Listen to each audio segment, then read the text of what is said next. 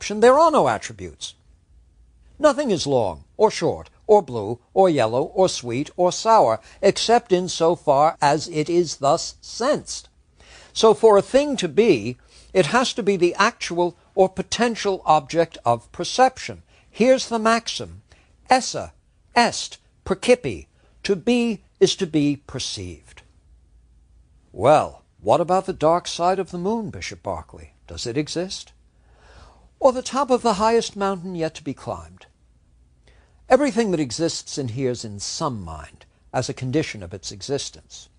Thus, everything having real existence must be the subject, or the object, of some perception.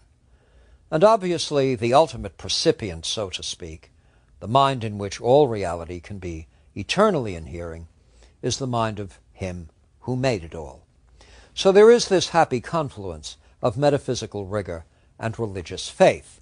Yes, he is the Bishop of Cloyne.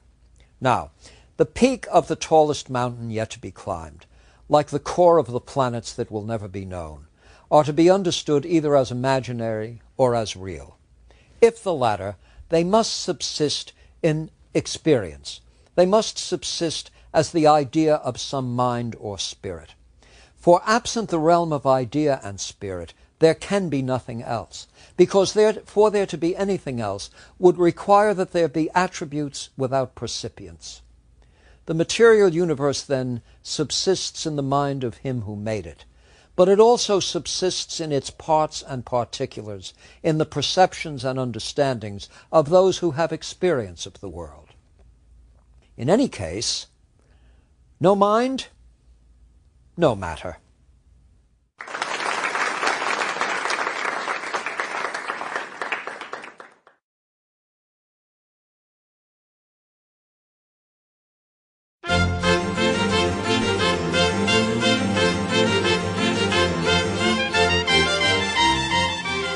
Lecture 31, Hume and the Pursuit of Happiness.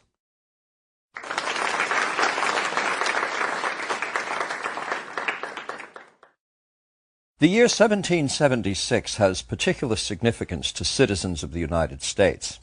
It also has particular significance to students of philosophy. It's the year David Hume died. And some might think that the latter event may be an even more memorable one, for Hume is surely one of the most, if not the most influential philosopher to have written in the English language. He's a central figure in that extraordinary achievement referred to as the Scottish Enlightenment, that period roughly between 1700 and 1850, in which Scottish schools of medicine and law had pride of place, when the architecture of Robert Adam and James Playfair, the philosophies of Francis Hutcheson, David Hume, Adam Smith, Thomas Reid, and Dougal Stewart, the medical accomplishments of William Hunter, Robert Witt, Charles Bell, and William Cullen, the paintings of Raeburn, the poetry of Burns, need I go on? This was a period of great flourishing in art and scholarship and science in Scotland, in Edinburgh particularly, which itself was regarded by the residents as the Athens of the North. Now, Hume may have given some attention to the study of law initially. His maternal grandfather, Sir David Falconer, was, after all, president of the College of Justice. But as Hume tells us in his autobiography, the ruling passion of his life was literature, and that of his mind, philosophy, such that he, quote, found an insurmountable aversion to everything but the pursuit of philosophy, close quote. Even as his family believed that he was studying major works of law, says Hume, quote, Cicero and Virgil were the authors which I was secretly devouring, close quote. Hume's 5-volume History of England was published between 1752 and 1764 and would ultimately make him financially comfortable. It's still a worthy source, all the better for the exceptional literary style of its author. He was a correspondent with some of the major intellectual figures of the time. He housed the troubled Rousseau for a period of time. He'd make his way to the salons of France. His treatise of human nature was conceived and developed during a 3-year hiatus in Paris, that is between 1734 and 1737, only, as he says, to fall dead-born when published in 1739. It remains, however, among the most influential treatises of the past 2 centuries in philosophy. There would be another several years in Paris later in his life as secretary to the ambassador to Paris. And on this tour, he was a veritable celebrity of the salons. He was a great conversationalist, somewhat corpulent as it happens, and as the women of the salon were finding his conversation irresistible, the rather svelte and perhaps envious Frenchmen were sometimes overheard to whisper, "And the Word was made flesh." Well, Hume was a man of great generosity of spirit, a skeptic who would give philosophy a good name for being advanced by so good a man.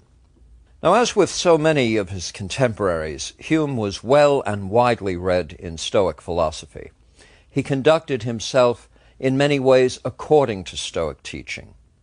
The famous hours surrounding his own death give us a David Hume who is noble, fully in control of himself, sensitive to the feelings of those around him. The full 3-volume treatise of human nature appeared in 1739 and, as noted by Hume, attracted very little attention. The work of a man not quite 30 years old, it could not compete for attention with treatises advanced by a handful of truly remarkable Scottish philosophers. Hume himself would later regard it as a somewhat immature work, but it was in fact profound in its implications. He would later refine his philosophy, make it more widely accessible, and publish it in 1751 as An Inquiry Concerning the Principles of Morals. His philosophical fame rests chiefly on this work and on the treatise of 1739. Now, David Hume is routinely cast in histories of philosophy as the great skeptic. He's similarly and often angrily charged with that by his contemporaries. He seems to be an enemy of the faith. He seems to be somebody turning over all of the tables on which our most confident epistemology depends. But Hume himself set out in his philosophy actually to defeat skepticism, to put knowledge on a firm foundation.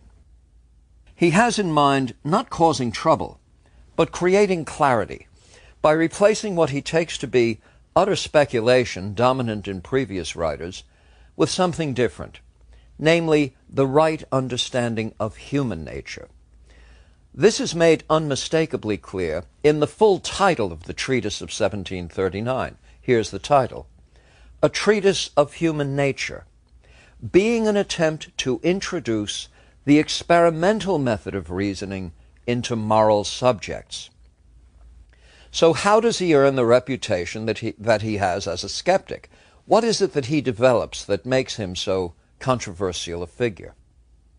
In the acknowledgment page of the treatise of 1739, Hume notes the important contributions of, quote, my Lord Shaftesbury and Bernard Mandeville and Dr. Hutcheson, close quote. Now, who are these people? Well, there is a long and indeed uninterrupted tradition in British philosophy, sometimes referred to collectively now as British sentimentalist moral philosophers, and Francis Hutcheson is one of its early proponents. But one might also trace it to Calvin's Institutes, especially on the matter of God-given natural instincts. So it's useful here to begin with Francis Hutcheson, 1694 to 1746, because he was the major opponent of a number of principles that Hume would come to defend. Hutcheson was the leading philosopher at Glasgow, Adam Smith being one of his students. He was among the first professors to lecture in English, and his lectures on moral philosophy drew the best and the brightest of a very good enrollment.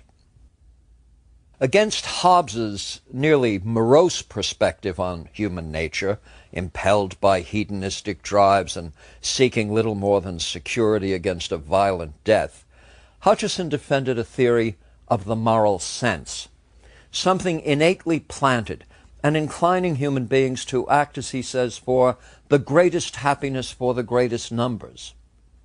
Now, against Bernard Mandeville's Fable of the Bees, which was published in 1714, which shows how public virtue arises from private vice of those who seek nothing more than personal gain, Hutcheson counters with this, quote, "We are led by our moral sense of virtue to judge thus, that in equal degrees of happiness expected to proceed from the action, the virtue is in proportion to the number of persons to whom the happiness shall extend."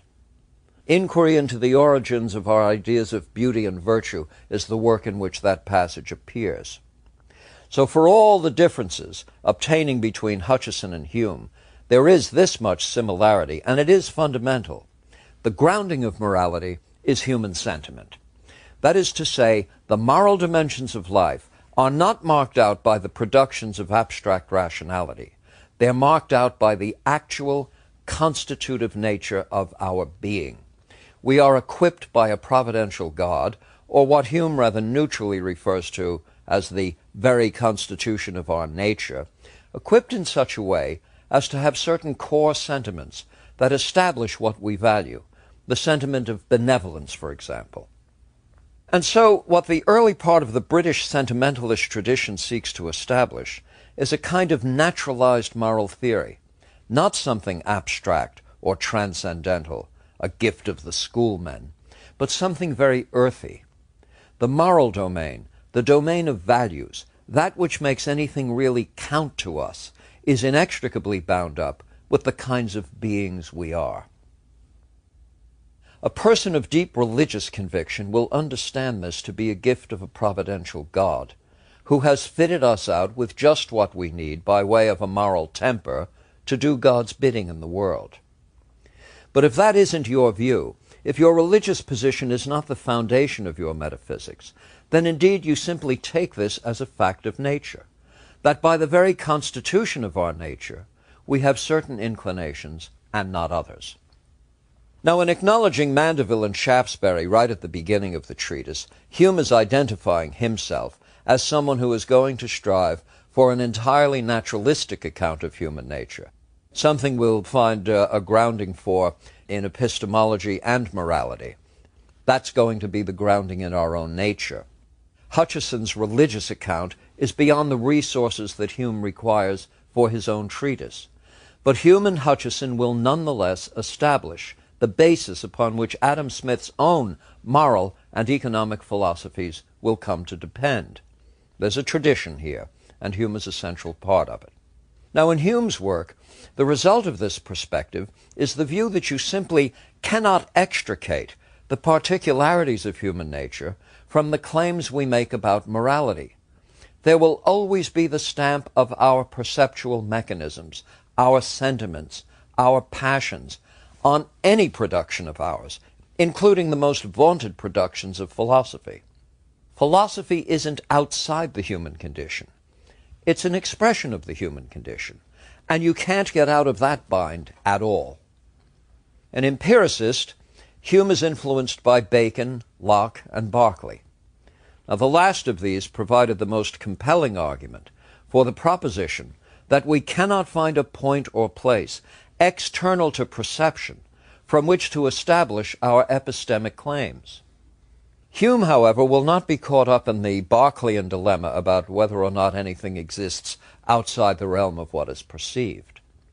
Rather, developing Locke's program, Hume argues that the mind is formed out of sensory experience, that this is where everything begins. It begins at the level of perception. The external world impresses itself on the organs of sense, and out of these sensory impressions we have either our current sensations, as we actually see what's going on, or recollections of them. By the revival of earlier perceptions, the mind is capable of the act of reflection. This is reflecting on things that have previously happened. But I say these impressions then constitute the basis upon which the mind makes representations of the external world. So what Hume is arguing is that there is some external physical world capable of exciting the senses, but that the contents of the mind are just copies or simulacra of what is occurring at the level of sensation. So what we have then is a theory of knowledge as always mediated. We never have an immediate knowledge of the external world, only the mediated knowledge that comes by way of this intermediary, namely the perceptual or sensory capabilities of a creature that happens to be of the sort we are. You understand, then, that what's being said is this: you can't know the external world as in itself it really is. You know the external world by way of perceptual mediation. Now, one might see in this skepticism, except I think it's fair to say that Hume, operating out of a naturalistic tradition, is not promoting skepticism. All this is a century before Charles Darwin, but the 18th century is already hosting an essentially Darwinian view on any number of issues. Consider Adam Smith's economic theory, which allows the maximum degree of freedom as the means by which to increase the wealth of nations. Actually, Darwin may well have been moved by his reading of Adam Smith, moved toward his own thinking about natural selection. Hume's, then, is already a quasi-Darwinian worldview. He's quite comfortable with the proposition that the creatures of nature survive in virtue of having the kind of constitution that renders survival more likely. And so, although our knowledge is mediated, this is not to lead to an abject skepticism about our knowledge of the external world. It's simply this. I want to use this phrase. It's to psychologize metaphysics. It's to make the traditional problems of ontology and epistemology, the problem of knowledge itself, moral philosophy, to make these problems into problems to be understood in terms of the peculiarities of human psychology, and more generally, even the psychology of the animal kingdom. So Hume's is not an abject philosophical skepticism, but the naturalization of epistemology and morals. Now, what we discover in Hume is an argument to the effect that our knowledge inevitably reflects our constitution, and that includes certain habitual tendencies of the mind. That is, the mind does have certain operating principles, and therefore all of our knowledge claims are going to be, as it were, infected or colored by, shaped by, the foundational operating principles of mind as such. One of the great triumphs of rationalism is the discovery that every effect has an antecedent cause. Now, Hume is going to acknowledge this is how rationalists have been arguing from a time going back to Plato. This is something we know by rational analysis. Nothing shall come of nothing. It's the very bedrock of religious faith, where God is the cause of all things. And it is the foundation of all the sciences, which are devoted to unearthing what? The causes of things. Now, what is Hume going to do with this core rational principle? Hume is famous for raising questions about the concept of causation, how we ever arrive at the concept of causation. And what I want to make a distinction between here, sometimes lost in secondary literature, is this. I think it's an error in reading Hume, occasioned to some extent by the various ways Hume defends and illustrates the problem, to think that he's dubious about causes. I don't think there's any evidence that Hume was skeptical about there being causes. Hume is concerned about establishing the basis upon which we can have the concept of causation, that is, the basis upon which we could ever know about causes, which is a question rather different from whether events in the external world are caused. On the issue of causation, Hume is concerned to discover the reference of causal attributions, and this turns out to be certain habitual modes of operation of the human mind. So let me pause here to say again, what Hume is doing is psychologizing traditional problems in metaphysics. The reference of causal terms is going to turn out to be something about something taking place, some habit of the human mind. So, starting with Locke's rather diffuse use of the notion of association, Hume develops the very laws of association. He's famous for developing core principles of association to account for how the mind comes to work on the evidence gleaned by the senses. Well, all other things being equal, A becomes associated with B when A and B have been present frequently in experience. That is, repetition is one of the principles of association. Now, all other things being equal, when A and B occur together frequently, A and B become strongly associated. Any time two events, says Hume, have been, quote, constantly conjoined in experience, any one of them in the future will excite the idea of the other. All other things being equal, events that occur together closely in space and time are more fully and firmly associated, here being the principle of contiguity. Events that share a greater resemblance are more firmly associated. And when events are temporally and physically contiguous, they are more strongly associated. So all other things being equal, when the pattern of occurrences is such that one event reliably precedes and the other event reliably follows, the association is very strong, grounded as it is in cause and effect. Causation, then, is simply what the mind assigns to constantly conjoined experiences. Any time A and B are constantly conjoined, and A reliably precedes B, it is by virtue of a veritable habit of thought.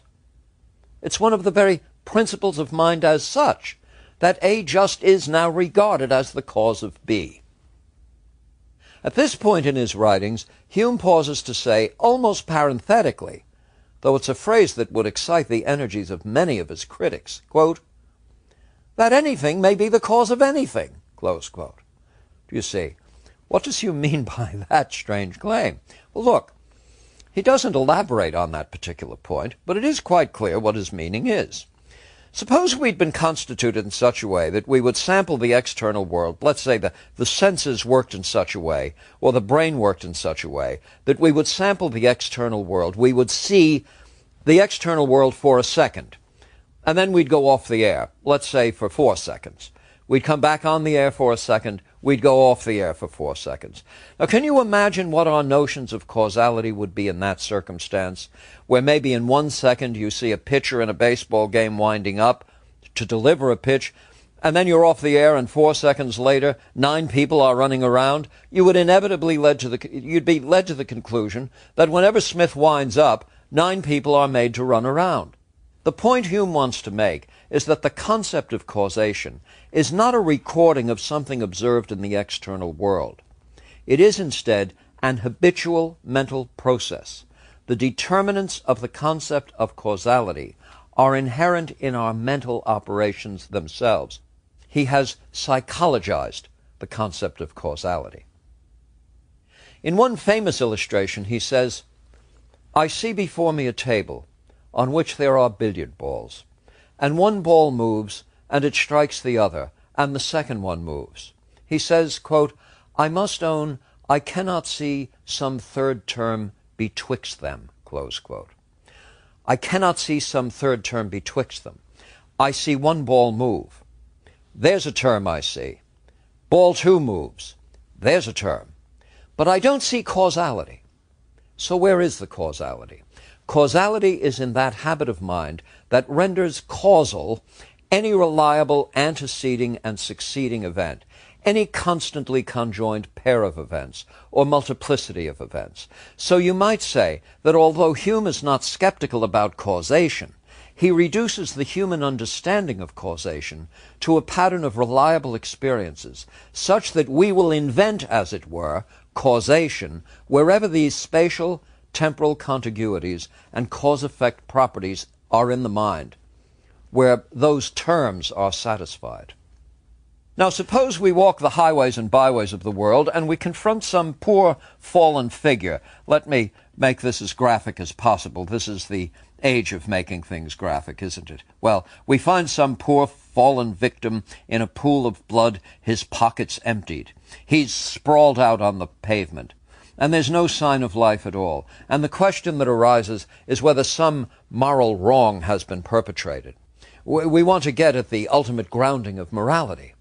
Well, again, if you use the billiard table example, all you see out there are various objects in space with certain colorations and the like. Now, what then is the moral content of what has taken place? It can't be anything out there. That is, if the same spectacle were looked at by a goose, there would not be some moral judgment brought to bear on it. There are certain events or spectacles or sights or occurrences that excite in us, says Hume, feelings of revulsion. And it is in virtue of exciting such feelings that the event in question comes to be judged as morally wrong. The categories of moral right and wrong are reflections of human dispositions and sentiments. Certain characteristics we have in virtue of our very constitution, our very biological constitution, and history of experience and learning and instruction, finally determine what we will come to call right and wrong. So to this extent, one might say, well, is Hume relativizing morality? That's a large question, fit for Hume's scholarship, and one that takes much greater time than we could possibly devote to it now. It's not so much a relativizing, however, as again I say, a psychologizing of morality. Hume is satisfied that we are sufficiently similar in our basic constitutive principles that he would not be greatly surprised if certain core moral precepts showed up everywhere and anywhere. Although the beneficiary of he is the beneficiary of Cook's voyages. So like many 18th century writers, Hume is aware of the great variety of cultural values among different tribal communities. He knows that even though we may be biologically constituted in very similar ways, the value judgments we reach do depend, to some extent, they are relative to the culture, tribe, and context in which we have membership. So Hume, on the level of morality now, is again psychologizing it and tying it to the very constitutive principles of our nature. And so the question is, well, given the constitution of our nature, what's the whole point of things? Well, of course, the whole point of our biology and our survival is the maximization of pleasure and the minimization of pain. You might think Hobbes is whispering in the background. Morality, then, and politics itself should be looked at as social constructions designed by creatures of a certain kind who, as best as they can, are trying to maximize something. And Hume has a word for what it is we're trying to maximize. He's among the first ever to use it in this sense. What we're trying to maximize is utility. He's among the first, even earlier than Bentham, to use this term as it will come to be used in the philosophy of utilitarianism. Again, is Hume skeptical about morality? Well, he would reject all forms of moral realism, no doubt, but he's not skeptical about morality. Rather, he seeks to show how our constitutive nature brings about moral judgments. The moral world is not out there waiting to be discovered, but within the human frame and shaped by the needs and peculiarities of a certain kind of creature. Well, let's look so far at what Hume has done. He has taken the concept of causation and tied it to certain habitual modes of thought. The concept of morality is now bound up with what the behaviorists might call a conditioning history and certain basic sentimental predispositions. As for reason, Hume contends that in reality it is passion that must rule and reason that must follow. And I think we do have to pause over that notion to redeem Hume from his more energetic critics. What's the sense in which passion should rule reason? Well, the sense is a Darwinian sense. You're in a dark forest, and you hear something growling, a roaring sound, and out of the corner of your eye some large striped thing seems to be looming large. Now, you could sit there and with all of the arts and sciences of logic start doing an essential analysis of the a priori and a posteriori probabilities associated with entities like that actually turning out to be hungry tigers. Or you could, in a manner of speaking, run like the wind. Well, you run rather than reason, because you are fitted out by nature to respond to threats against your very survival, to do what it takes to avoid pain and secure pleasure. The baby does not suck at the breast because it has read books on nutrition, but because it derives nourishment through an activity that is pleasurable.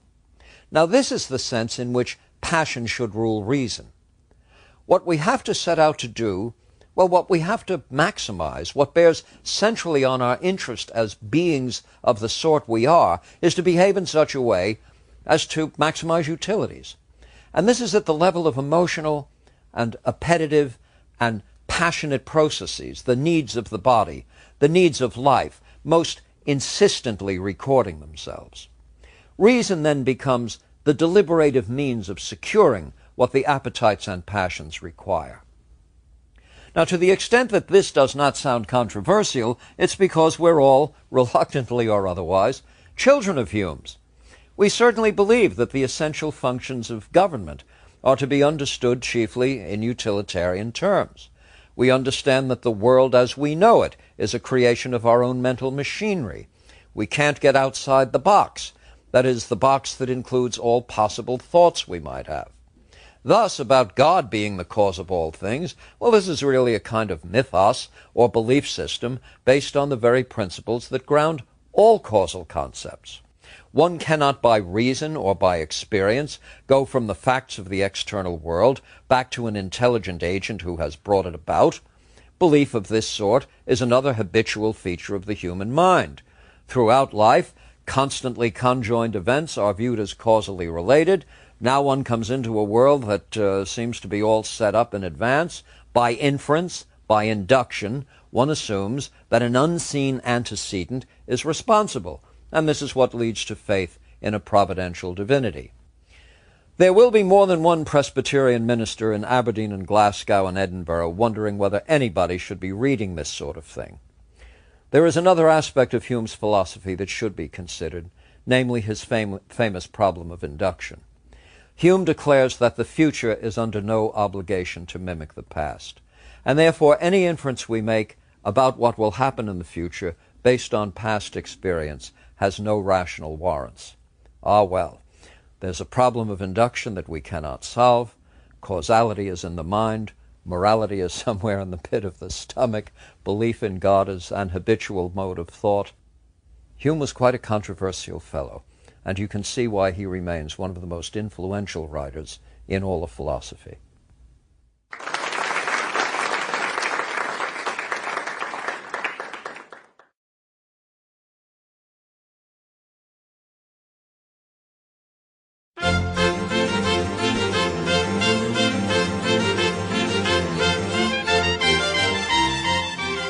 Lecture 32, Thomas Reid and the Scottish School.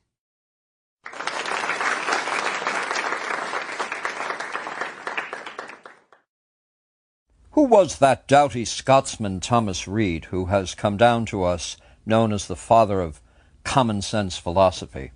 Who is this thinker who until relatively recently was largely ignored by philosophers, and only in the last 10 years to be restored not only to respectability, but indeed to a well-earned position of philosophical eminence?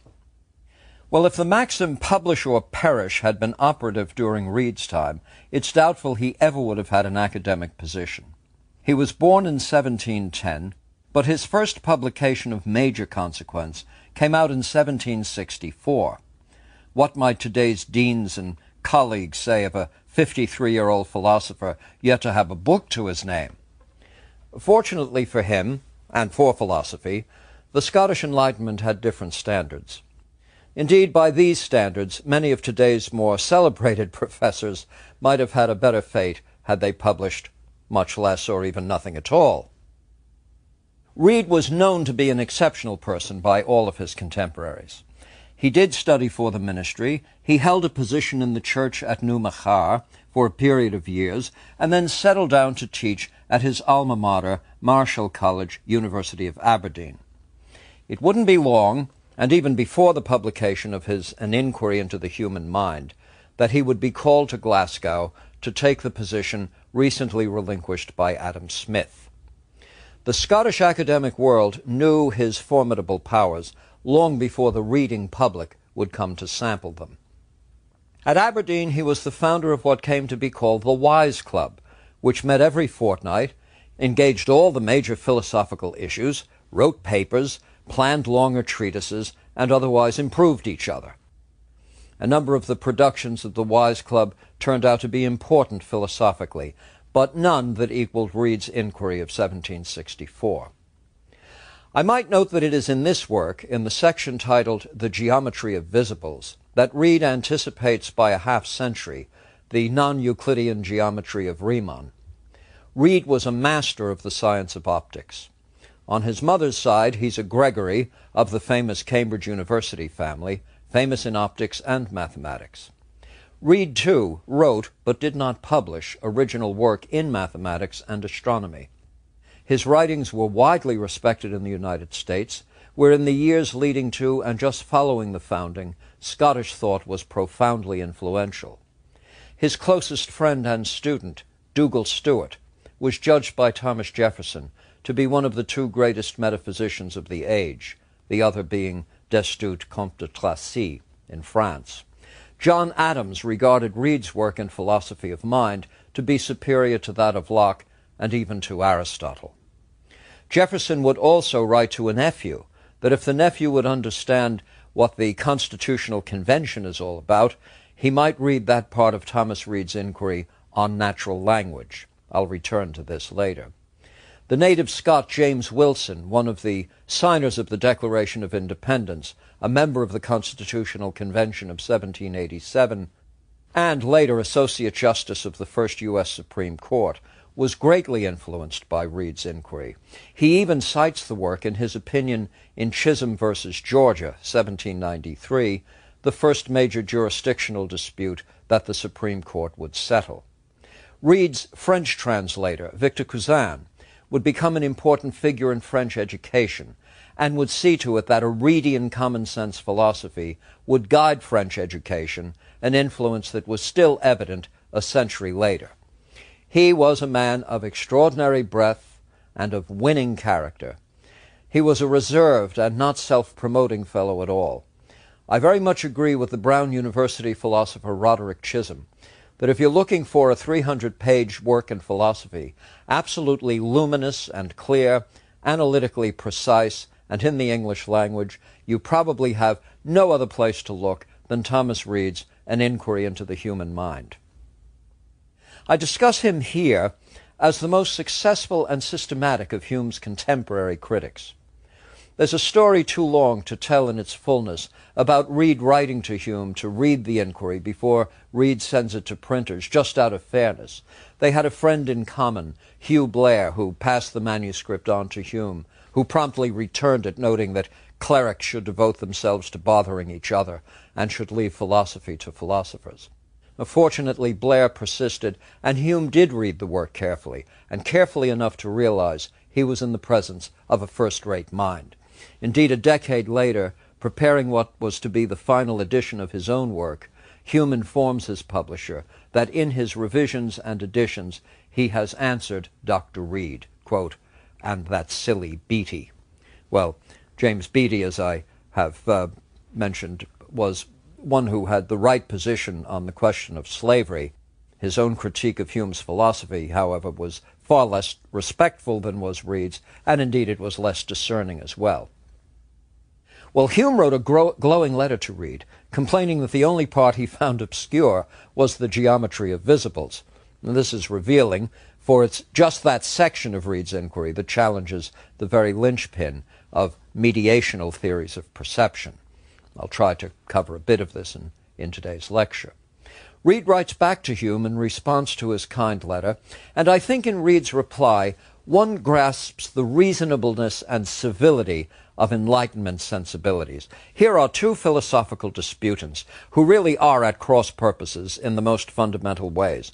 And what does Reid write back to Hume? He writes back and says that, quote, "Your company would, although we are all good Christians, be more acceptable than that of St. Athanasius, If you write no more in morals, politics, or metaphysics, I am afraid we shall be at a loss for subjects." Close quote.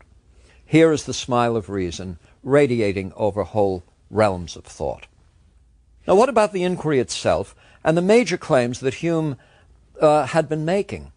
First, Reid acknowledges what Hume himself says about causation and our knowledge of the external world. Hume tells us in his treatise that once he has left the privacy of his study, he thinks the way ordinary persons think.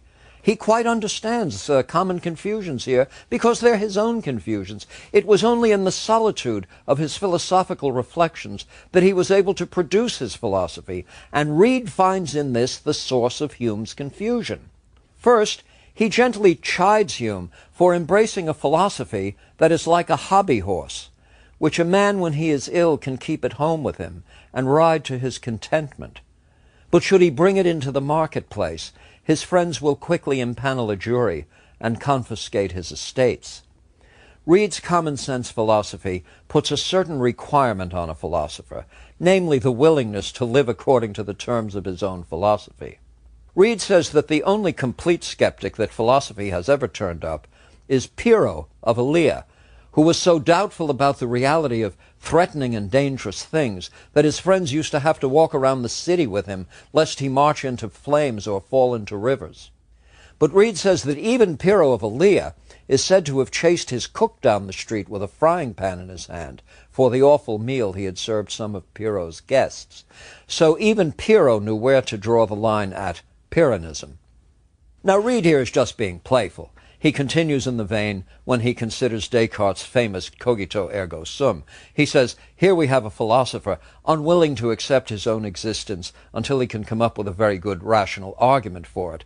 And how fortunate for Descartes and for all of philosophy that he did, for had that argument failed, Descartes' situation and that of philosophy would have been absolutely deplorable. Reid says a man who disbelieves his own existence is no more fit to be reasoned with than one who thinks he's made of glass. Now I say, this is Reid at his most playful, trying to get something quite clear in his readers and in his fellow philosophers' minds, namely that in any significant conflict between the dictates of common sense, which I will define in a moment, and the productions of the philosophical imagination, it is philosophical theorizing that finally must yield. Now, what does Reid mean by a principle of common sense? He doesn't mean the wisdom of the crowd. He doesn't mean prevailing opinions or the settled ethos of a given community. He says by a principle of common sense, a term he wished he had a substitute for. By a principle of common sense, he means that which we have nothing less than an obligation to take for granted in all of the ordinary affairs of life.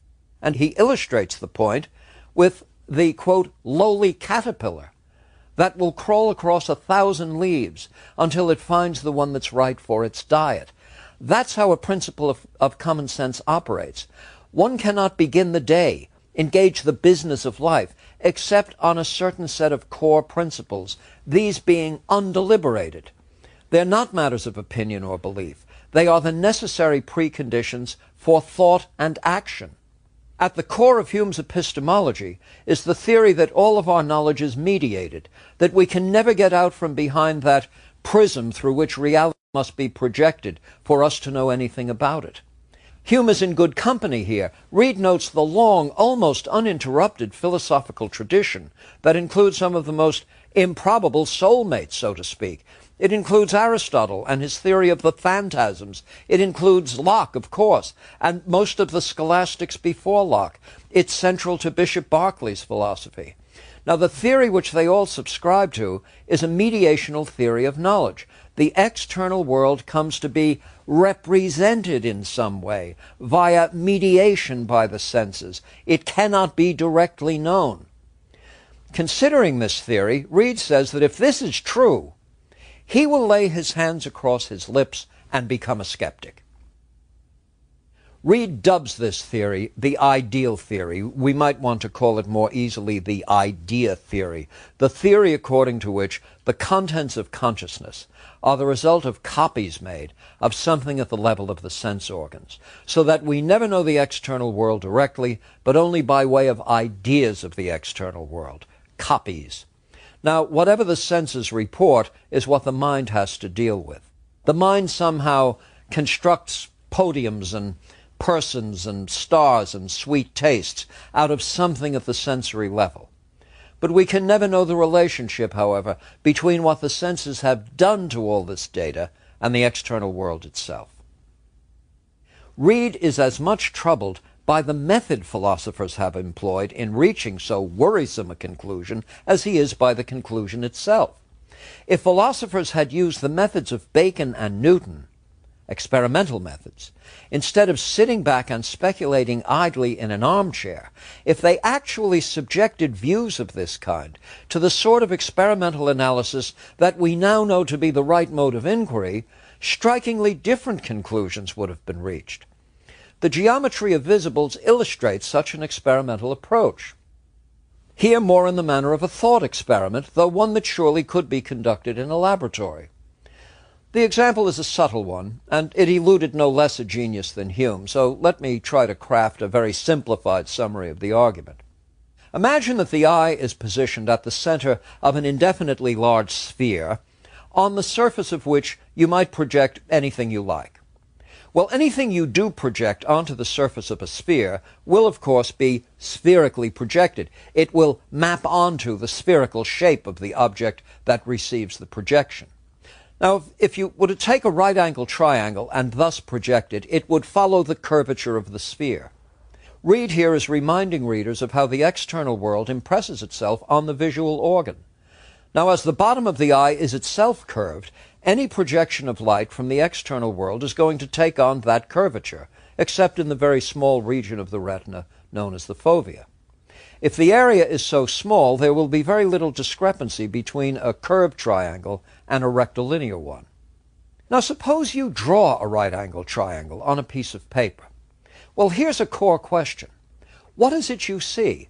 Do you see the curvilinear projection that would take place optically, or do you see the triangle as that tangible triangle itself, that is, as a rectilinear triangle?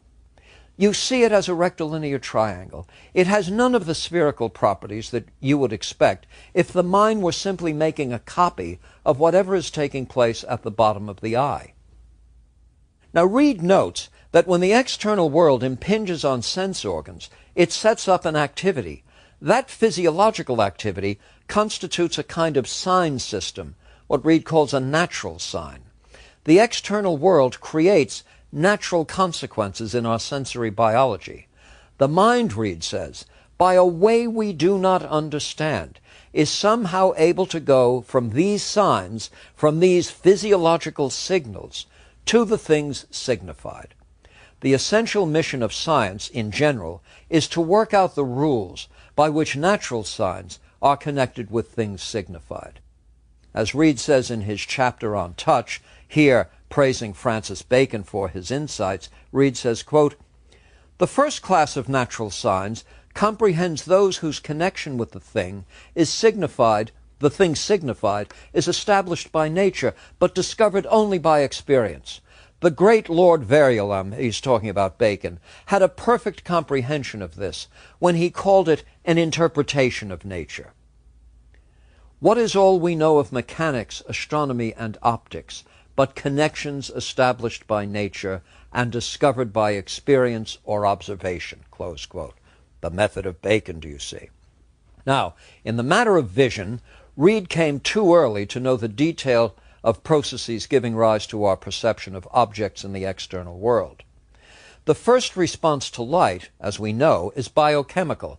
That is, there are changes in the pigment chemistry of retinal receptors. And as a result of these biochemical changes, patterns of electrical activity are set up in the optic nerve fibers, and these signals are then sent back into the brain, so that the whole process is played out at the level of neuroelectric processing. But no one sees neuroelectric events. Rather, we see stars and persons, carpets and bulldogs. In other words, we somehow are able to extract from the natural signs, the biochemical, physiological responses to stimulation, the objects that they signify. How that comes about, Reid does not pretend to know, referring it to that, quote, mint of nature, so productive of all sorts of marvels. In a letter to Hume, Reid clarifies further the concept of natural signs. He writes, quote, "This connection, which nature hath established betwixt our sensations and the conception and belief of external objects, I express two ways. Either by saying that the sensations suggest the objects by a natural principle of the mind, or by saying that the sensations are natural signs of the objects. These expressions signify one and the same thing. I do not pretend by them to account for this connection, but only to affirm it." Close quote. Just as the caterpillar knows what leaf to eat, in all other transactions, there is a fitness and aptness between the constitutive principles of our biology and the demands the external world places on us. This is not an accidental arrangement. If, in fact, all we knew were those chimeras, or whatever it is that the mind is possessed of when it goes about making copies of whatever it is in the sense organs, we couldn't get from A to B. We'd have to be doubtful about there even being an external world. If I adopt the philosophy of Bishop Berkeley, what's the result, asks Reid. I step into a dirty kennel. I bang my head against a signpost. And after 1,000 such experiences, I come to the conclusion that there really is an external material world, and I'm located in it, and I better remain mindful of the fact. So Reid rejects the so-called copy theory, according to which the mind somehow makes copies of what the senses report. Indeed, the only sense modality in which such a theory is even intelligible is vision, and the geometry of visible shows that it fails there. If the ideal theory doesn't work in vision, it surely will not work anywhere else. More to the point, however, Reid's analysis of the problem in this manner is intended to convey an experimental approach of the Baconian Newtonian variety in opposition to the arrant theorizing to which philosophers are especially prone, he believes. I should note here that in Reid's published and unpublished works, there is ample evidence of his own actual experiments in visual perception, and he encourages others to do likewise, using arguments and demonstrations that in many respects anticipate the field of experimental psychology and the experimental psychology of perception. Now, what about the concept of causation, Hume's constant conjunction being the basis upon which we make causal ascriptions? Reid rejects this out of hand. No two events have been as constantly conjoined as day and night, says Reid, and yet no one regards day to be the cause of night or night to be the cause of day. There are any number of constantly conjoined events which we know are mere correlations. You know more than that. One need not repeat an action to discover himself to be its cause. Very often, we sort of habitually attribute causation, where if we knew better and thought more clearly about it, we'd withhold such ascriptions. But the concept of causation set forth by Hume, Reid believes, is entirely unsatisfactory. Reid considers the process from the percipient's perspective and concludes that no set of observations or events taking place in the external world could possibly lead to a concept like A causes B. There would just be repetitive sequences. On Reid's understanding, the concept of causation actually is an inference we make based on our own immediate knowledge of ourselves as having agentic or active power. That is, from a knowledge of ourselves as having an active power to do something or to forbear from doing something. Knowing that, we then attribute comparable powers to events in the external world. Our knowledge of our own active power, says Reid, must begin very early in life. Consider only the point at which an infant knows the difference between sucking his own thumb and having something else in his mouth. The point at which one recognizes that one is able to bring things about. I can darken the world simply by closing my eyes, do you see? Now, since we recognize ourselves as having the power to bring about such things, the inference we then make when we see things being brought about in the external world is that there must be some kindred kind of power that's bringing these events about also. So we see that Reid actually turns the tables on Hume. Reid begins with an understanding of ourselves as having active powers, being the basis upon which we then might make causal attributions in the external natural world. And he concludes that absent these active powers, the concept of causation never could be formed in the first instance. So Reid's analysis is comparably psychological, comparable to Hume's, as it were. But it is leading very much in the direction of moral autonomy as the necessary precondition for the Humean operation to take place at all. In a word, for there to be Humean modes of causal concepts, there must be Reidian active powers. Now, what about Hume's moral theory, which would have passion rule reason and sentiment establish all moral content? Reid is satisfied that even the committed hedonist can't possibly defend that position. Take the committed hedonist setting out to do nothing but maximize pleasure, maximize utility. Reid is not accepting that any such being outside the realm of pathology has actually ever existed. But suppose you had an entity of that sort. That entity would have to have the full rational powers and resources that Hume seems to be skeptical about. People will take foul-tasting medicine in the judgment that it will have long-term salutary consequences.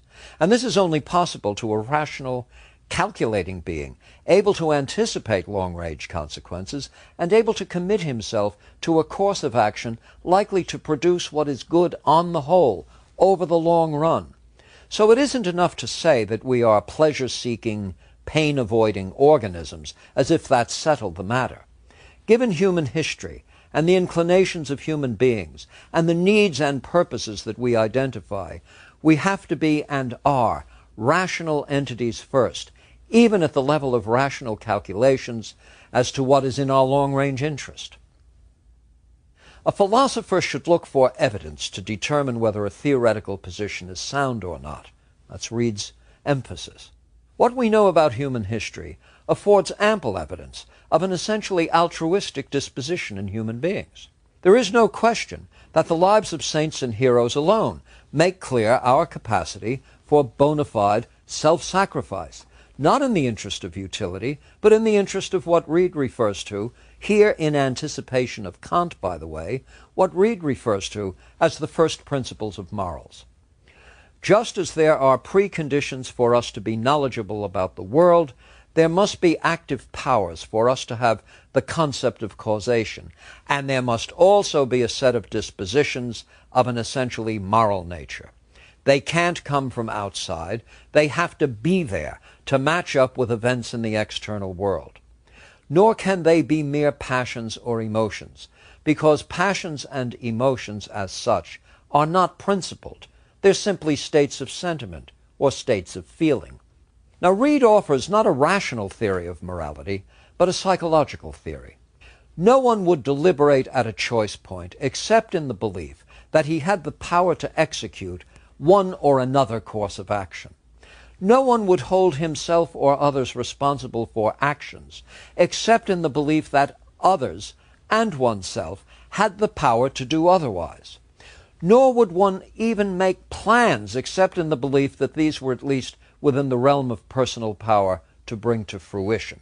The belief that our actions are in our power is, for Reid, another gift from the mint of nature, and is more basic than the rational artifices that might be used to criticize it. Reid must also counter forms of conventionalism that would reduce moral and epistemic claims to little more than verbal customs or uncritical modes of discourse. Locke and Hume both subscribed to a conventionalist theory of meaning, firmly opposed by Reid. As Reid noted, for words to take on a conventional meaning, there must be in place some means by which to signal agreement and enter into compacts and understandings. But this itself requires a language. Now, Reid argues that for there to be an artificial language, like English, French, German, etc., such as the language I'm using now, it must be grounded in what initially is a natural language, a language of facial expression, intonation, posture, invitations to cooperate, signs of fear. He finds these throughout the animal kingdom, and he reasons that artificial languages are grafted onto these natural behaviors, which allow us to have a shared kind of life with each other and indeed with other creatures of nature. Finally, let's consider Reid's approach to the question or the problem of personal identity. Hume's account was an improvement on Locke.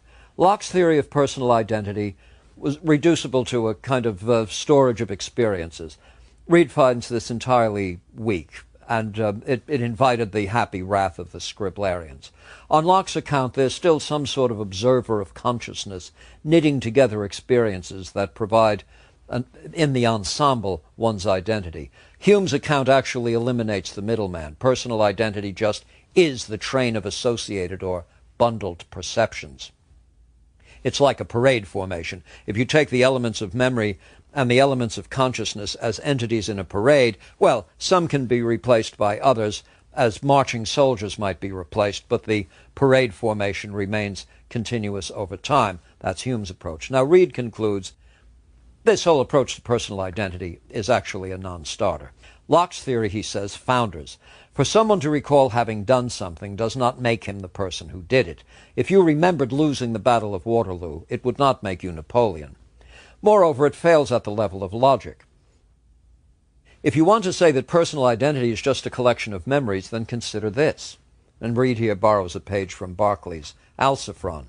Imagine a brave officer, decorated for valor in battle, who recalls having been the young boy once punished for stealing apples from the orchard. Call the brave officer B, and call the young boy A. Now imagine an aging general who recalls having been the brave officer decorated for battle, but has no recollection whatever of the young boy once punished for stealing fruit from the orchard, and call the aging general C. Now on Locke's account, A equals B, and B equals C, but A doesn't equal C. So the logical property of transitivity is violated, and the identity statement simply fails. Hume's account is more subtle, but Reid has already offered a compelling critique of Hume's concept of causation, and this is at the foundation of Hume's theory of personal identity. For the parade formation to be held together, it must be by that Humean causal chain forged out of constant conjunctions. Reid has argued that this can't work, so in any case, if it can't work, the theory of personal identity tethered to it can't work. No, for there to be treason, there must be a traitor, says Reid. And when Hume says that when he looks for himself he finds nothing but a bundle of perceptions, Reid wants to remind Hume that it's Hume who's doing the looking. In the introduction to his inquiry, Reid summarized his position with customary clarity, putting on notice those philosophers who might prefer the comfortable cushion of subtle speculation to the hard pavement that leads to small but cumulative understanding. He put it this way, framing it as a Presbyterian cleric, but advancing a thesis whose force remains even with the theology removed. Quote, "Conjectures and theories are the creatures of men, and will always be found unlike the creatures of God. If we would know the works of God, we must consult themselves with attention and humility, without daring to add anything of ours to what they declare. A just interpretation of nature is the only sound and orthodox philosophy. Whatever we add of our own is apocryphal and of no authority." Thank you, Thomas Reid.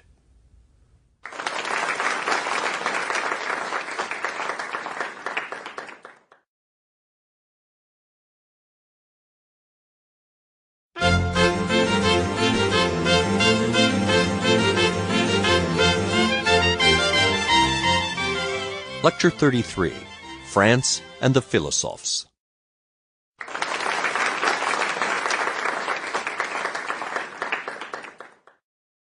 My works are the issue of pure and simple experience, who is the one true mistress.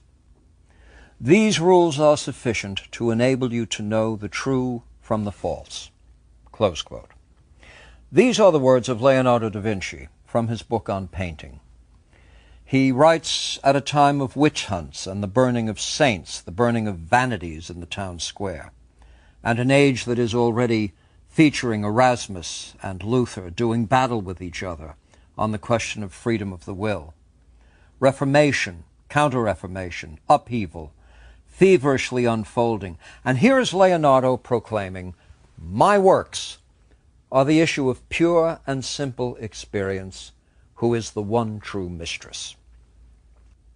When we move to the age of the Enlightenment, the 18th century, we read, as if the same author were writing, quote, "Let us console ourselves for not knowing the possible connections between a spider and the rings of Saturn, and continue to examine what is within our reach." This is the voice of Voltaire. Now, Leonardo and Voltaire have much in common, though much, of course, divides them. Both are satisfied that the light of experience casts sufficient illumination for us to understand the nature of our difficulties and to find a way out of the labyrinth. If Theseus needed a golden string, we need the light of experience, which is provided chiefly by an unprejudiced study of nature. Voltaire, it should be noted, had the preceding age of Newton offered as a vindication of his entire perspective. Voltaire traveled to London. He wrote a series of letters on the English people, with whom the French did not compare favorably, by the way, especially in his reflections on Newton and his comparisons of the Newtonian and Cartesian systems. Voltaire did much to chide French thought into new ways of thinking. In letter 14 he says this, "The famous Newton, this destroyer of the Cartesian system, died in March 1727. His countrymen honored him in his lifetime and interred him as though he had been a king who had made his people happy. It was his peculiar felicity not only to be born in a country of liberty, but in an age when all scholastic impertinences were banished from the world. Reason alone was cultivated, and mankind could only be his pupil, not his enemy." Close quote. It is such passages that cause many to question whether the Enlightenment philosophes who graced the salons of Paris were mere polemicists, influential in politics, but rather light in the subtler realms of thought. More harshly, is there any reason to pay close attention to what they had to say within the context of serious philosophical inquiry? After all, how many philosophy journal articles are written now on the musings of Diderot, Holbach, Helvetius, Condorcet, Voltaire, La Mettrie, and scores of others? Now, one answer to the question is by way of considering the mission of philosophy itself. If philosophy has some purpose in human life, presumably it should be to help us figure out problems of an essentially civic, social, political, moral, and intellectual nature. It can't be an activity intended chiefly for its own few professional practitioners. Recall that Socrates did not publish his ideas in journals, nor did he develop an arcane specialist language. If he had, there's a good chance he would have lived longer. If nothing else, the so-called salon philosophes invited the intelligent parts of the world into the long debate. They did not reserve philosophy to the philosophers, but understood that the philosophical mind is essentially the human mind when it takes itself seriously. They understood further that once invited into the long debate, the ordinary citizen would be able to weigh the competing claims of crown and cross, of rabble and prince, and decide for themselves, with a mind now fortified by philosophical discipline and objective information about the world and its various inhabitants. So I would say that the positive side of the productions of the philosophe was one of opening up into the public discourse issues that long existed primarily at the level of abstract philosophy. You might want to think of it as the democratizing of philosophy. Of course, for everything the gods give us, they take two things back, and for every blessing there does seem to be a pair of curses. Clearly, when the philosophical enterprise goes public, shortcuts are inevitable, and ample room is then created for an unwholesome mixture of acute analysis and rhetorical manipulation. To be accessible to an ever larger assembly, it's necessary to adopt or to possess a style that is attractive, a tone that is appealing, and a message that arrests attention. These are not inevitably the ingredients of great ideas in philosophy, or even good counsel. Sharply put, many of the philosophical musings of an 18th century salon dropped to the level of rank propaganda, so utterly populist as to leave all of philosophy's refinements behind. But the philosophers, as often they tell us themselves, weren't really out to prosecute the agenda of academic philosophy. They were out to change the world. Now, to change the world is to change minds, for the only alternative to that is tyrannical oppression. It's when the ordinary person has become convinced and converted that the grip of the past, the weight of habit, can be removed. Sometimes conversion is achieved by holding up prevailing authority to ridicule, and in this the Enlightenment savants were expert. Often the exposure of ignorance and the remedy of instruction set one on a new course, a new way of thinking about authority itself. This aspect of the Enlightenment project is most apparent in the publication of Diderot's Encyclopédie. The project of the encyclopedia was, in and of itself, the utter secularization of knowledge. Obeisance is not paid to any dogmatic teaching or any religious sect. Rather, the authority of experience, of science, of common sense, is arrayed against more traditional modes of authority. Indeed, it is the traditional modes of authority that the philosophers singularly and collectively are challenging. Edited jointly by Diderot and D'Alembert, it was published over a period of 2 decades, beginning in 1751. Its full title is Encyclopedia, or Systematic Dictionary of the Sciences, Arts, and Crafts. The 17 volumes of text and 11 volumes of plates featured contributions from 140 experts, including some of the greatest minds of the age. To mention just a few, Diderot, Voltaire, Montesquieu, Rousseau, D'Alembert, Holbach. With 72,000 articles, it left the world of learning entirely open to the reading public and served as perhaps the greatest contribution to public education since the time of Charlemagne. The outline of this massive project was given in the form of a tree of human knowledge developed by Diderot and D'Alembert and published in the encyclopedia. It includes everything from working with slate to our knowledge of God. Voltaire was a powerful influence on what would become this age of enlightenment. His dates are 1694 to 1778. And as with Descartes, he had been educated by the Jesuits. Now, there's a separate story here that I don't have time to get into, but here's another product of Jesuit instruction. Life in Paris nurtured his natural wit and literary genius, both gaining admirers and enemies. At 23, he is found serving nearly a year in the Bastille for derisive criticism of the government. Big surprise since it's Voltaire. This was to be a harbinger, for within a decade he would be exiled in England for offending the Chevalier de Rohan. He's declared himself to be not merely an Anglophile, but perhaps an Anglomaniac. He is very much taken by England and English ways. The years of exile were 1726 to 1729. They made him not merely an Anglophile, but indeed something of an Anglo-maniacal admirer. His letters on the English people are unrestrained in admiration and praise for English people and English practices. The praise has as its specific target of abuse the practices and perspectives of his own native France, the preposterous nature of French institutions, at least as he sees them, and what they set out to establish, compared with what Voltaire takes to be the entirely liberated and liberating perspective of the English people. In Letter 24, he contrasts fellowship in the Royal Society with membership in the French Academy, the former based on merit, the latter based largely on who you know and what kind of influence peddling you've done. The published memoirs of the French Academy offer pages of praise for its members. By whom? Well, by other members. Praise for the king, praise for the famous.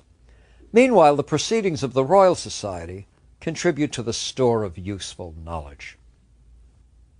Well, Voltaire has a splendid model for this mode of casual criticism.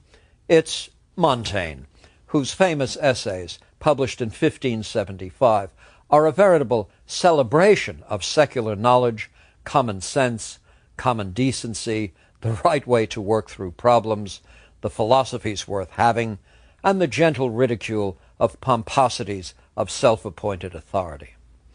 With Montaigne, too, there is an enlargement of the discursive community, a movement toward the democratization of knowledge more fully realized in the Enlightenment. Voltaire is in the direct patrimony of Montaigne. Knowledge is wasted when used to vindicate mere belief. Rather, it should help us determine which beliefs are worth having. A secularized body of knowledge is naturalistic and practical. The concern is going to be with what makes itself accessible to the senses, the natural world, the world that is describable in physical terms. If a thing exists, it exists in some degree. If it exists in some degree, it can be measured, and when measured, it's known. Now we find in the productions of this community of philosophically inclined wits interest in the calculus, interest in precision and precision instruments, enthusiasm for all varieties of machines and machinery. Very often precision instruments are used metaphorically to point to what constitutes knowing something thoroughly. The metaphor of the machine is taking on a certain reality in its own right. Hobbes had conjured the Commonwealth itself as a kind of knowable, complex mechanical entity with moving parts designed to achieve certain ends. And Enlightenment thought, Enlightenment literature reflect the same orientation. Now the wit and iconoclasm, the attention to precision and machines duly noted, it's time to turn to a mind of a radically different cast. Jean-Jacques Rousseau, 1712 to 1778. Surrounded by a small army of clever thinkers and masterful writers, Rousseau will come to trump them all in influence and celebrity. He is somewhat on the periphery of the glittering wits, the fashionable salons. We come to see Rousseau as a tortured person, misunderstood, and toward the end of his life, patently paranoid. If there is a musical metaphor that captures the Enlightenment, Rousseau might be cast as the counterpoint within a larger harmonic context. Against the attention to science and technology, Rousseau looks to nature in the raw, unanalyzed, spared the resolutive, compositive methods of the tinkering classes.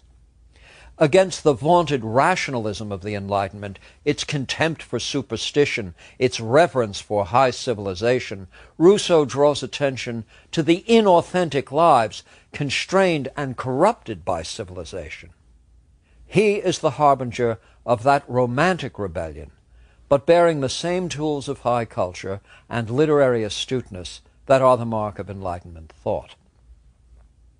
In his Émile, Rousseau takes the position that civilization works to the disadvantage of what is most authentic about us, that the very processes of civilizing someone is to strip him of certain natural tendencies and natural sentiments. It hardens and renders indifferent its beneficiaries, who forfeit an independence of mind and spirit.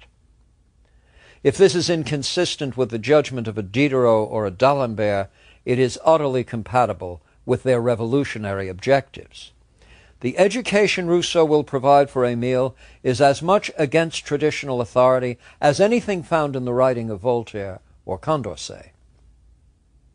Rousseau launches his best-selling Du Contrat Social, The Social Contract, published in 1762, with one of the most summoning lines in all of political philosophy. Quote, "Man is born free, and everywhere he is in chains. one thinks oneself the master of others, and still remains a greater slave than they. How did this come about?" Close quote. Man, born free, and everywhere in chains. Well, in what kind of chains? Rousseau was not in chains, the English people were not in chains, nor were the French. It is the chained mind, the mind tied to orthodoxies that render it incapable of its own natural functions. So we find in Rousseau, too, a particular form of naturalism, a concession to nature as the last word, a suspicion, a skepticism toward merely human contrivances, merely habitual modes of conduct. Momentous prose moves thought in one way, polemical prose in another way, but often not always in an opposite way. Rousseau appeals to readers in the language of justice and rights, noble sentiments, authenticity. There is, however, another level of appeal available to one who is convinced that prevailing beliefs are grossly in error.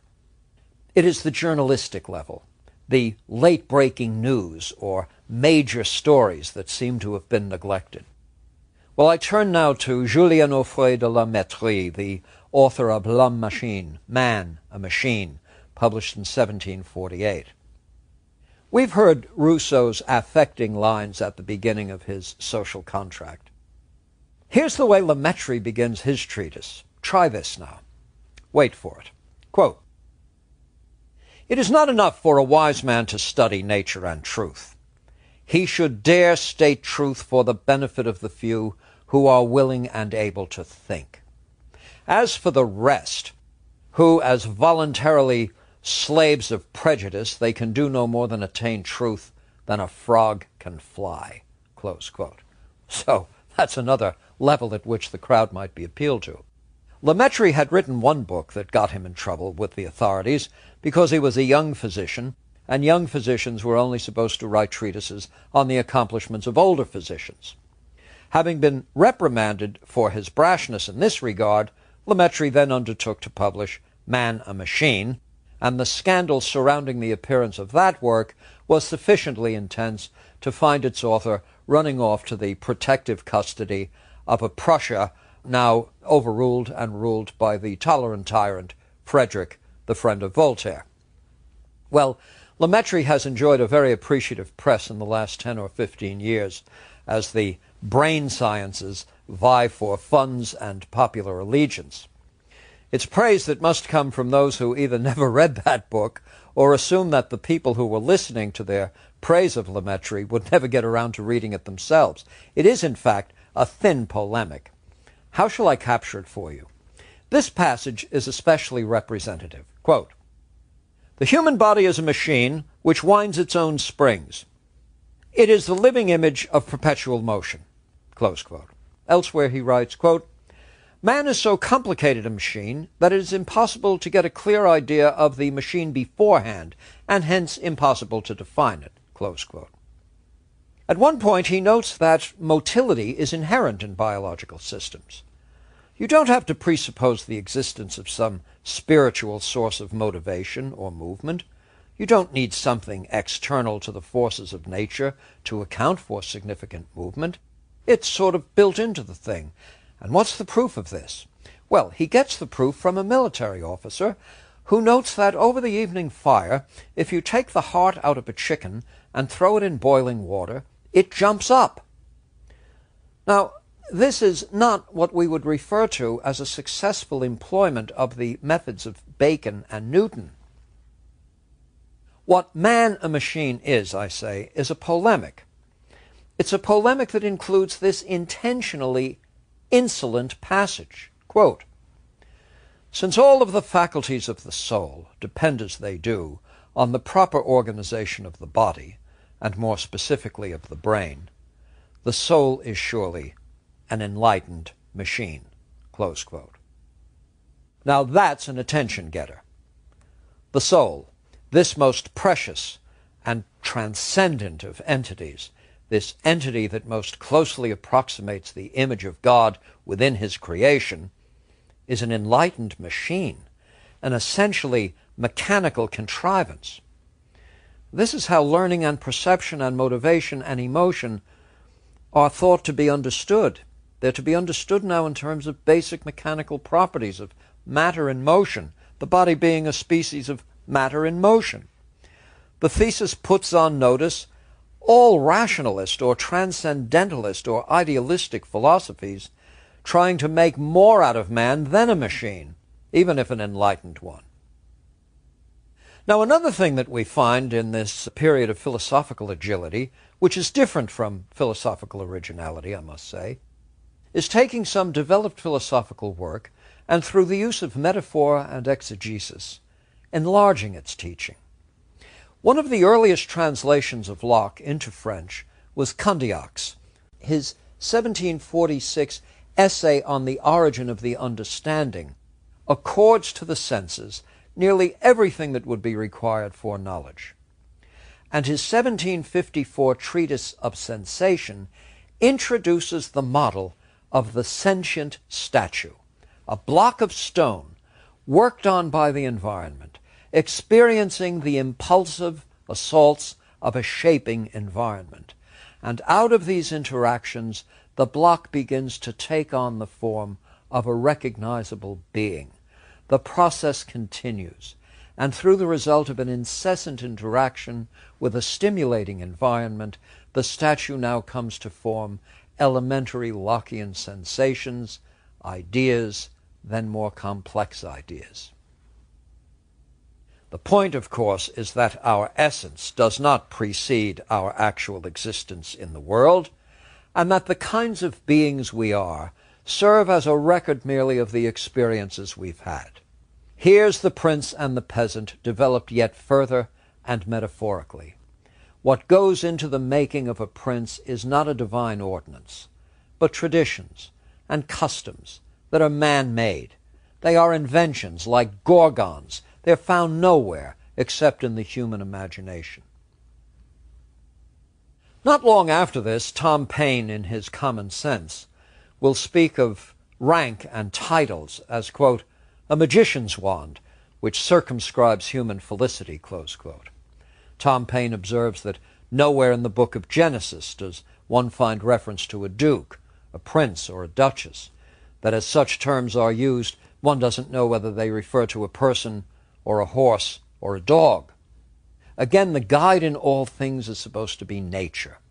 Newton and Bacon instructed us in how to read the book of nature without prejudice, without designated authorities, without adding our own preconceptions to the facts. Helvetius is in the same tradition of a radical environmentalist. In fact, Diderot will take exception when Helvetius at one point argues that the main difference between Diderot and some derelict in the street is just that they had different environmental histories. Diderot, himself willing to be a genial environmentalist, would not quite accept that account of his own achievements. But Helvetius recognizes in the world in which he lives that the classes that exist must have been made, they must have been manufactured, as it were. For it's quite obvious that political forces are needed to preserve them. How deliberately do the engines of society and politics and government preserve the status quo? If that much energy is needed to keep this sort of social organization in place, there must be something horrifically unnatural about it. That is, if that much work has to be done to preserve it, it must be because it's opposing natural forces. Now, it is to Condorcet, 1743 to 1794, that I turn toward the conclusion of this lecture on the Enlightenment, for to my mind, Condorcet represents what is most defining in this age of enlightenment, and indeed, also more subtly, the limitations that will become ever clearer. Again, a Jesuit education is behind him. Condorcet established his originality in mathematics very early on, publishing a treatise on integral calculus in 1765. 4 years later, he's elected to the Académie des Sciences, rising to the prestigious office of Secretary of the Academy in 1777. A master of the emerging field of probability theory, Condorcet may be accorded a place among those who have actually developed what is called decision theory. His 1785 treatise on the subject of majority decisions is still instructive, by the way. Condorcet supported the revolution. He served as a member of the Assembly. He even drafted a plan of education for the coming French Republic. Though a son of the Revolution, he was committed to the more moderate Girondist faction, arguing against the killing of the king and other extreme measures of the Jacobins. And this, needless to say, landed him in prison, courtesy of Robespierre.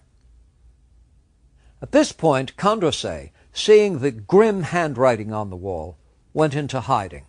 The year was 1793, during which time he composed his, quote, sketch for an historical picture of the progress of the human mind, close quote. But 1794 finds him discovered, arrested again and imprisoned, and then dead in his cell within 2 days.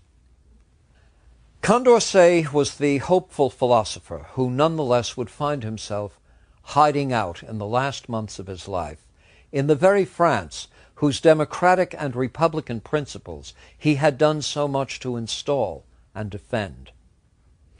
His final hours are overcast by the shadows of a terror that is going to consume everything that doesn't stand behind the new orthodoxy. What is so poignant in Condorcet is that in this state of hiding, where you would think he would be so bitter, so melancholy, so pessimistic toward an age that had thus turned on him, we find him writing something hopeful, progressive, optimistic. Condorcet reflects the dominant idea of this age, and he does so with special brightness and poignancy. It is the idea of progress. In its Enlightenment form, it's more analytical and scientific, more political and self-conscious than earlier Renaissance versions. Yet for all of the classical revival elements of the 18th century, the classic revival in architecture, redolent of Athens and Rome, I say for all of that, for all of the self-consciousness that 18th century writers and thinkers had about their kinship with the classical world, the world of Cicero, the world of the Stoics, the world of Pericles, for all that, this 18th century idea is not quite compatible with the classical worldview. The classical worldview conceives of a cosmos organized by principles of harmony and proportion, the golden mean, the middle course is best, everything has its place and function, hopeful that whatever is good can be preserved in its state, a search for an absolute that has as its defining feature its unchangeability. What is unharmonious in the ancient world comes close to classical conceptions of sin. What is out of harmony, what is discordant, what is disproportionate, rebellious, revolutionary, is hubristic, it's to be shunned. Now, if we take that to be an essential feature of classical thought, the 18th century idea of progress couldn't be more different. The idea of progress is an idea according to which what is stationary is stagnant. The future is under no obligation to mimic the past. Condorcet's sketch of the historic picture, progress of the human mind, defends the plan to liberate the human imagination and in the process achieve something new, something untried in world history. This is not an Hellenic ambition. Even as he faces his own impending death, Condorcet rounds out his work by expressing a certain hopefulness for a grand association between science and society. He would hope, he says, that this, quote, would meet no obstacles, and it would assure among all the sciences and all the arts, directed by their principles, an equilibrium of knowledge, industry, and reason necessary for the progress and happiness of the human race. I recall Kenneth Clark, that old and memorable figure in the series called Civilization, saying that he wasn't quite prepared to define civilization, but he knew it when he saw it. And in Condorcet, one sees it.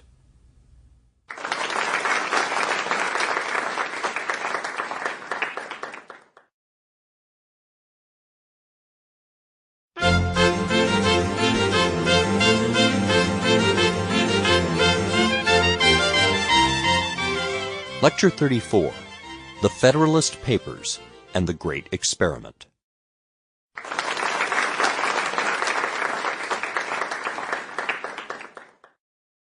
William Gladstone, who between 1868 and 1894 served on and off as Britain's Prime Minister, declared the Constitution of the United States to be, quote, "the most wonderful work ever struck off at a given time by the brain and purpose of man," close quote. But struck off is a misleading depiction of what was involved in completing this most wonderful work. Between May and September of 1787, a group of men convened in the State House in hot and humid Philadelphia. They took rented rooms, unless, as was the case for a few of them, they could make their way to their homes on weekends. They lived out of suitcases and spent most of their waking hours in tireless and often tiresome debate, made all the more difficult by the suspicions mounting among their countrymen. Their deliberations were, by their own vote, conducted in secret. The press was not invited. And if they were there for the express purpose of creating a nation, this was a purpose many reached with a reluctance bordering on outright refusal. Rhode Island didn't even send delegates. The measure that created the convention had been adopted the previous fall at the Annapolis Convention.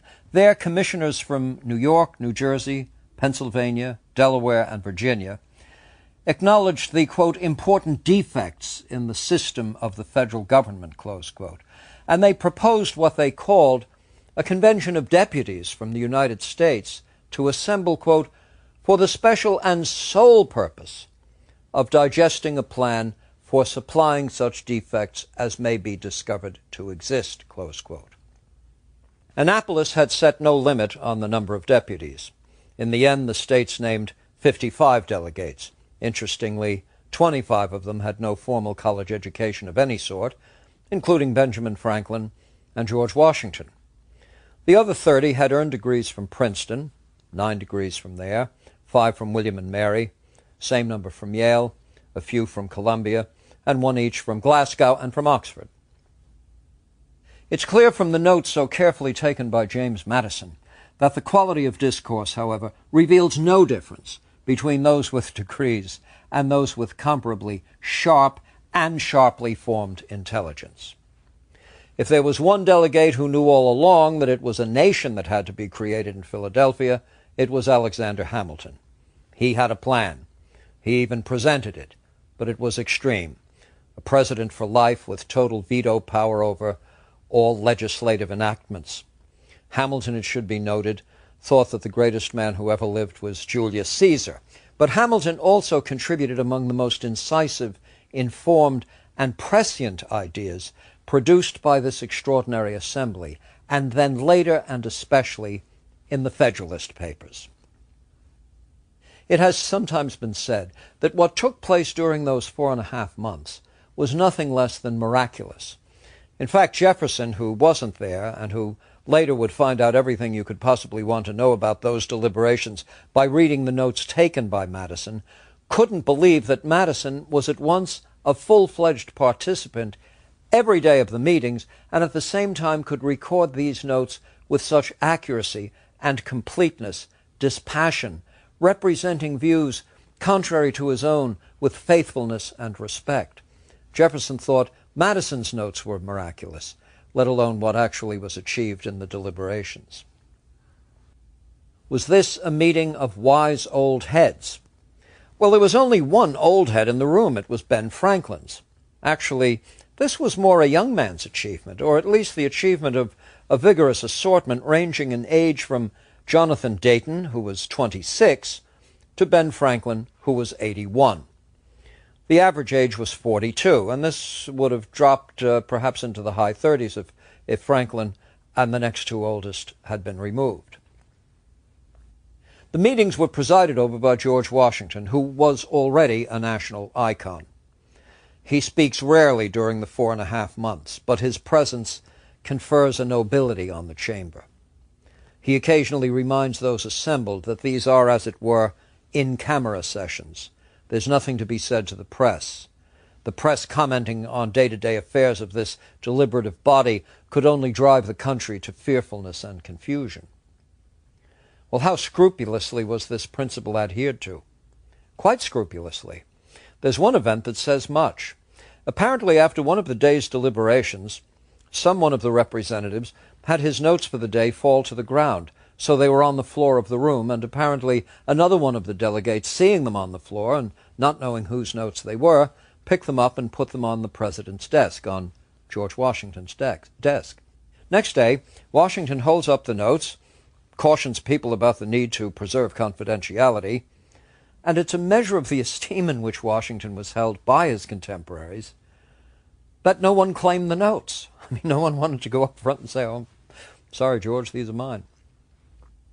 We know when Mrs. Adams will write back from the court of St. James what the estimation of Washington was even outside the continental United States.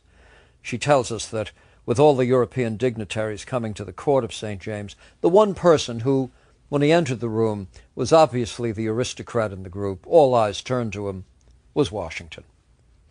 Now, because we've so mythologized Washington and because we're skeptical about our own mythologies, there's a tendency to underestimate the significance of this man in the forging of the American Republic.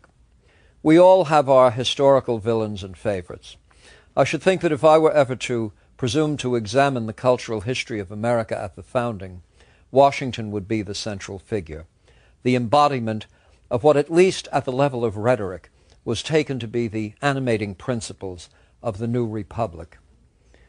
His nightstand apparently not only had the good book on it, but also Addison's Cato. He very much looked forward to productions of Addison's Cato. During one of the winter campaigns, he actually had Addison's Cato staged for the troops. I don't know whether it was to provide them with a greater moral uplift, or perhaps to provide himself with it. Washington had a temper and was known to use languages that went well beyond the king's English. But when stoic resolve and self-reliance were needed in uncommon measure, Washington was the man of the hour. It was proposed that his title, when we finally constituted ourselves, should be His Excellency, or King. Rejecting all this, he calmly informed his admirers that he had not made war on George III in order to become George I. Now, the document itself that came out of the 1787 deliberations seemed to be lacking in something. When the press got hold of the drafts and alerted the people to what was contained, much of the collective conscience was startled by the absence of a Bill of Rights. This was but one of the obstacles to ratification, and it would be removed by Madison's drafting of those first amendments to the document that still stand as the Bill of Rights. But the fate of the draft Constitution was in doubt. It wasn't clear at all that the arduous undertakings in Philadelphia would come to anything other than yet another pile of papers on how one day there might actually be the United States. Now, I should ask, what does all or any of this have to do with great ideas in philosophy? The Federalist Papers, which were put together by Madison and Hamilton and John Jay, designed chiefly to win New York over to the ratification of the Constitution, I submit, are one of the great contributions to political philosophy. If the work had come from a single hand, had it been presented as a philosophical treatise, I think it would have surely ranked with Aristotle's Politics. Some might actually have ranked it above Plato's Republic, if only on the grounds of its realistic and practical wisdom. But the contrary is the case, for the authors of the Federalist did not intend to philosophize, nor did they think their readers were especially interested in philosophy. In these respects, their efforts are closer to Aristotle's than to Plato's, but many will scruple over the mere mention of the Federalist in such lofty company. So such praise needs a vigorous defense, and mine begins with these facts. First, New York did ratify the Constitution, and the principal concerns, not to mention widespread fears, of the thinking classes were addressed with care and judgment. The sheer realism of these essays locates them higher on the scale of political science than any other set of essays or dialogues, in my estimation. As a second line of defense, I quote from the distinguished Cambridge historian William Brock, who has edited a recent edition of the Federalist Papers. Brock says, quote, "Building with other men's bricks did not mean that the Federalist, or the Constitution it expounded, lacked originality. Written constitutions and fundamental laws have always been viewed with suspicion, but every federal society has followed these American precedents." Close quote. When one contrasts the arguments developed by Madison and Hamilton, and to a lesser extent by John Jay, with the dominating political treatises of the time, and I mean with Locke or Montesquieu or Rousseau, the most obvious difference is that one set of arguments is actually the template for a national government. And as this is the main reason why the American experiment, so-called, has been repeated with frequency and success by a score of newer sovereign states over the past 2 centuries, is directly traceable to the fact that the Federalist accomplishes what it sets out to accomplish. Finally, the contributors to the Federalist were thoroughly well-read in political science and political philosophy, not to mention world history and law. So if they're not citing Plato and Aristotle, Rousseau and Locke, Montesquieu and Machiavelli, it's not because they're not aware of them. It's because they recognize their audience to be various, large, pluralistic, a community of persons whose support and allegiance will depend on the success of specific arguments confronting specific criticisms. There is simply no anticipation of this in the record of political philosophy. Perhaps another word or two should consider this matter of building with other men's bricks. Now, in the industry of thought, that, after all, is what the bricks are for. The informing question is just what one has built with bricks provided by others. Most of the delegates to the Constitutional Convention were widely read, whether formally educated or not.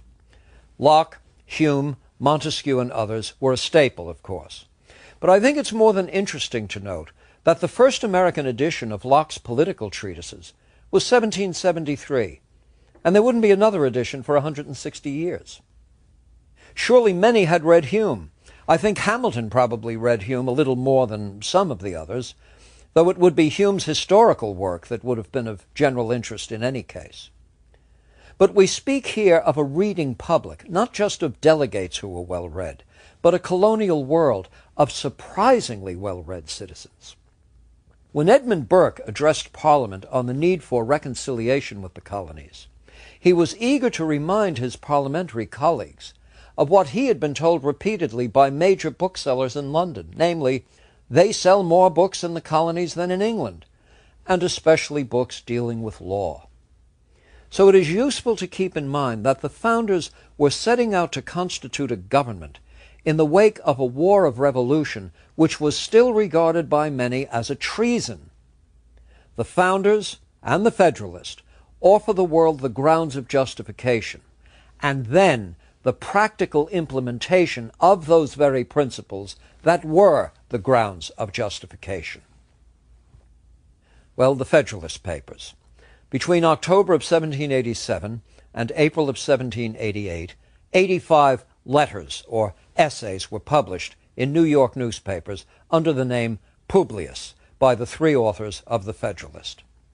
By March of 1788, interest in the essays was so great as to call for the separate publication of the first 36 of them under the heading The Federalist, by which they are known to this day. Of the authors, it was Hamilton who planned the project and contributed the largest share, followed closely by Madison. John Jay's contribution was slight in number of pages, but his contributions were important on the points he did address. As the other 2 delegates from New York opposed ratification, Hamilton, the ardent defender, hoped that these essays would win over New York. Hamilton was not, as the expression goes, a man of the people. He was chosen as a delegate to the convention through the influence of powerful financial interests in New York, and had himself proposed presidential powers in the Constitutional Convention that seemed to many nearly tyrannical. James Madison, more than any of the other delegates, earns the praise for giving Americans their Constitution. He pulled things together. He was there first with the most that was needed at the time. He's a signal figure in the history of American politics. If I may say, it strikes me as the height of political and historical ignorance that the United States does not celebrate a Madison Day as a national holiday. A Princeton graduate, Madison is the beneficiary of Princeton's new curriculum. Under the new leadership, the College of New Jersey is now under the intellectual and philosophical and moral direction of Scotland's John Witherspoon, a promulgator of Scottish common sense philosophy and tutor to 5 who will come to be delegates to the Constitutional Convention. Witherspoon himself would be a signer of both the Declaration of Independence and the Constitution. Madison completed his degree requirements at Princeton and then stayed an additional year to study with Witherspoon. So the influence was considerable, and I refer here not to a set of mechanical interdependencies, but a broad liberal Enlightenment outlook rounded in a common-sense philosophy that is naturalistic, scientific, progressive. All this and a wealth of actual political experience are what Madison brings to the Federalist Papers. Well, did we get a republic? What, after all, is a republic? Madison actually answers the question. He says that a political regime is a republic only when the government's power is derived entirely from the people. And he says when it is, quote, administered by persons holding their offices during pleasure, for a limited period, or during good behavior, close quote. Now, nothing in this is new or controversial. That is, the leader of a nation serves at someone else's pleasure. It's a term of service governed by a consideration of good behavior. You can have the head of state impeached, etc. There is a republic to the extent that government is self-government, that those who lead that form of government are chosen by the people, serve at their pleasure, required to uphold standards of conduct acceptable to those who are governed. Alas, Madison observes, the lesson of history is that the closer something comes to approximating that sense of a republic, the sooner it dies. The republics that seem to make it are what he refers to as a kind of puritanical republic. John Adams was very much behind that view of republics. On his account, only, quote, pure religion or austere morals, close quote, will be capable of holding a republican form of government together. Recall Adams's perplexity in a letter to Jefferson as he wonders in the matter of France how, quote, 20 million atheists can govern a country, close quote. These concerns are at the forefront, and Madison, in Federalist 10, will distinguish between pure democracies, subject to the very factionalism that leads to anarchy, and the right sort of republic. In the latter, power is delegated by the people, not, as it were, held and wielded by them. A republican system of this sort is, as he puts it, able to, quote, refine and enlarge public views by passing them through the medium of a chosen body of citizens whose wisdom may best discern the true interest of their country, close quote. Moreover, as a further safeguard, a critical number of representatives must be elected. For the smaller the number, the greater the opportunity for cabals. In the same way, the Union of States is a better hedge against faction than individual states are. Indeed, against the Council of the Philosophers, Montesquieu in particular, such a government is not reserved to small and relatively unpopulous states, but may be ideal for large and expansive and expanding ones. Hamilton, in Federalist 9, actually discusses this notion of Montesquieu's, concluding that his positions in the end, quote, are the novel refinements of an erroneous theory, close quote. I want to pause here and say Hamilton in this is reflecting this general suspicion toward theoretical ways of solving practical problems. The nearly paralyzing tension, of course, arises from the need for a central government able to secure the finances and the defenses of the nation and the jealously guarded freedoms of the individual states. What, after all, is the difference between paying taxes to the British and being taxed by a central government within the national boundaries? And why should citizens of the United States commit their destiny to a document that lacks even a Bill of Rights? Isn't one tyranny being replaced by another? In Federalist 12, Hamilton makes out a strong case for the centralization of revenue, noting that, quote, "From the want of the fostering influence of commerce, that monarch can boast but slender revenues, and use, unable upon the strength of his own resources, to sustain a long and continued war. In a word, it takes a nation to protect a nation."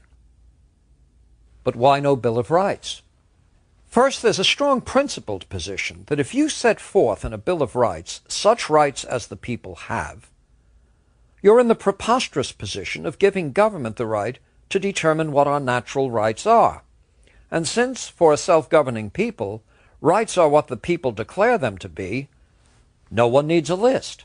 Why put in a document what the government will grant?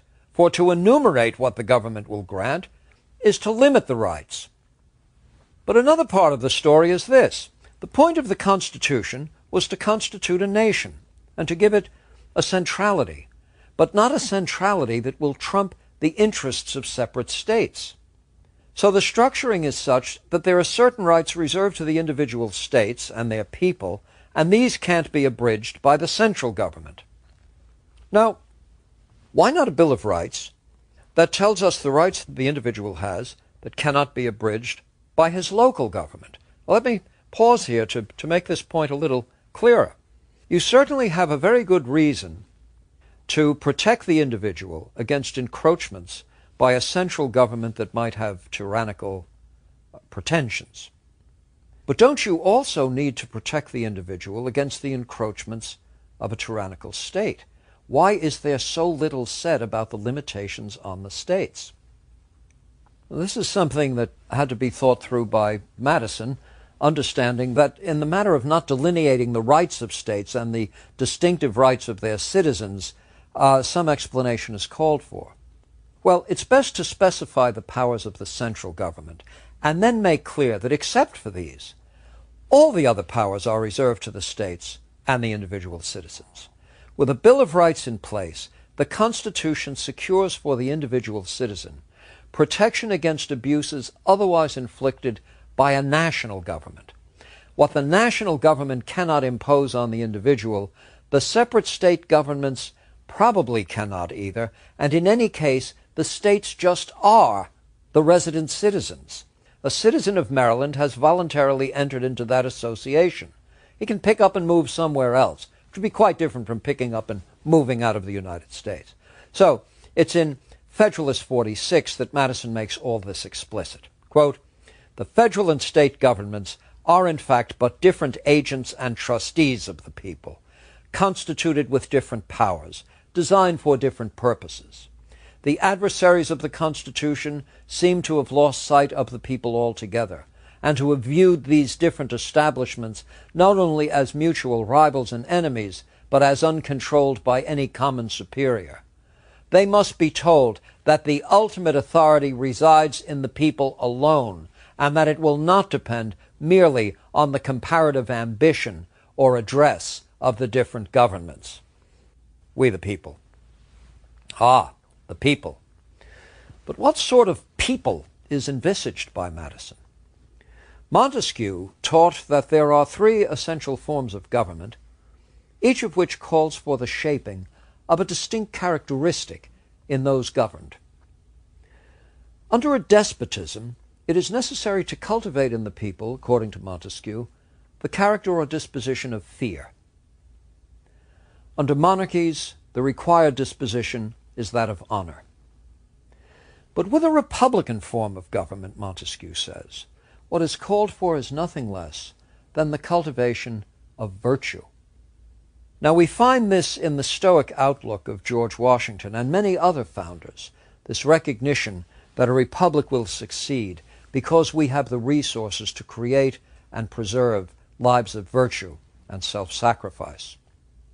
A special kind of person is needed, Some of our people were referring to us as having natural kings and queens, natural aristocrats, not aristocratic by birth, but aristocratic by character. Madison, in Federalist 63, leaves the realms of theory and speculation to the Montesquieux of the world and draws the reader's attention to actual history, the actual history of failed republics. He discusses Greece and Rome, the peculiarities of their senates and the lifetime appointments, the tendency of citizens to misplace their true interests under the enthusiasms of the moment. He puts the matter quite cogently. This is Madison now. Quote, "As the cool and deliberate sense of the community ought in all governments, and actually will in all free governments, ultimately prevail over the views of its rulers, so there are particular moments in public affairs when the people, stimulated by some irregular passion or some illicit advantage, or misled by the artful misrepresentations of interested men, may call for measures which they themselves will afterwards be the most ready to lament and condemn." Close quote. Madison knows human nature to be protean, sometimes fickle, gullible, occasionally foolish. The right form of government cannot rid human nature of its defects, but it can control them long enough for persons to engage in what finally is the lifelong mission of self-correction. There's something very powerful in the Federalist Papers as you read the separate contributions of Jay, Hamilton, and Madison, and that's the utter respect they have for the people whose allegiance they seek to cultivate. As with the philosophes and the secularization of knowledge, I would say what the Federalist Papers achieve is philosophy with a civic face. These are essays that require the citizen to take himself and his mission seriously, to recognize that all passion spent, self-governance is a risky business in which power without virtue is a sure path to a life without a point. Now, it's proper at this stage, the Federalist Papers having been reviewed and the Constitution that those Federalist Papers were designed to have ratified, considered on the whole a great work, to ask, in fact, whether the entities Madison had in mind as suitable for government of this kind still exist. Do you really have to be a certain kind of person? What sort of virtue is necessary in a republic of the sort the Constitution brought about? Whatever differences there were among the founders, there was one thing that united them all. This sort of experiment in self-governance presupposes an instructed population, products of a good education with a point, and the point being the development of citizens, the use of the resources of the community for the express purpose of creating that most unique of human entities, the citizen, the responsible, informed, inner-directed, virtuous person. This is quite different from one trailing degrees, having PhDs, enjoying expertise, great celebrity, being able to act in movies, etc., etc. No, it's a matter of character. And the view was that that character is forged chiefly by observing good examples and through education. Jefferson thought public education was the absolute foundation of this. So the answer to the question, what kind of creature is right for self-government, is one that a worthy government works to create. One doesn't come out of the womb with the status of a virtuous citizen. As Aristotle taught, it's a lifelong labor. The authors of the Federalist Papers knew that. Most of the 55 sent to Philadelphia knew that. Alas, we all know that.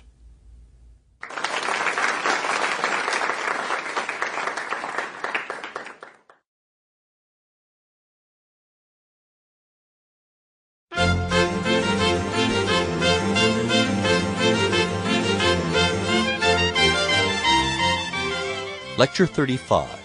What is Enlightenment? Kant on Freedom.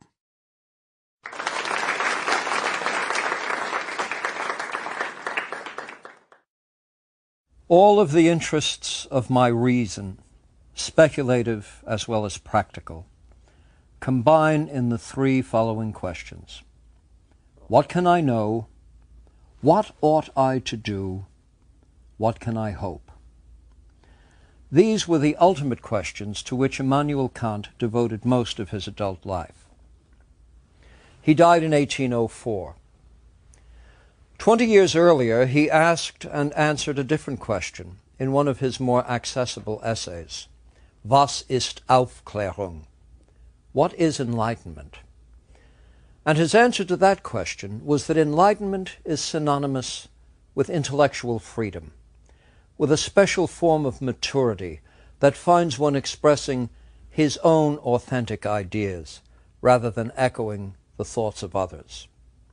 He put it this way, quote, enlightenment is man's emergence from his self-incurred immaturity. For enlightenment of this kind, all that is needed is freedom. And the freedom in question is the most innocuous form of all. Freedom to make public use of one's reason in all matters. Close quote. The question that arises is whether the best way to understand Kantian philosophy is as something of the culmination of Enlightenment thought, or a philosophy that finally brings down the curtain on the Enlightenment, showing that many of its loftier aspirations are simply impossible, because grounded in a certain kind of mistake. Well, let's see. Kant wrote three major critical treatises. The so-called first critique is his critique of pure reason. The second is his critique of practical reason. And the third is what he called the critique of judgment. The critique of pure reason, Kritik der reinen Vernunft, the German critic is not to be understood as a mere negative appraisal, but as a close analysis intended to reveal the assets and limitations of its subject. In his first critique, then, Critique of Pure Reason, Kant is engaged in a critical examination of the nature and the limits of reason itself, an inquiry into the extent to which we can solve problems of knowledge, the problem of knowledge, in virtue of the rational resources that are available to us. Just what is the reach of reason? What are the limits imposed on reason? And where reason leaves off, well, what else might there be to serve in its place? What else might we have any right to hope for? Similarly, the critique of practical reason. This is an analysis of the grounding of ethics, the principles by which choices are made among morally weighty alternatives. And the critique of judgment affords the same, but now in the context of aesthetics. So here you have in Kant, if I pause for a moment just to sort of encapsulate these three colossal works, an address directly to the problem of knowledge, then the problem of conduct, and then the domain of aesthetics, but the domain of aesthetics in the sense of how we go about making judgments of what is right, what is apt, what is harmonious, what in fact instantiates universal principles, etc. So these are monumental works, all, by the way, extremely difficult in his language and at least in one other, English. Kant himself was well read, but he was not well traveled. There he lived in Königsberg all his life. It's said that he never went more than 50 miles from his front door. A man of very methodical habits. It is well known that people could set their clocks to the time Kant took lunch. He did have a housemaid. There's a student whose memoir records the fact that Professor Kant could be a quite affable and genial host, and that indeed, of all things, Kant had a sense of humor. Now, I should say that evidence of Kant's humor is not abundant in his philosophical writings. But then, as the comedian says, I guess you would have had to be there. If I can just pause one moment, I do know one Kant joke. It may be the only joke that Kant ever told. I don't know. It shows up in his anthropological writings, where he's making a distinction between emotion and passion. Now, passion is something that can rise quickly, it's an unnatural state, etc., as opposed to a rather stable feature of one's personality. And to illustrate the effect passion can have, he says, the young man passionately in love with the lady of his choice sees in her no imperfection whatever. And then comes Kant's only joke, at least the only one I know about. He says this condition of blindness generally clears up about 3 weeks after marriage. So that's the Kant joke. I can guarantee my audience that I shall not attempt another. He may not have either. The Critique of Pure Reason is a work that comes about, Kant says, because he has been awakened from his dogmatic slumbers by whom? By David Hume. Now, Bertrand Russell, writing as bombs were falling on London, would not be very kind to the Prussian Kant, declaring that having been thus awakened by Hume's writings, Kant quickly returned to a state of philosophical somnolence. Well, Kant was awakened to the benefit of all philosophy in general. Now, what is it in Hume that would awaken one from one's dogmatic slumbers? And what's the dogma to which in our slumbers we are more or less attached to or controlled by? Hume had argued convincingly that everything we know is the product of experience, that such a basic concept as that on which all science and inquiry will depend, the concept of causation, is to be understood chiefly as a kind of habitual mode of mental operation. More, that the moral domain, properly understood, is the domain of passion and sentiment, grounded in considerations of self-interest and utility. So this is the stuff of which wake-up calls are made. There is circumstantial evidence supporting the proposition that Kant was well aware of Hume's local critics, especially Reid. He mentions them dismissively in the first critique, thinking that they would try to counter Hume's philosophy by consulting nothing more substantial than, quote, common sense.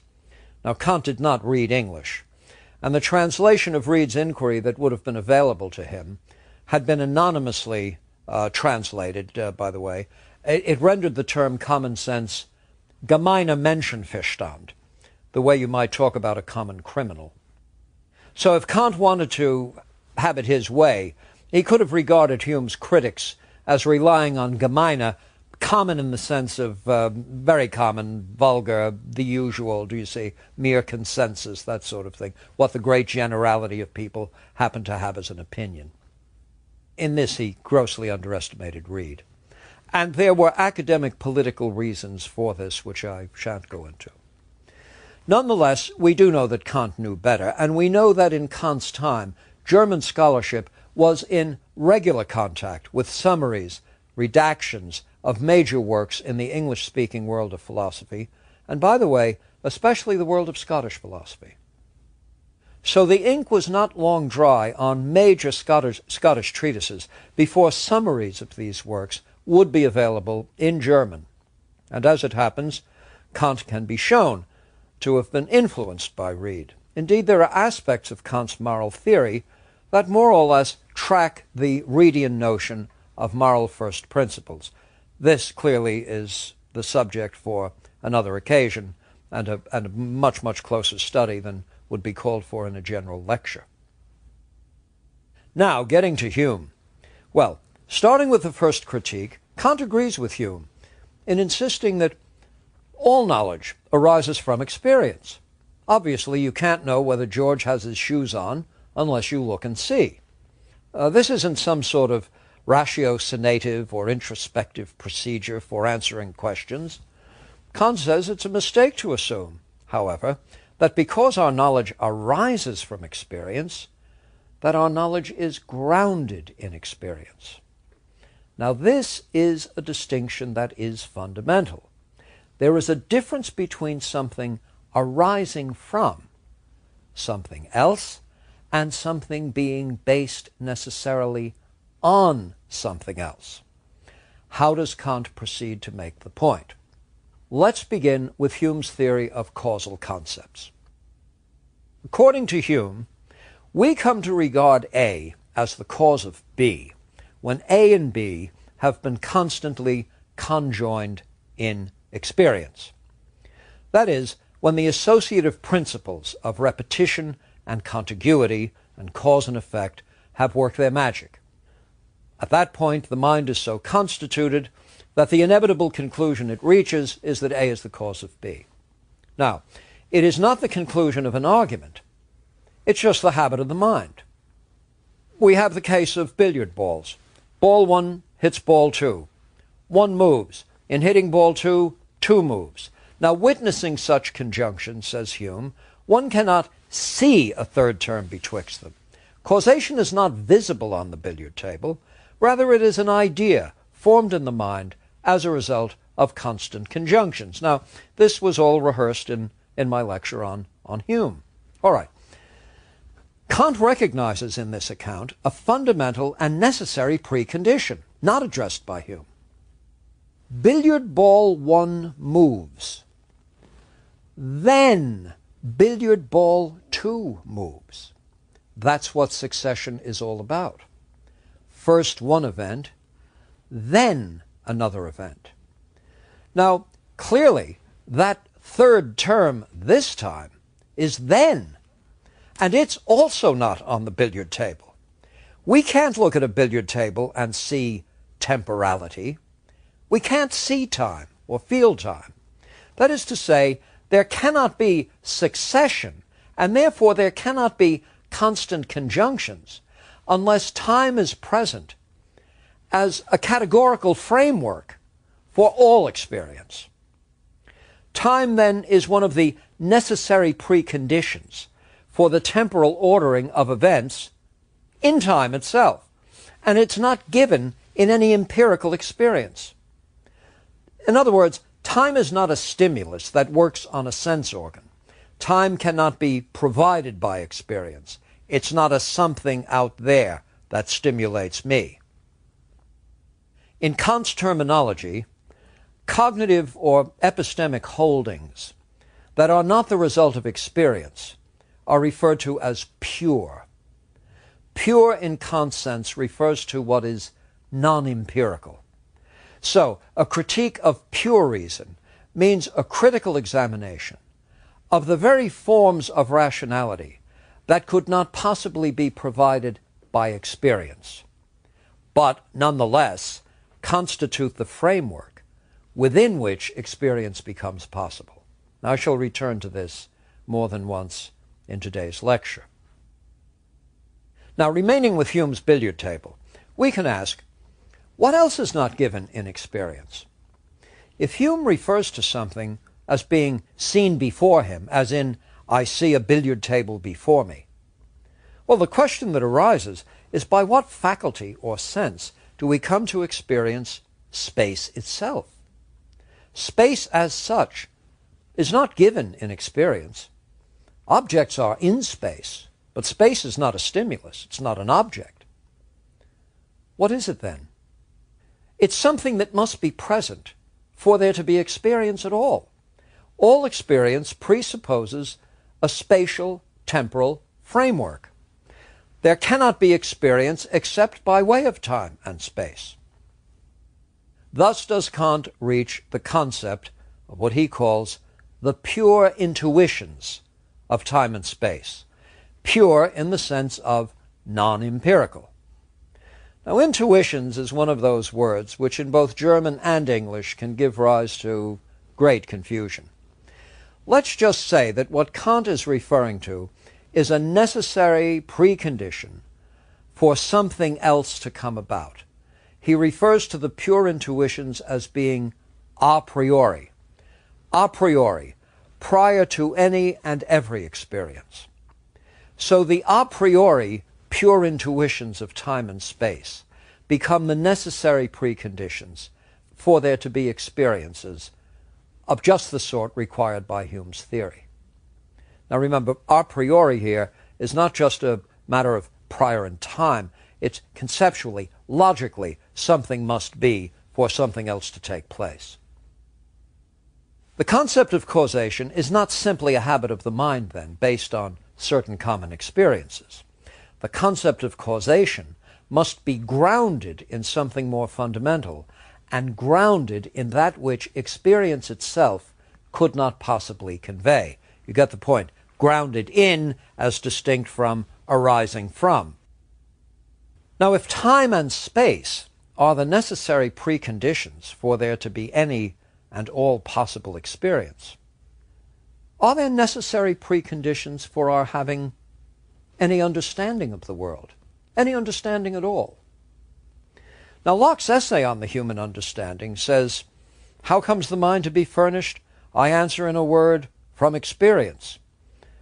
And Locke goes on to argue, as I mentioned in my lecture on Locke, that these complex ideas are formed associatively. Hume carries the notion further in the empiricist tradition. Kant, however, insists that the scheme won't work, because it fails to capture the very form of the understanding. Understanding does not take the form of a constellation of merely and haphazardly connected events which just happen to be experienced frequently. No. All of our understanding, all of our knowledge claims, all of the epistemic claims we ever make have certain formal properties about them. That is, they all take place within a categorical framework that includes entities that could not possibly be gained through experience. In that part of the first critique which Kant calls the analytic of concepts, he seeks to provide the framework for all knowledge. He contends that in all instances, knowledge involves a judgment, and that judgments are formed within a universal categorical framework. It is in the metaphysical deduction, as he calls it, that Kant presents his fourfold table of the pure categories of the understanding. Remember again now, pure means non-experiential, not given in experience, not empirical. So the pure categories of the understanding turn out to be those of quantity, quality, modality, and relation. Now let's begin by considering the category of quantity. All of our quantitative judgments have this in common. They are based either on the concept of unity, or the concept of plurality, or the concept of totality. One, many, all. So, all quantitative judgments answer to that categorical framework. Something is either a unity, a plurality, or a totality. Now, if all you had were fingers and toes, you'd have no trouble with quantities, let's say, up to 20. You'd have no trouble with unity. You'd have no trouble with plurality. But there's nothing about the senses that can convey totality or universality. Everyone knows that there's no number so large that you cannot add one to it, but nobody knows this by counting. If I can pause for a moment and reflect on something of a joke that the cognitive psychologist Piaget years ago made. He said the radical empiricist believes that the series of positive integers was discovered one at a time. Now, past experience will never give one the number infinity. Infinity isn't a number. So you're probably not going to get one if you're not going to get an infinite series by counting. It's not a probability estimate either. Rather, the understanding has this category of quantity within it, which all empirical data seek a place within and an order within. It's a categorical framework that includes unity, plurality, totality. Now consider the category of modality. Something either is actually the case, or it is possibly the case, or it is necessarily the case. Now take the modal category of necessity and think about it for a minute. If A is greater than B and B is greater than C, then necessarily A is greater than C. If all men are mortal and Socrates is a man, necessarily Socrates is mortal. Now consider the certainties of logic and mathematics, generative of what we call necessary truths. Is it not obvious that nothing in the world of sensible matter is what it is necessarily? You couldn't possibly get the concept of necessity from sense experience. Nothing experienced in the sensible world is of such a nature that it could not be different.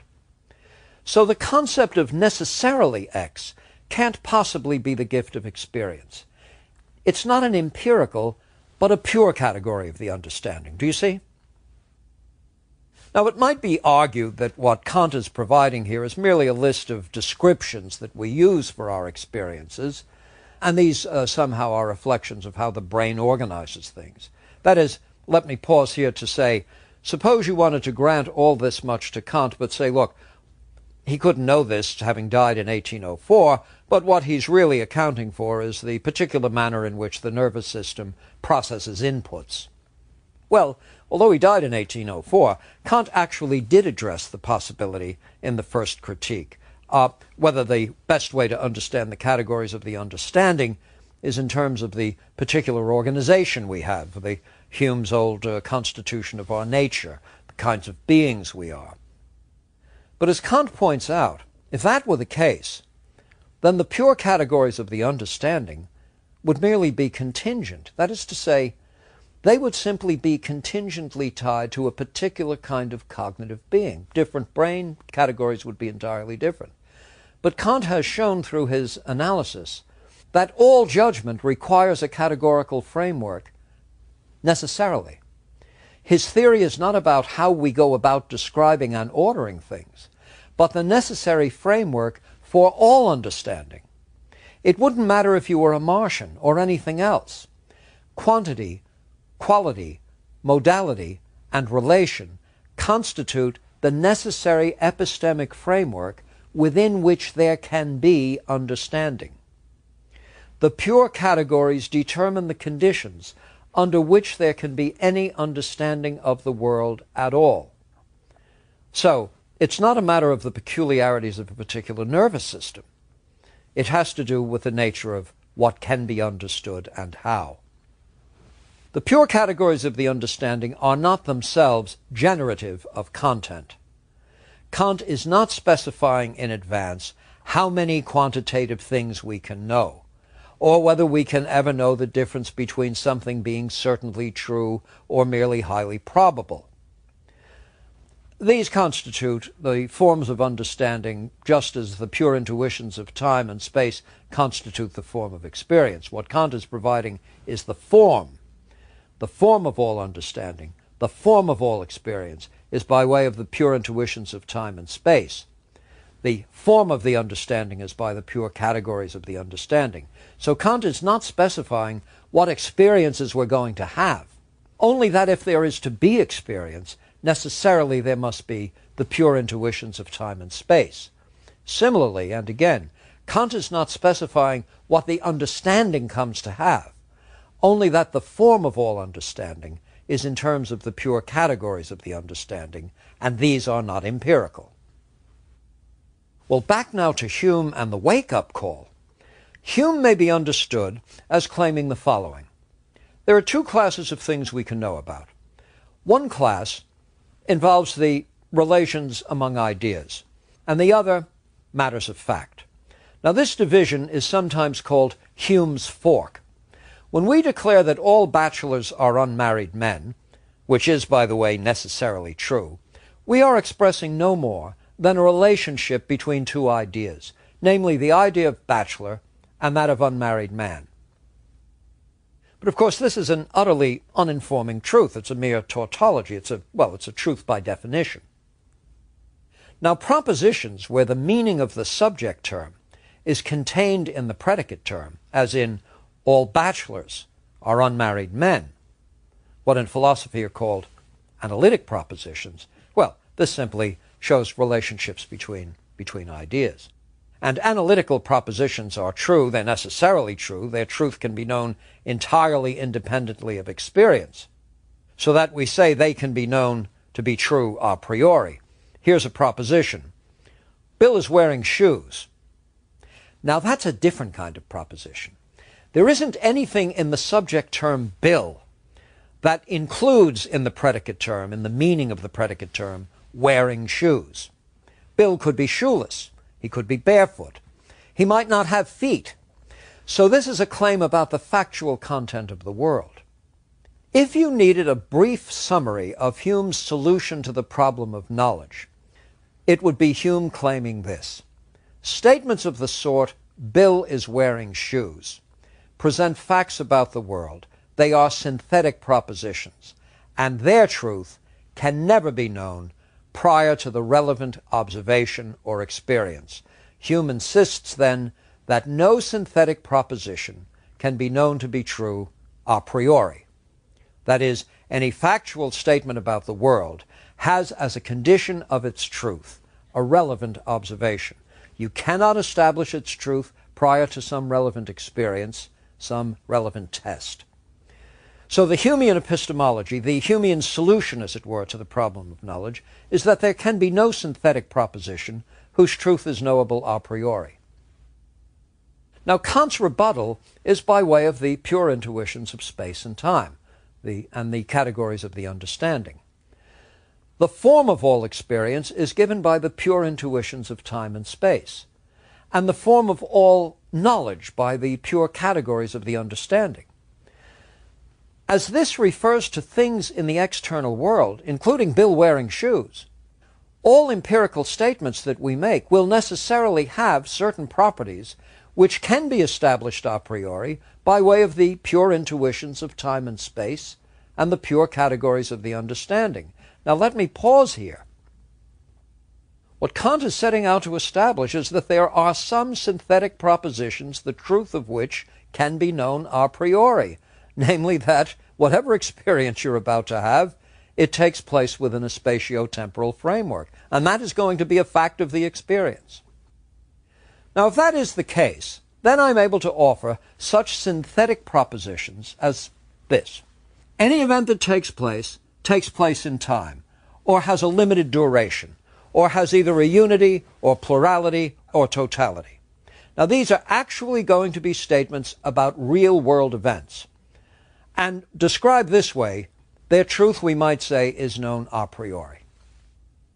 The forms of knowledge, like the forms of experience, are not themselves given in experience, but do determine the ordering, organizing, and patterning of all possible knowledge. And so, in a manner of speaking, for Hume to be right, Kant has to be right. That is, the Kantian a priori framework seems to be a requisite in order for Hume's account of causation and knowledge to work. Now, when Kant grants that Hume got this much right, that all of our knowledge arises out of experience, Kant is already recording his modest credentials as an empiricist. And he's also stating his own position to be very much in the patrimony of the ideal theorist, as Reid used the term, from Aristotle on. What we know of the external world factually takes the form of phenomena. Now, phenomena meaning objects of perception. The world known and the world knowable is the world as processed by the organs and principles of perception. But there's got to be something behind this realm of phenomena, and the question is how accurately, how veridically, how validly does the mental representation of reality that we have reflect the actual reality? Kant here makes a distinction between the world as it's experienced, which is the world of phenomena, and what must stand behind the experience, which he calls the realm of noumena, that noumenal realm of things as in themselves they really are. It is not for us ever to be able to penetrate through the phenomena to the noumenal level. And so there is in this aspect of Kant's philosophy a limit on what we can know and the validity of our knowledge claims. There's a lot of Hume in Kant. There's very little Kant in Hume. But you begin to see what the rationalist rebuttal of a systematic and relentless empiricism looks like. It looks like what Kant serves up in the first critique.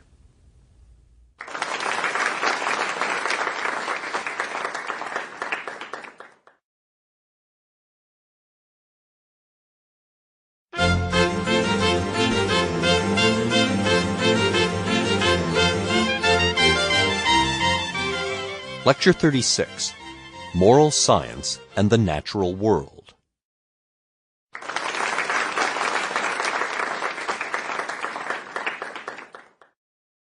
In the previous lecture, I mentioned Kant's claim that Hume's philosophy had awakened him from his dogmatic slumbers. Now that was at the level of epistemology, the level of knowledge, understanding, reason. But there was much more in Hume that awakened the whole world from dogmatic slumbers, particularly at the level of morality. Hume had made a very strong case for the proposition that our moral reasonings, so to speak, are based finally on considerations of emotion, sentiment, utility. That the grounds on which we judge things to be good or bad are not some abstract external moral reality, some real moral realm that we happen to discover, but the manner in which the event in question affects us cellularly, physiologically. The issue of morals is taken up in Book 3 of his treatise. And right at the outset, in Part 1, Section 1, he provides as a major heading, Hume now, quote, "Moral distinctions not derived from reason." Nothing could be clearer. Hume's moral theory arises from his epistemology. Once the problem of knowledge is solved, as it were, in favor of impressions and ideas, which is Hume's solution, moral issues can be collapsed into questions about what? Impressions and ideas. But treated in these terms, Hume contends, there would be little left of what we take to be the business of morals, which is to guide our actions. He makes his case with characteristic clarity. Quote, "Since morals, therefore, have an influence on the actions and affections, it follows that they cannot be derived from reason, and that because reason alone, as we have already proved, can never have any such influence. Morals excite passions and produce or prevent actions. Reason of itself is utterly impotent in this particular. The rules of morality, therefore, are not conclusions of our reason." Close quote. So again, what could be plainer? No reason can move a muscle or cause a gland to secrete anything. Events that arouse in us feelings of revulsion are judged to be wrong in virtue of the fact that we respond to them that way. And those events that conduce to human pleasure and happiness are on the whole judged to be morally right, and morally right for that reason. So, summed across all actions and possibilities, what we judge to be the morally acceptable course of action is the one that answers to the criterion of utility, general usefulness, pleasure. The business of moral philosophy, then, is not to attempt to deduce moral first principles. The business of moral philosophy is to come to grips with the nature of human nature, and to recognize the obstacles, to recognize the challenges that that nature faces in a complex world, how it uses its own natural resources to frame forms of government, to frame moral propositions, to put together moral systems. Recall the subtitle of Hume's treatise. I remind you again of the subtitle, being an attempt to introduce the experimental method of reasoning into moral subjects. The grounding of morality with respect to considerations of happiness and usefulness has proven to be profoundly influential. The idea that morals match up with utility and pleasure. The roots are very deep in philosophy. They extend back to the Epicureans. Now, the principal adversary to latter-day versions of utilitarianism is in the form of moral theories patterned after Kant's and referred to as deontological theories. The adjective is derived from the Greek deon, meaning duty. So what is central to any deontological moral theory is that it takes the imperative of certain moral precepts to be unconditional, such that an action of a certain kind is right or wrong under any and all circumstances, whatever the consequences. That is to say, find the right moral precept, and that moral precept is applicable in every imaginable situation. So considerations of utility, sentiment, emotion, and the like are entirely irrelevant. Deontological moral theories are explicitly opposed to utilitarian theories, explicitly opposed to the idea that something is right because it happens to achieve good or desirable outcomes, that something is right because, as it were, in your heart you know it's right. Now, Kant had a lifelong interest in the sciences, and he certainly was not at war with an essentially scientific conception of human nature. But what he did reject was the proposition that the merely natural dimensions of human life exhaust the characteristics, exhaust the essence of our humanity. Granting that human beings are in one sense natural objects is different from concluding that they are no more than this.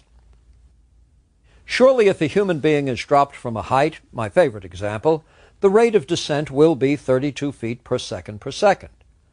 As purely physical entities, human beings are subject to all the causal laws of the physical world. Kant knows that. But human beings are also rational beings. And what that means for Kant is that in addition to occupying a natural realm, as all physical entities do, human beings who are rational as such occupies what Kant calls the intelligible realm. In the intelligible realm, we account for events not by invoking physical causes, but by examining reasons. That is to say, you understand the course of action taken in the intelligible realm by understanding the reasons that have guided the action. Now, the other feature central to Kant's moral theory is the autonomy of the will. There could be no morality at all, says Kant, except insofar as we have the freedom to act or not act as an expression of our authentic will to do so or to forbear from doing so. If our actions were entirely determined by our physical constitution, then we could neither be praised nor blamed for the actions. Our actions then would simply be reactions.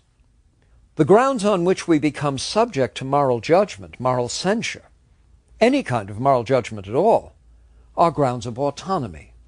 There must be sufficient freedom for us to be charged with wrongdoing or praised for doing what is regarded as virtuous or worthy. So autonomy is the necessary condition for there to be moral ascriptions or judgments of any kind.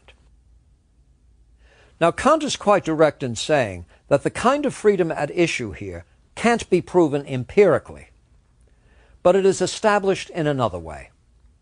In the preface to his Critique of Practical Reason, Kant puts the matter this way, quote, "Inasmuch as the reality of the concept of freedom is proved by an apodictic law of practical reason, it is the keystone of the whole system of pure reason.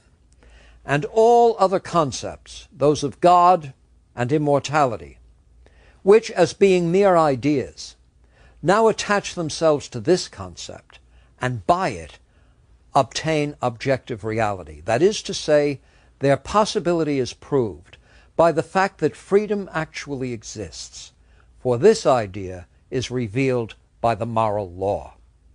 Close quote. Now here, let me say this is a difficult passage in Kant, and it's a distillation of a highly detailed argument that includes, as a factual premise, the presence within us, which is to say, our conscious awareness of a moral law.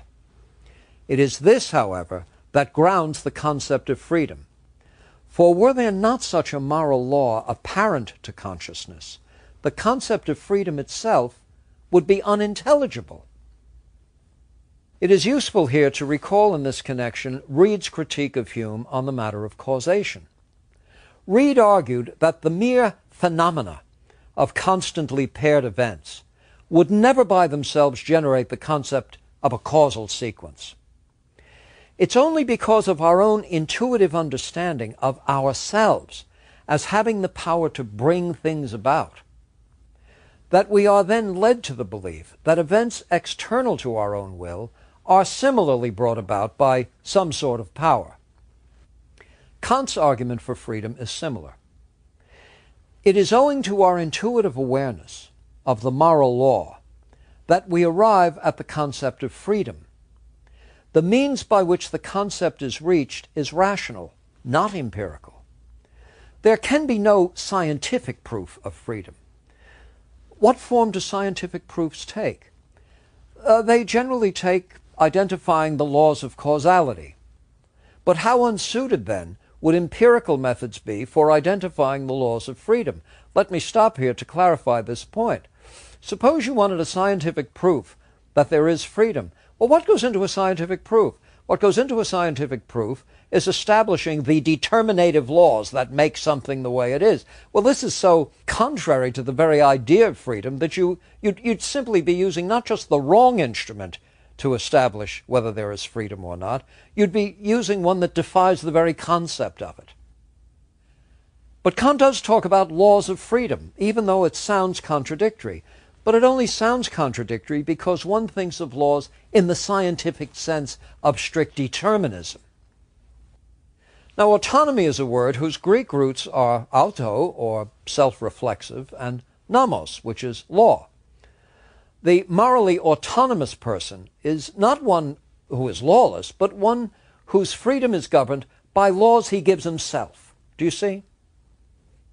Though not constrained by the laws of physics in this domain, the will is not anarchic. Were it lawless, Kant says, it would dissolve into an absurdity. Rather, and let me take another passage from Kant, a free will and a will subject to moral laws are one and the same, close quote. This much ground covered, let's return to the utilitarian and passion-based moral theory advocated by Hume and examine Kant's critique of it. Now suppose I say something like this. It's a beastly hot day, and I've been out gardening all afternoon. The throat is parched. Well, now I see a nice tall glass of lemonade, and I'm very thirsty. If I am to slake this thirst, well then necessarily I must drink something, and in this case, as that's the only thing available, I must consume that glass of lemonade. So there's a connection here, a kind of causal connection, between eliminating the thirst and consuming the lemonade. Now, I am operating in this circumstance under a kind of imperative. If I would slake my thirst, necessarily I must drink something. Let's say in this case I must drink the lemonade. Kant refers to all such cases as governed by what he calls a hypothetical imperative. It's a phrase you can find in Aristotle too. A hypothetical imperative. A hypothetical imperative decrees the following, quote, if you would achieve this specific outcome, necessarily you must do that, close quote. Now Kant argues that hypothetical imperatives of this sort are invariably grounded in our natural being, where we are subject to the causal laws of science. That is to say, hypothetical imperatives are tied up with conditions of particular motives and wants arising within us as natural entities, as physical systems. We have the capacity to have thirst, pain, hunger, we can be overheated. These are conditions that descend on us in virtue of our being creatures of nature. In these respects, we're under some sort of coercive, even non-rational influence when acting on the basis of such motives and impulses. The coercive press of hunger, of thirst, frustration, visceral sensations, antagonism, worry, fear, intense pain. Now, in his fundamental principles of the metaphysics of morals, Kant addresses these hypothetical imperatives, noting that such an imperative, and here's a passage from Kant with respect to hypothetical imperatives, such an imperative, quote, only says that the action is good for some purpose, possible or actual, close quote. And he contrasts this with what he comes to call the categorical imperative, quote, which declares an action to be objectively necessary in itself, without reference to any purpose, i.e., without any other end, close quote. So note then the distinction between hypothetical and categorical imperatives. Now, noting further how the ends and aims of life change with circumstances and possibilities, Kant reduces choices in these contexts to prevailing hypothetical imperatives. Joining Aristotle as well as Hume, Kant finds an anchor point amidst the shifting choices of a lifetime. Quote, "There is one end, which may be assumed to be actually such to all rational beings, and therefore one purpose, which they not merely may have, but which we may with certainty assume they all actually have, by a natural necessity, and this is happiness." Close quote. Could have been Aristotle saying that. The rational beings here, however, are understood to be in a state of dependency, in that the goal of happiness cannot be attained merely by willing it. In order to secure such happiness as is afforded by the circumstances of life, the required virtue is prudence. And this is the disposition that will best support actions under any and all hypothetical imperatives. You see, even granting that we are moved by these conditions of the body, there's going to be a state of character that's necessary if these wants, desires, and aims are to be satisfied. Prudence is the one that Kant affirms here. Note then that the Humean desires establish no more than hypothetical imperatives. They work on rational beings in their condition of natural dependency. In these instances where we are under the general press of desires for pleasure or to avoid pain, the keen desire to avoid what is painful, we function as natural beings, dependent on the laws of natural causation. In a word, moral philosophy need not apply here, do you see? What you do in response to someone holding a gun to your head, this is not in the moral domain now. It's not what morality is about.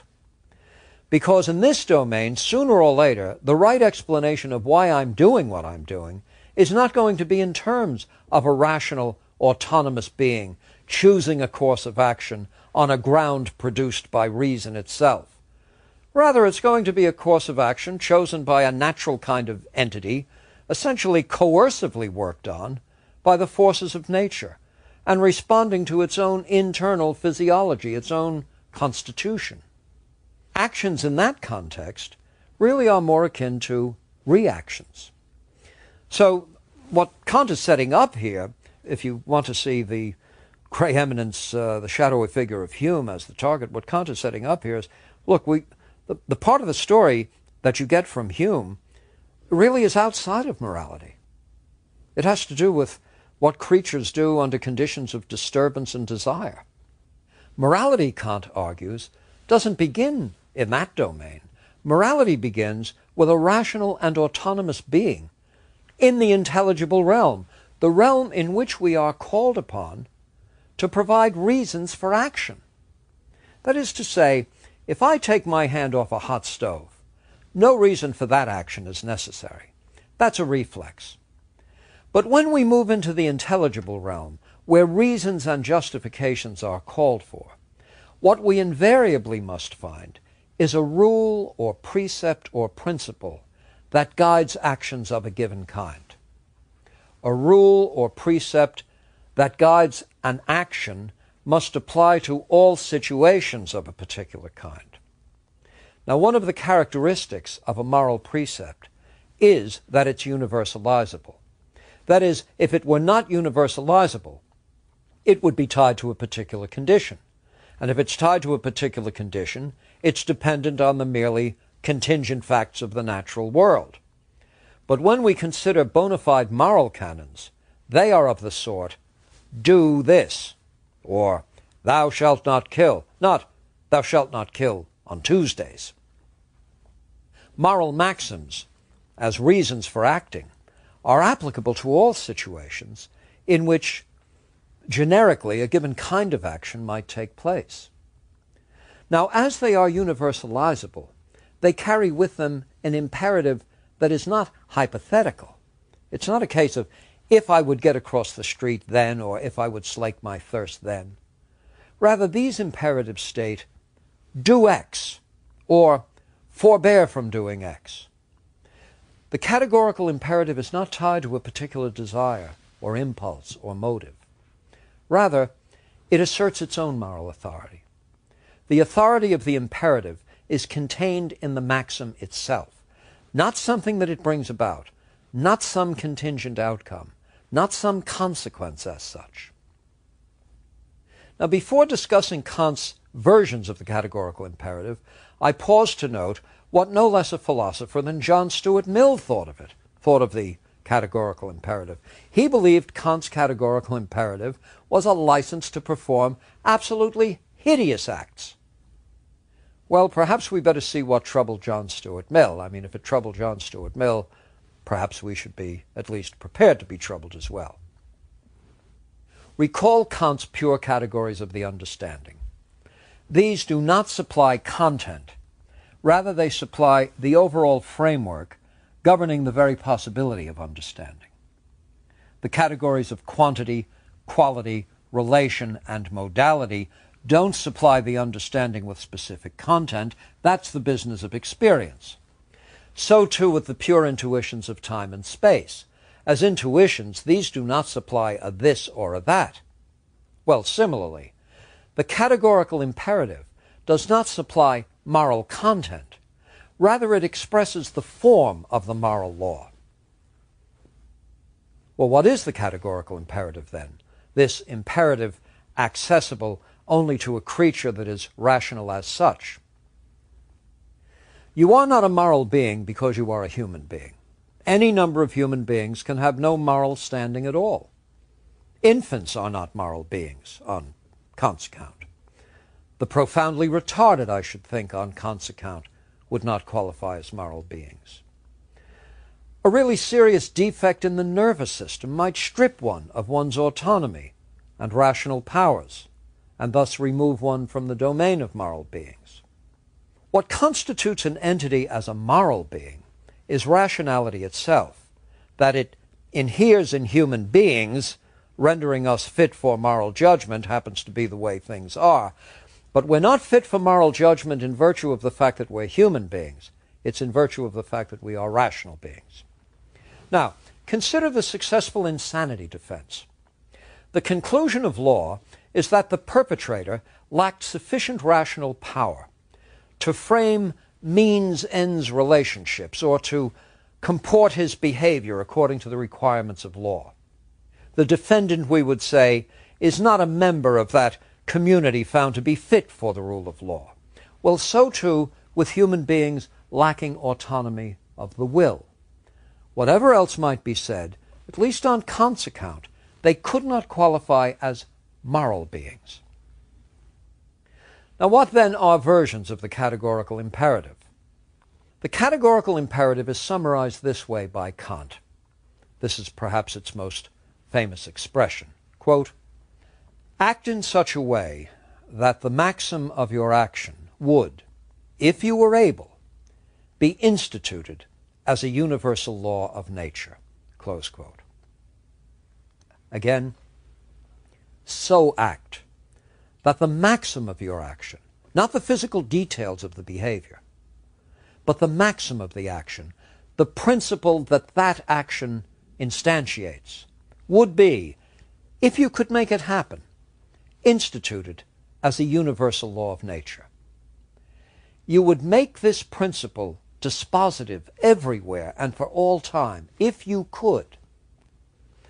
Act in such a way, so act, so comport yourself, that the principle on which that action is based, if you could make it so, would guide all action, everywhere, and at all times. Now, you see, what troubled Mill was the prospect of, let's say an arsonist invoking the categorical imperative and wishing to install as a universal law of nature the successful destruction of property by fire. Well, all respect due to Mill, and it's a great bit of respect that's due to Mill, to be sure, but this fear can only arise from a rather daring, I should say, systematic misunderstanding of Kant's entire argument. First, any ignoble end, for that matter, any end whatever, tied to considerations of pleasure or keen desire or emotion, would come under the heading of a hypothetical, not a categorical imperative. Second, the imperative is a law that the will gives to itself. There are sufficient resources within Kantian moral thought to rule out arson as a candidate universal law. I think Mill was probably onto this. What Mill, by the way, is so opposed to intuitionism in all forms that he's going to have to be opposed to a kind of moral intuitionism. Now, Kant offers another version of the categorical imperative. Quote, "Man is never merely a means to an end, but always an end unto himself." Close quote. Man is never merely a means to an end. Now, what is Kant getting at with this? Suppose I intentionally use another as an instrument of my purpose. If I intentionally set out to use another as an instrument of my purpose, then I am formally denying that person the standing of a morally autonomous being, which means I am prepared to suspend the presumption of moral autonomy, and that means I'm prepared to suspend precisely what is necessary for there to be morality at all.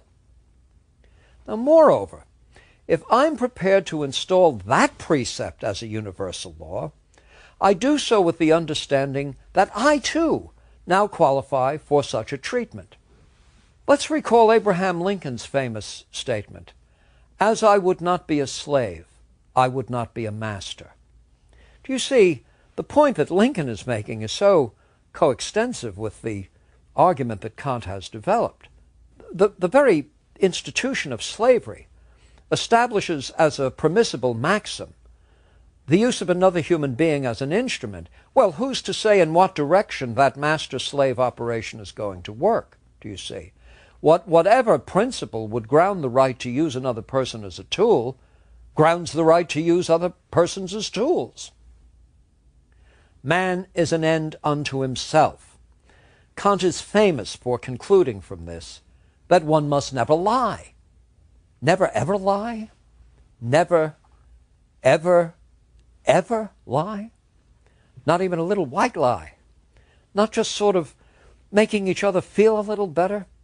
Well, we know Kant never married and presumably was not called on to judge the fall fashions. But consider the nature of the lie, and I want to say maybe consider the nature of the lie big or small. If Smith lies to Jones in order to have Jones do something that Jones, if properly informed, would never do, then Smith is using Jones as a tool. He's using him as an instrument of Smith's own purpose. That is, he's trumping Jones's own moral autonomy and thus violating the categorical imperative. But what if the SS is at the door demanding to be told where the Jews are hiding? Now what does Kant say? What does a Kantian say? It's a vexing question. And I think the right answer, at least if you're a Kantian, the right answer is that a Kantian says nothing at all. Now it's easy to make Kant into a kind of stick figure. Prussian, late 18th century, awfully formal, awfully abstract, utterly rationalistic. Life is richer than that. It's more robust, inevitably far more confusing than any system like Kant's is going to allow. But this is too easy, especially when alternative theories place the highest value on practical consequences. An illustration might help. Let's turn instead to one of the stock problems in ethics these days. Let's say bioethics. An ocean liner has sunk. There's a lifeboat. The lifeboat can support 5 people. 6 actually made it through. Which one do we pitch overboard? Well, Mother Teresa says, let me jump in. You can work these scenarios out for yourself. And you begin to see what happens the minute you adopt consequences as the basis upon which you're going to treat people, and indeed the basis upon which you might be prepared to end their lives. There has to be something firmer than just a delineation of consequences. Kant's epitaph summarizes so much about Kant. The moral law within him, the starry sky above him. Kant, the starry sky above him, the moral law within him, and on Kant's account, within us all. Not as a way of gaining pleasure, not as a way of easing pain, but as a way of doing the right thing, and thus instantiating ourselves as moral beings. Quite a contribution.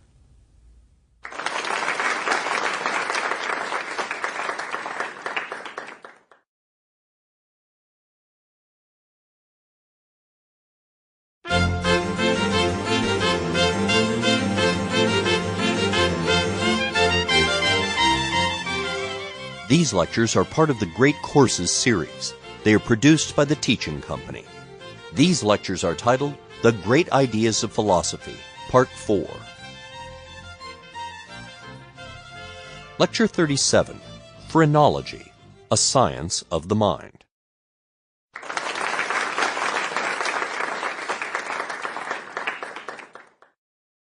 Now, as Hume, the philosophes, Kant, and other major philosophers of the Enlightenment were changing the map of thought, the scientific imagination of the period was scarcely at rest. Recall Descartes' contemporary critic Pierre Gassendi, who had so much to do with reviving Epicurean philosophy and the atomic ontology of Democritus and other atomists. Gassendi arguing that the right understanding of what the constituents of the universe are is a physical and physicalistic understanding, that ultimately everything is reducible to an atomic particulate form. Newton's physics is corpuscularian, and his methods, as well as those of Galileo, will sanction a reductionistic approach to complex problems. Then, too, Locke's philosophy of mind is corpuscular. Reduce the mind, reduce it to its elementary sensations, then figure out the principles by which it might build up ever more complex ensembles. And for all the claims about Descartes' mind-body dualism, his psychology, let's face it, is really quite radically biological. Oh yes, in the 11th hour he finds an aspect of mind or soul, a super-rational sort of abstract theorem-generating kind of mind that saves the entire project from vulgar materialism. Some have even argued that if, with Galileo called before the Inquisition in 1633, perhaps Descartes eschewed a quite public avowal of the very materialism that is fairly explicit in his posthumously published work. I don't think that's the right explanation, by the way. Descartes' position is not a failure of nerve. I think he's quite sincere in his dualism. Still, except for those uniquely rational powers that he confers on human beings, the rest of his philosophical psychology is entirely biological. So Descartes, too, establishes a solid philosophical foundation for a materialistic approach to issues of mind and mental life. And, as for La Mettrie's Man a Machine, it becomes almost a rallying cry for those who are going to try to advance the materialist agenda of philosophy, those who think that philosophical speculation is fine for the salons and the coffee shops, but to discover the nature of human nature and everything that goes with that, the problem of knowledge, problem of conduct, problem of governance, one must understand the subject to be a scientific one, finally based on what? The brain. Well, let me pause just long enough to say that whatever one's position on this might be, perhaps we can all agree that if you're going to settle on an organ to do this kind of work, and the choices are kidney, spleen, lungs, and so forth, the brain surely is the right organ. Now, by the end of the 18th century, commitment to this precept was increasing within scientific and medical circles. Before considering Franz Joseph Gall and phrenology, I might mention other contemporary attempts at scientific theories intended to explain the complexities of the human personality. There was, for example, Lavater, the Swiss naturalist, the father of a theory that we call physiognomy. Thus, by a careful examination of human facial characteristics, and by correlating these facial types with various social types, such as geniuses and artists and criminals, it should be possible to develop a science of human types with pretty good predictive power. One should be able to unearth the inside of psychic life from the outside through observations of the face. the cephalic index, the shape of the nose, the interocular distance. Now, this was not the first attempt of its kind. In fact, Theophrastus, who took over Aristotle's Lyceum after Aristotle's death, had also developed a physiognomy for various personality types. Some of his sketches have actually been preserved in later copies. There is an amusing application of physiognomy which appears in Darwin's account of his application for the position of naturalist on the HMS Beagle. He was interviewed by the estimable captain of that craft, Captain Fitzroy, himself, by the way, a most interesting figure. Fitzroy wrote quite an interesting account of the same voyage that Darwin famously wrote about, and their two accounts are profitably read in tandem. Well, Darwin tells us that throughout the interview, Fitzroy kept looking at Darwin's nose. Darwin finally did get the position of naturalist. The Beagle did not have separate quarters for a naturalist, so Darwin and Fitzroy were sharing the captain's quarters, and they did become very good friends. Apparently, one night over conversation, Fitzroy disclosed the fact that Darwin nearly did not get the appointment as ship's naturalist, because according to the captain, Darwin did not have the nose of a naturalist. Well, as you might have guessed, Fitzroy was an avid Lavatarian. Now, Darwin concludes his account by saying that happily for Darwin anyway, the captain was prepared to accept, at least in this case, the possibility that Darwin's nose had lied. Now, what we have here is not some freakish sort of outlying mode of thought. The Enlightenment ethos is one of confidence. I'm inclined to say a kind of naive confidence, that no problem is so complex as to be beyond the reach of the methods of science. As these methods are observational and systematic, it should always be possible, at least in principle, to reduce any degree of complexity to system, to general theories, and then these will generate ever more general integrations. Naturalists, biologists, physicians of the period are engaged in the same sort of enterprise, and none is better prepared academically or scientifically than the star of our show for the next few minutes anyway, Franz Joseph Gall, the father of phrenology.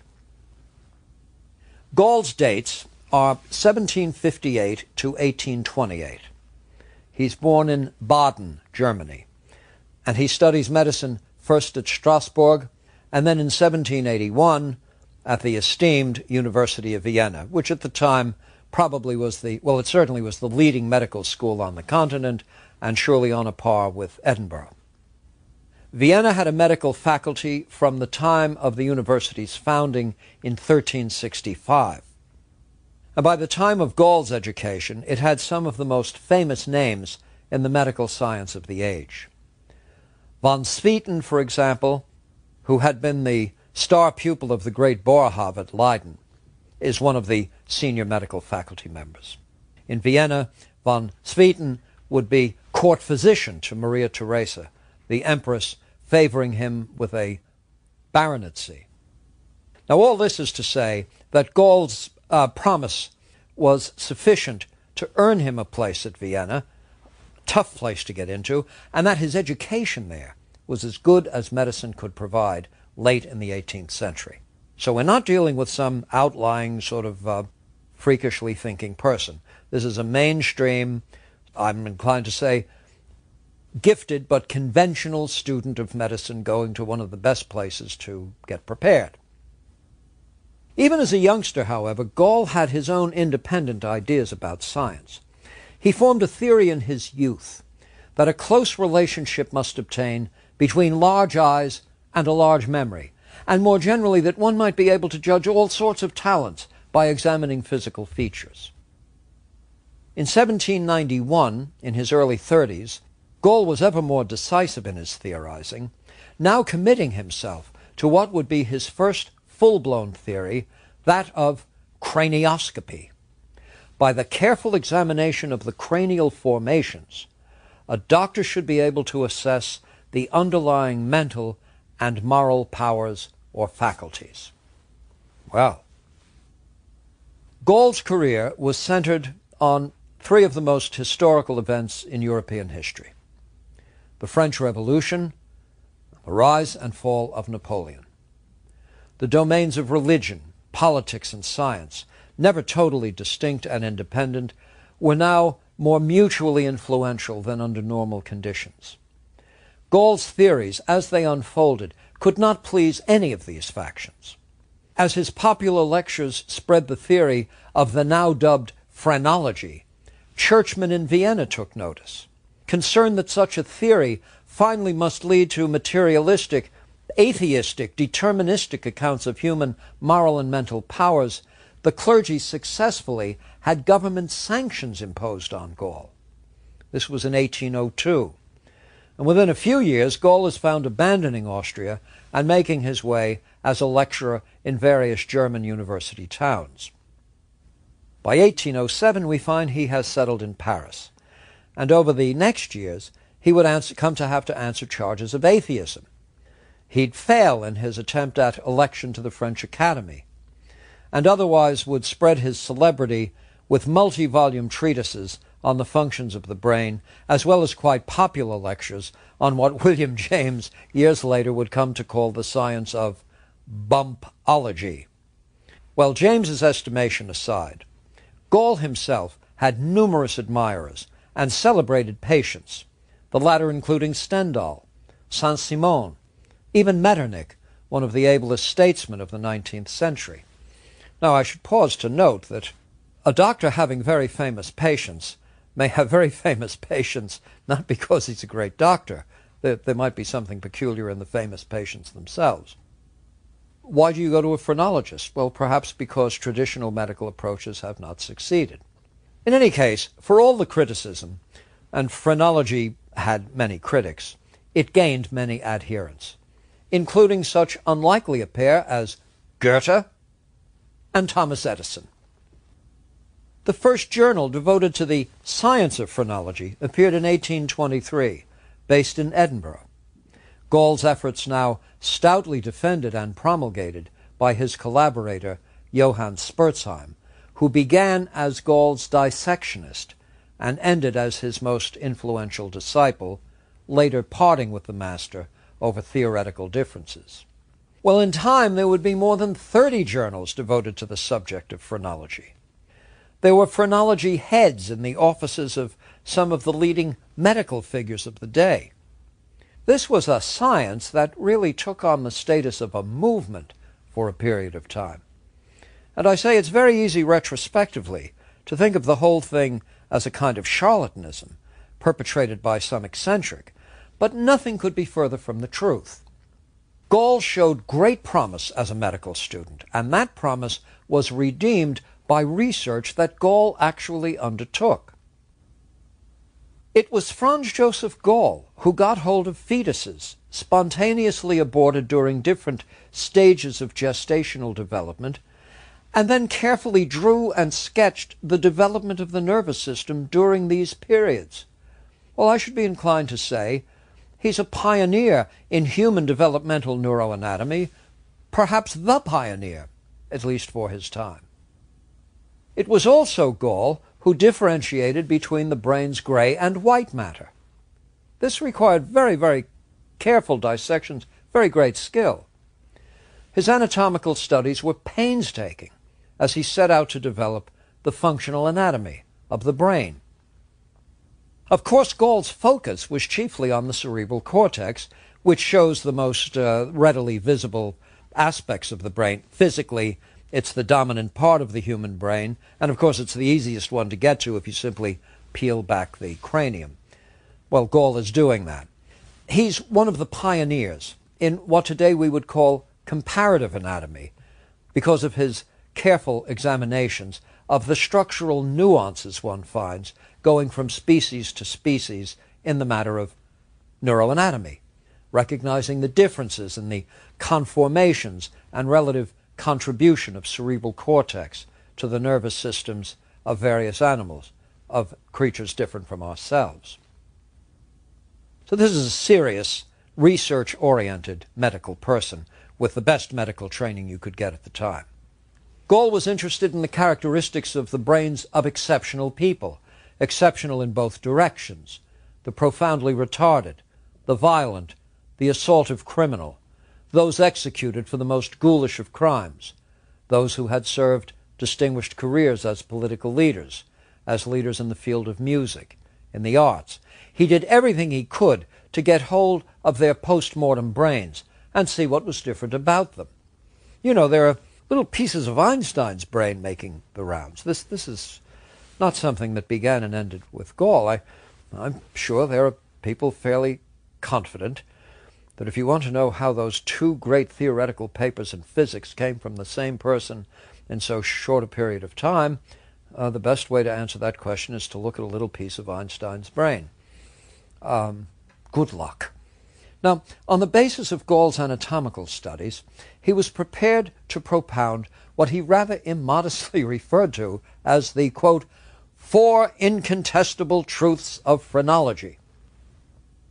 Now, phrenology was just the name he gave it from the Greek phrenesis, or phren, for mind, a science of the mind, a mental science, a scientific psychology. Which is circa 1800. We've got somebody trying to develop a scientific psychology. Now, what are the incontestable truths?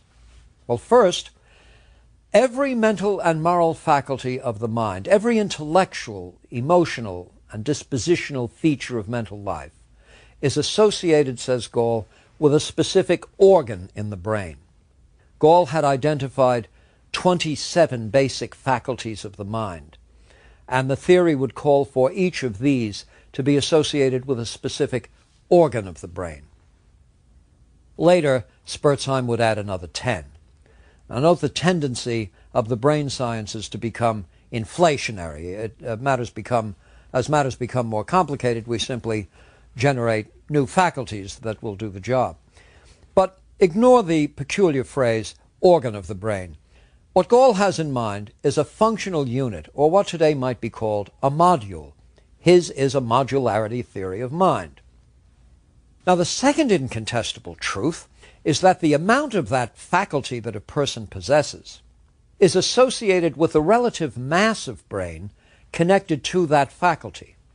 Gall is not contending that larger heads are better heads, though he could not have pleased Napoleon in his observation that Napoleon's head size was not proportioned to his ambitions. But the point is more subtle. For a given brain mass, it is the fraction of that brain that's devoted to a given faculty that affects the extent to which that faculty predominates. All right.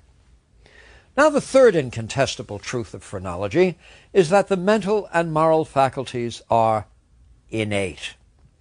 And I think one answer to the question why many of the philosophers tended to hold Gall at arm's length was this rather inegalitarian aspect of phrenology. The idea that major differences between and among persons at the level of mental and moral qualities are innately determined, and by the way, locked into nothing less than the permanent structure of the brain. But let me offer several qualifications here.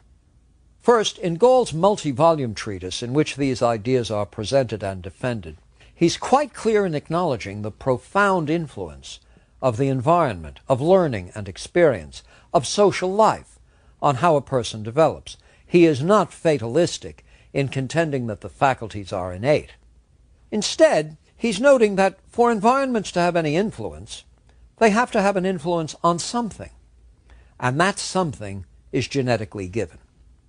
All brains are not going to be precisely the same at the outset, and some are going to be far richer in potentialities, which nonetheless may never be realized, far richer than other brains are, which, though quite diminished in their potentialities, may be nurtured in such a way as to compensate for native limitations. Now, this is similar to Socrates' position when the ancient philosopher takes lines from Hesiod and speaks of men of gold, men of silver, men of brass, and men of iron. This is an old idea. Now, the Enlightenment has generally satisfied itself that under the right set of social arrangements, differences between and among us become negligible. and that what accentuates the differences among us are those artificial forms of governments, class systems, caste systems, other pretensions, and the like. So I do say that Gall's position on this third truth is largely out of step with the prevailing optimism of the Enlightenment. Now, what about the fourth incontestable truth? Well, this gets a bit Byzantine. Let's go this way. When we are infants, the bony covering of the brain is quite soft. The covering, the calvarium, is soft during fetal development and early infancy, and thus it's somewhat elastic. It will stretch to accommodate the growth of tissue that it's covering. Now add to this proposition that a given brain is genetically predisposed to have certain areas much more developed ultimately than other areas. That is, there's a disposition within the given brain for certain parts to become much more elaborate than other parts. This is the innate nativistic feature of the theory. Well, all right.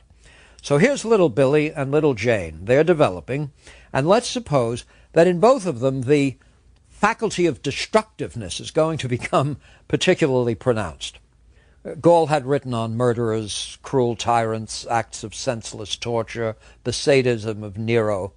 As he said in one of his works, quote, "Who now will dare to maintain that there is not in man an innate propensity which lead him to the destruction of his own species?" Close quote. Well, the phrenology chart shows this destructiveness faculty to be an area more or less wrapping itself around the top of each ear. Now, if Billy and Jane are predisposed to destructiveness, let's say more so than others, this part is now going to start elaborating itself during early development, during fetal development. So it's going to start pushing out against the calvarium near the apex of the ears. But suppose some other faculty, say the faculty of causality, which is located high on the forehead, close to the midline, is going to be present in much less potency. So here we have Billy and Jane with strong tendencies toward destructiveness, but with innately diminished capacities for the comprehension of causality. This would be an odd couple, by the way. Well, their brains are starting to develop accordingly, pushing out against the ear area, but being somewhat stunted in the forehead. This process goes on throughout the development of their nervous systems, before and after birth, until the sutures close and the cranium becomes harder and relatively inelastic. Of course, by that time, their skulls will reveal these conformations, providing evidence of the cerebral growth that has occurred until things got too hard. Now, Gall's critics early on made much of the difference between cranial bumps and crannies and what you would actually find in the underlying cerebral cortex. That is, the criticism was that the cranial conformations do not perfectly match the conformations of the brain surface itself, that being a criticism against Gall. Guess what? It was Gall himself who did most of the systematic studies of the degree of relatedness between the conformations of the skull and the conformations of the cortex underneath the skull. He knows the relationship isn't perfect, but he says it's good enough for general purposes. Accordingly, after systematic observations and correlational studies, it should be possible to palpate the cranial surface and discover in the anatomy of the brain the underlying moral, temperamental, emotional, and intellectual potentials characteristic of a given individual. Off we go. We've got a theory, we've got some data, we've got a world diverse in its makeup, and we're ready to explain the diversity. Well, the four incontestable truths of phrenology indeed. It would be but a matter of a few years before physiologists began to test this theory directly, thereby putting France at the very center of a field that would become psychobiology, or physiological psychology. And the technique of choice was to take animals, non-human animals, may I say unanesthetized non-human animals, cut their skulls open, and surgically destroy selective regions of the brain, sew the animal back up, and then observe among those animals that survived the deficits that had been produced by destruction of areas of the brain. The names that stand high on the list here, in my own view, I would have to say to some extent high on the list of villainy, would be Francois Magendie and Xavier Bichat, and most significant of all, the earliest critic of Gall, the one who was first to develop this technique, Pierre Flourens. Now I might mention that with some of these, in the case of one of these luminaries, he actually lost the affection of his wife and daughter for the kind of research conducted on these animals, these unanesthetized animals. There are instances of students being amused by having live animals pinned against a waxed board as their brains are exposed and surgically destroyed. This is not the occasion to launch a defense of animal rights, etc., etc., but it would be neglectful to let this sort of research pass without comment. After all, our characters are shaped by our activities, by what we do and what we support. That is, we make ourselves into sorts of beings we are, in virtue of the manner in which we conduct our lives.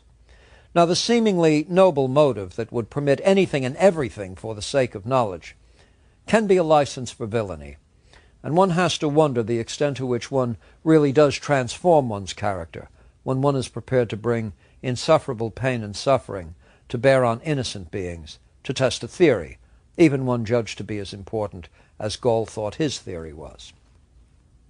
In the early 1840s, Flourens performed this research, publishing findings along with a careful critique in a work he titled Phrenology Examined, and he dedicated it to the memory of Descartes. A second edition appeared in 1844, and 2 years later an English language edition. And in the preface, Flourens tells the reader that the 17th century recovered from the philosophy of Descartes in the 18th, that of Locke. The question now is whether the 19th will recover from Gall. In other words, Gall, he thinks, had a very, very stultifying effect on thought in the sciences. The criticism that followed led many to conclude that the death knell of phrenology had been sounded, and sounded by Flourens. But Flourens paradoxically discovered that the areas of the brain Gall had identified with certain specific functions were not identified with those functions, and he thought that in doing that he was serving up a devastating critique of Gall. But what he ended up publishing actually was evidence of just the sort of localized function that was at the center of Gall's theory, increasingly showing a quite reliable relationship between specific areas of the brain and specific functions. It didn't redeem phrenology. There was no specific seat of the understanding found or eliminated. But it did do this. Gall had put on the map of scientific thought a problem that continues to animate what today we call the cognitive and brain sciences, and that is the problem of localization of function. Where in the nervous system is one or another psychological, moral, emotional, motivational, perceptual function determined, controlled, operated? The search continues to this day. With brain imaging techniques and other non-invasive methods, one is in a position to get very good answers to questions like this without pestering cats and dogs. Indeed, one of the most reliable sources of information in this area, and Gall was not ignorant of this, is the neurology clinic itself. Gall's larger achievement, a matter of record even as the record of phrenology proved to be largely a waste, was to rescue philosophy of mind from speculative philosophy and locate it within the sciences. It would be permissible to say that he played an important part in the emergence of psychology as an independent experimental discipline. The speculative approach of Locke or Hume was now complemented, if not replaced, by clinical experimental inquiries into the relationship between psychic and physical processes. From a few suggestive studies to what arose as a veritable movement, the brain sciences would take on profound philosophical importance. If Gall is not the father of that movement, he is surely one of the most influential modern tutors. Phrenology itself had great staying power. Learned essays and texts were still published and respectfully discussed as late as the 1930s. In the second half of the 19th century, Any number of books by medical specialists took the science quite seriously, ignoring Florenz and others who really didn't understand the matter. One title indicates how popular this was. James Carson, Fundamental Principles of Phrenology, providing the only principles he thinks capable of being reconciled with the immateriality and immortality of the soul, in 1868. Well, we don't see titles like that anymore. Now, rather, we see the cover of Time magazine indicating that we've located through the functional MRI the place in the brain that makes moral decisions. Some silly ideas die hard.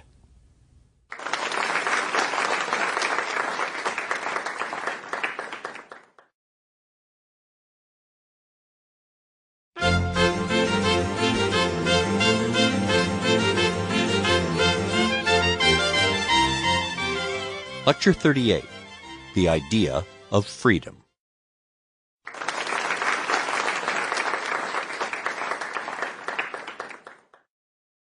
Alfred Tennyson, in his In Memoriam, writes, "I trust I have not wasted breath, I think we are not wholly brain." Romanticism is one of the perennial achievements of the human imagination, and in its philosophically developed expression, one of the significant productions of the 19th century. Its residuals are very much with us. And if it is a reaction to, and even a rejection of the Enlightenment, its origins are clearly traced to the Enlightenment itself. Let me quickly rehearse the larger aims of the Enlightenment, and then consider the romantic reaction to it. The principal agenda of the Enlightenment is to challenge traditional authority through the tools and resources of a scientific worldview.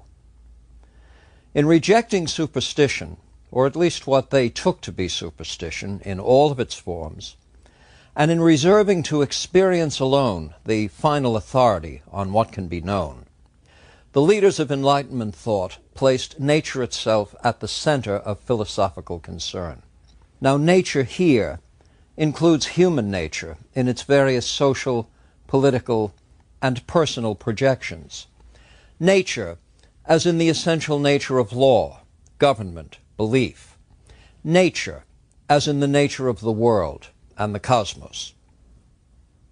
Thus, the Enlightenment sets itself up against what it takes to be all artificial contrivances, the overly analytical scholastic philosophies, the authority of Scripture or revelation, the merely invented powers of rank and title, the slothful acceptance of tradition, and the alleged wisdom of bygone times. If Descartes is one of the fathers of the modern worldview, let us recall that he helps to set the stage for the Enlightenment by rendering doubt the beginning of all knowledge. Well, of course, in this there were ancient Greek anticipations. Now, with Rousseau, we get what might be regarded as the beginning of a veritable religion of nature, the abundance of nature, the sheer beauty and power of nature, natural man being something that has a majesty about itself that's covered over and concealed and distorted by the awkward and artificial impositions of what we are pleased to call civilization, such that with these impositions we cease to live an authentically human life. This is what Tom Paine was getting at when he talks about rank and titles, quote, circumscribing human felicity. Under attack in Paris for his social contract, Rousseau retreated into himself on the island of Saint-Pierre in 1765, later composing his famous reveries, his recollections of the solitary promenade, as he called it. Now, in these reflections, we find Rousseau arrested by the sound of the ocean waves, which, here are lines that are quintessential Rousseau, the ocean waves which, quote, held my senses still, drove out of my mind all other kinds of agitation. What is it that one is enjoying in such a situation? Nothing external, nothing but oneself and one's own existence. As long as this state lasts, one is self-sufficient, like a god. All this coming from the waves of the ocean.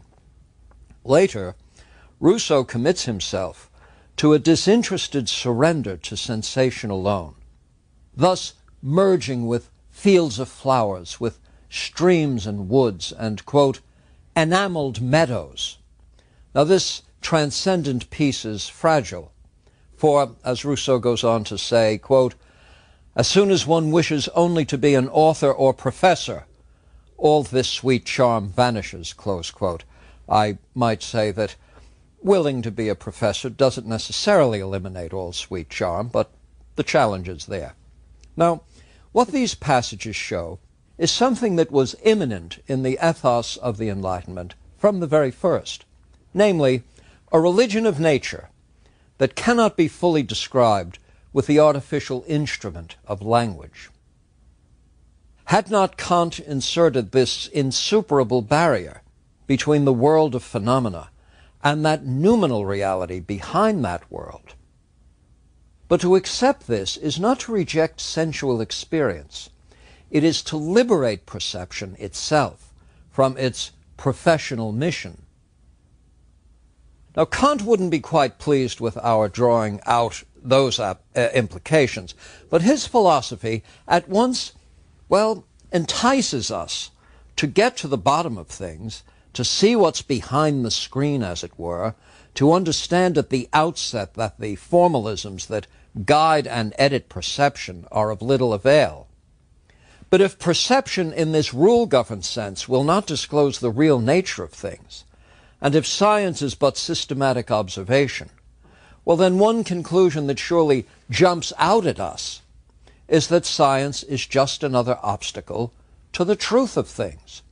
Again, if science is based primarily on observation, and if we know that observation reveals merely phenomenal and not noumenal reality, then science has built-in limitations. What happens then is that we begin to think there may be a text behind the text, behind the scene, behind the appearances and the measurements. There must be something that's really true, waiting to be found. And if we can't find it with the eye or ear or the anatomical blowpipe, well, how do we find it? Romanticism is, as it were, science grown shamefaced. There's something else in Kant. His moral theory it places us as rational beings in that intelligible realm that is outside the causal order of the natural sciences. Accordingly, human nature, as a rational nature, cannot be adequately understood in terms of causation in the scientific sense, but only through the rational apparatus of the introspecting, thoughtful being who discovers at once that he is a morally free being. Rousseau's "man is born free and is everywhere in chains" is one version of the story. Kant's moral autonomy and the liberation of the will from the constraints of causation is another. With Kant, it's the laws of freedom that operate in the intelligible realm. Well, we now begin to read a literature, we now begin to hear deep resonances to the effect that what really defines us is our freedom, that what renders us unique in the entire cosmos, apart from all other things, is our freedom. It is the free play of ideas that finally is at the bottom of genius itself. Alas, the way to get behind the world of mere appearances, to the world of reality, is through that freedom expressed by the exceptional person, who actually can come to see things. And when he sees things the way they really are, he sees there's much more mystery than can be scientifically observed and recorded. You see the movement of thought here. Now consider the appearance in the late 18th century of the Gothic novel. Two that come to mind are Mary Shelley's Frankenstein and Horace Walpole's The Castle of Otranto. In the latter work, Walpole writes a preface as if he is merely in possession of an English translation of a work appearing in Italian in the 16th century, telling of events that occurred centuries earlier. Walpole then inserts a maiden sonnet, which begs that the marvels to be reported be guarded against, quote, what? Reason's peevish blame. Now, Mary Shelley's classic is a tale of power-mongering at the expense of nature itself, something of a gloss on the Industrial Revolution, but more a searching examination of the promise and then the peril of attempts to reduce nature to something merely assembled. Victor Frankenstein will make his creature, will stand as a god of creation himself, and will not scruple over the moralist's philosophical niceties. He leaves these to his poet friend, so deeply concerned about all this. You see science and poetry now in a kind of adversarial relationship, with the scientist taking a kind of high-minded, well, I can leave that to the poets. How telling, then, when the poet, Henry Clerval, is killed by the monster. And remember what the monster says to Dr. Frankenstein, quote, "You are my creator, but I am your master." Pause here and think of what's going on. It's the poet whose moral sensibilities are the one thing that could save us from tragedy. That's precisely what the scientifically created monster kills. And the scientifically created monster is a creation now coming to master the creator. What are these horror stories all about? Think only of the paintings of Henry Fuseli, for example. Think of Blake's work. What are these productions expressing? What's the monster all about? What are we prepared to make of Fuseli's Nightmare and his Polyphemus? The latter presents this giant, half man, half beast. He's sort of sitting there sulking. Odysseus having driven a stake through the one eye. Polyphemus, the Cyclops, doesn't quite know what's going on. For Fuseli, it was the mystery and fantasy in the works of Shakespeare that allow us to enter a dream world closer to reality than the mere and shifting items seen under the sobering light of day. Well, in all, Romanticism conveys this sense of the mystery behind the reality, and the mystery that somehow gets uncovered through the genius of art and literature. It is not something accessible to the eye as such, until the eye is liberated from the formalisms of science, logic, and, yes, philosophy itself. This is what's behind the phrase, often used by scholars, the so-called romantic rebellion against the line and angle precision, the pretensions to knowledge of the scientific community, the mixed bounty of an industrial revolution that began as a servant and now stands as a master of the human condition. With whom do we want to date these developments? Is there a birthday for this line of thought? Of course, grand movements of thought do not lend themselves to birthdays. But certainly one of the very souls of the movement we call Romanticism is Goethe, who was surely viewed this way by his contemporaries. His dates are 1749 to 1832. A lawyer's son, Goethe would play many parts in his long life. Painter, statesman, botanist, poet, playwright. He is a towering literary figure, so much so that one of his major works is often overlooked. I refer to his Farbenlehre, published in 1810. It weighed in at 1,400 pages and presented what was, at least at that time, one of the most detailed analyses ever devoted to, of all things, color vision. Now, what is Goethe doing writing a book on color? Well, he tells us straight away that he is, quote, the only person in this century who has the right insight into the difficult science of colors. That is what I am proud of, and that is what gives me the feeling that I have outstripped many, close quote. So you see, Goethe himself regarded this as one of the premier productions of his life. In point of fact, he believes he has outstripped Newton. The work itself, indeed, is a sustained critique of the Newtonian theory of light. It is a broadside against Newton's physics of light, the corpuscular theory, the entire approach to understanding color as an experience. You see, the burden of Goethe's book is to establish that Newton has told us everything about light except what we see. There's nothing in the physics of it all that tells us anything about how the world actually comes to appear to us, and the meanings that we will come to extract from it.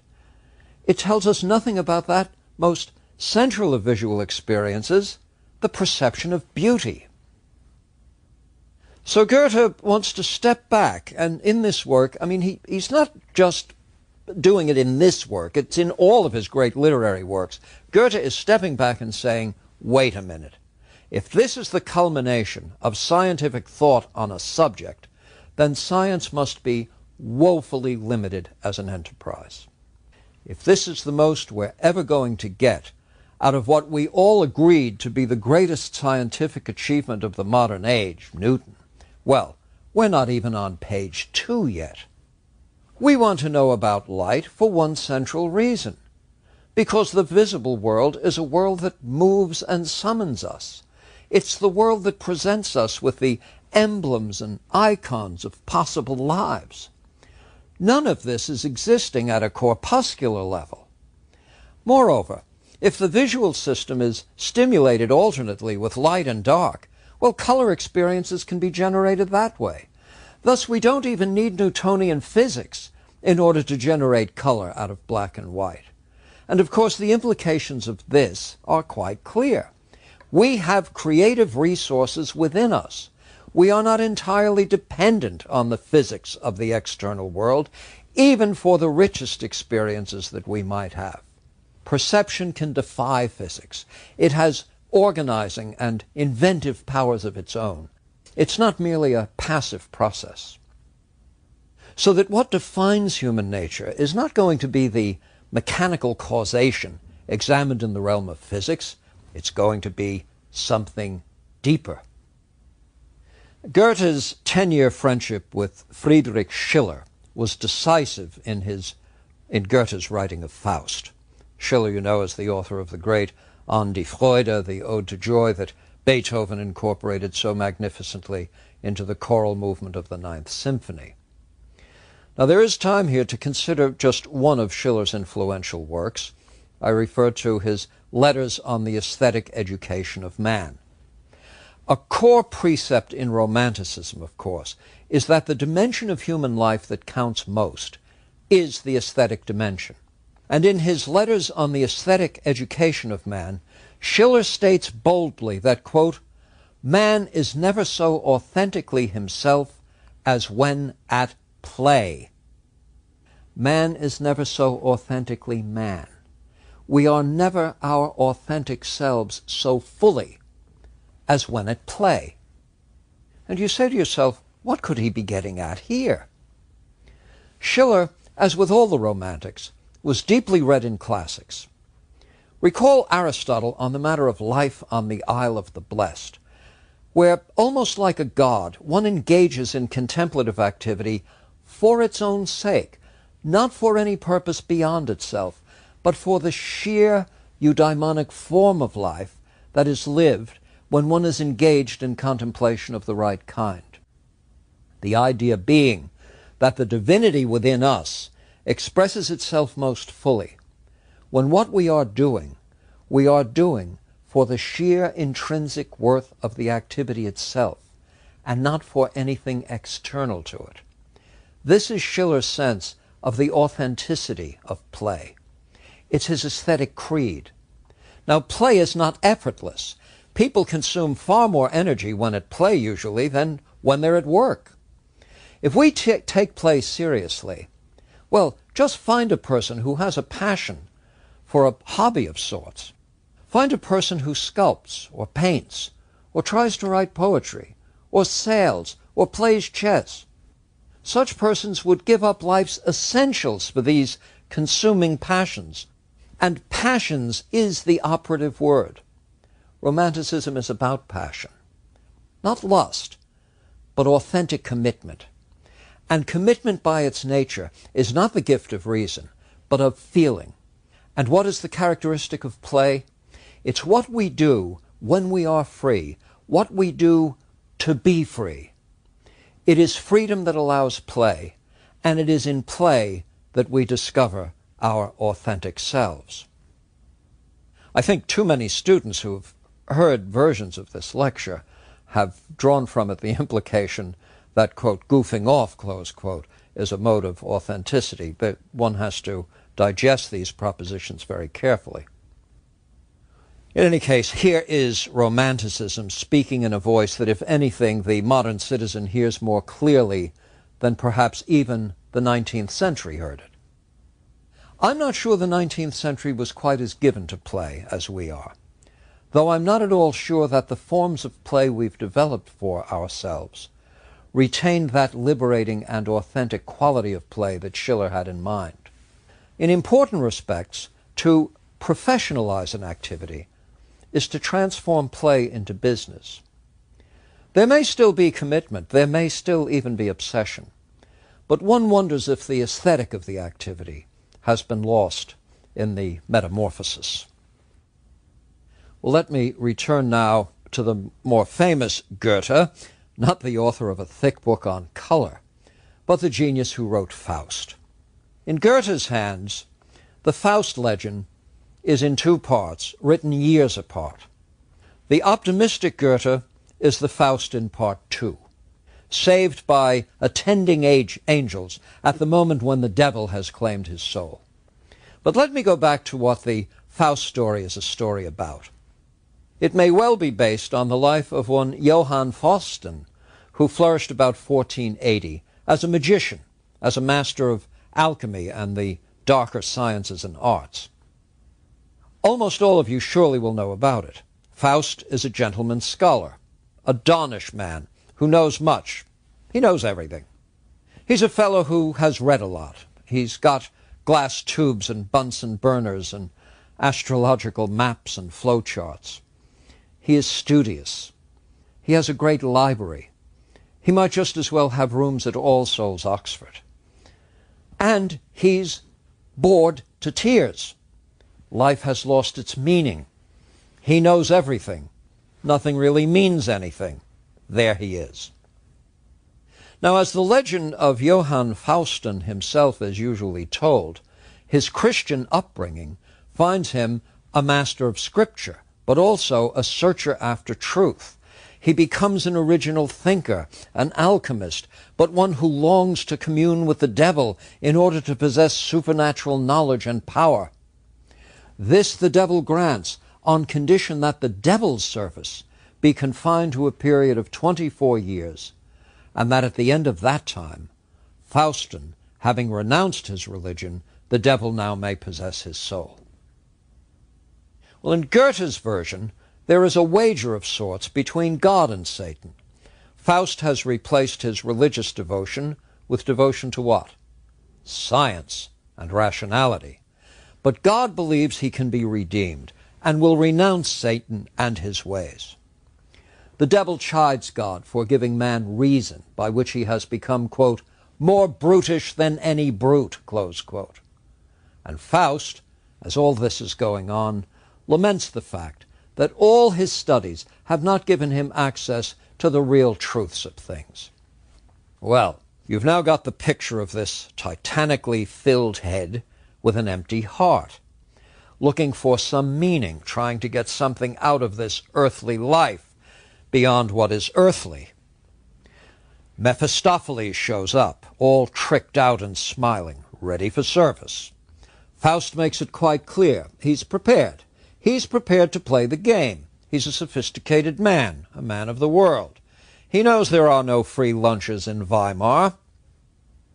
Well, what it would take for Faust to pledge his soul is for Mephistopheles to create in him an experience of such a nature that he would command time itself to stand still, an experience of such a nature that he would never tire of it. Think of this now. Bored stiff. What is one looking for? One is looking for things that one doesn't habituate to and become bored with. So, create in me an experience of such a nature that I would have time stand still means create an experience that I would never tire of. The Faust saga, then, includes love, power, romance, passion. These are all things people aspire to. Faust goes through one dilemma after another. This fellow is on an ocean of turmoil and an ocean of possibilities. And it's quite a bargain that he entered into, that Faustian bargain. What would you sell your soul for, is the question at the bottom of the play. What is it that you would sell your soul for? What's your price? Are you a calculating person? Are you caught up in something other than the categorical imperative, do you see? Here you are, you're free, and part of what it means to be free, of course, is that you can engage in transactions of this sort. Goethe worked on this story on and off over a period of decades, beginning in 1773. The finale, Part 2, did not appear until just after Goethe's death in 1832. Faust by now has been the beneficiary of good and bad of his own choosing, by the way, and so the question in Part 2 is how the whole Faustian bargain is going to work out. Having gone through the range of possibilities that only the devil can present, and with the terms of the agreement now about to be finally fulfilled, Faust is found looking out over a field that his workers have been toiling on. And then he has an utterly novel experience, the transcendent joy of having his lands given over to all the people. At this point, he begins to be engulfed by blindness, and it's at that point that he sees more clearly the prospect of men and women working a land that is their own and for themselves. What does Faust say with this spectacle? This is the highest wisdom that I own, the best that mankind ever knew. Wisdom's last verdict goes on to say, he only earns freedom and existence who must reconquer them each day. Close quote. Stop with this now. Here's a man who's gone through everything, and what he cherishes most is the spectacle, the reality of freedom. And to have it, it must be reconquered every day. The celebration here, the experience one can have that one would never want to end, doesn't happen to be something at the bottom of a bottle. In fact, it isn't anything that happens to you, do you see? It is the externalization of the ideal of liberty, the ideal of freedom, freedom for its own sake, as the creative, ultimate, moral force of the universe. God made the world freely and gave it as a gift, knowing that it was good. One of Kant's young contemporaries was Johann Fichte, and more will be said about him in another lecture. He had written several very important works, one titled The Way Toward a Blessed Life, another titled Characteristics of the Present Age. Fichte is taken by Rousseau's claim, man is born free, but everywhere in chains. And Fichte then raises this extremely interesting question. Born free, how would you know it? You know, a fish will never discover water, so how can one know freedom if it's nothing less than a condition of one's birth? Now, on Fichte's understanding, the very idea of freedom only comes about as an aspect of consciousness when it is opposed. We see a bit of this in the position that Faust is taking at the end. It's their freedom that is something he relishes. It is, in the trite phrase we now use, the gift of giving. There is finally this moment of selflessness. It is the externalization of desire. It's the rendering universal as a universal law of nature something that he himself will not experience or doesn't think he'll experience. Now, having had that glorious moment where he has seen something that would have him arrest time itself, have him stop time in its tracks, Faust must now submit to the agreement. But as his spirit descends and falls toward that depth from which no soul returns, his soul is suddenly borne up by the angels. Faust is redeemed. There's an interesting parallel, I think, between the way Faust ends, and Fichte's view that in the selfless life, in de-individuating ourselves and giving up the merely personal, private exercise of freedom and externalizing all of the possibilities of freedom for the benefit of the many, we end up at once with a life that is thoroughly authentic. At the same time, it is no longer, in fact, a personal life, but now a life that possibly can find itself absorbed into an eternal and immutable cosmic scheme defined by its very nature. Well, what about psychological materialism and phrenological charts? Might Faust's problems not have found a readier solution in contemporary pharmacology? I should tell you that Carlyle was a particularly influential figure in the 19th century, a critic and stern Scotsman. One of the leaders of thought in the materialist tradition was Pierre Cabannes, and we're going to see a reflection on Cabannes' writings on the part of Carlyle. After the Revolution, Cabannes was made head of the hospital system in Paris. He was an influential and indeed very capable advocate of the brain sciences. He wrote a series of essays on the relationship between the psychological and physical dimensions of life, concluding that the surest way of understanding us all is through neurology. Cabannes would have quite a following indeed, and a worthy one. His writings to this day read very well. But when Carlyle looks at the claims of Cabannes, who would have poetry grounded in the viscera, he says of Cabannes, there he stands with his anatomical blowpipes and dissecting needles, going through a world of wonder unwondering. The Romanticists want us to go through a world of wonder, wondering.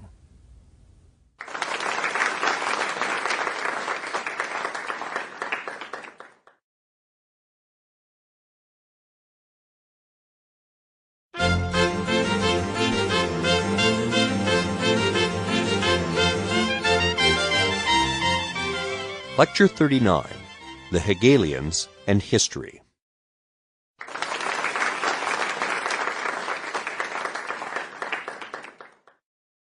I think anyone who sets out to develop Hegel's thought within the ambit of a 30-minute lecture really deserves all he gets.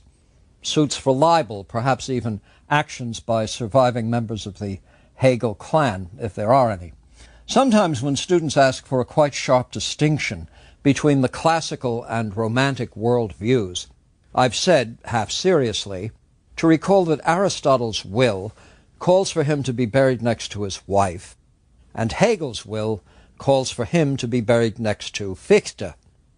Now, I'm not quite sure that conveys all of the distinctions I'd want to make between classicism and romanticism, but it certainly is an introduction to some of the distinctions that I would offer in this lecture. Hegel was born in 1770 to a middle-class family in Stuttgart. His early education featured the classics and was preparatory for theological studies, which in time proved boring to him. His record at Tübingen's Stift Theological Seminary was unremarkable, his record indicating that he was judged to be of, quote, middling industry and knowledge, close quote. He roomed with two young men who would distinguish themselves in future years, the poet Hölderlin, whose two-volume Hyperion is a classic in German literature, and Schelling, who will be associated with Hegel in years to come, and who figured importantly in what came to be known as German idealism. Now, the academic world of Germany, and of Tübingen especially, was in turmoil as a result of the French Revolution and the ideas surrounding it and arising from it. Hegel, in 1792, is ranked by his fellow students as one of the great defenders of freedom. It's a period of reform, of rejection of the past, and Hegel is among that intellectual elite, aware of the debts to the past, but aware as well of the changing conditions of the world, a political world the Greeks could not have anticipated, and which conventional science cannot even address, as Hegel sees things. Now, there's so much that's elusive in Hegel that it's best to let him state what he takes to be his mission. The briefest expression of this is provided in the preface he wrote for his monumental Phenomenology of Mind. Here's the quote. The systematic development of truth in scientific form can alone be the true shape in which truth exists. To help bring philosophy nearer to the form of science, that goal where it can lay aside the name of love of knowledge and be actual knowledge, that is what I have set before me." Close quote. A noble ambition.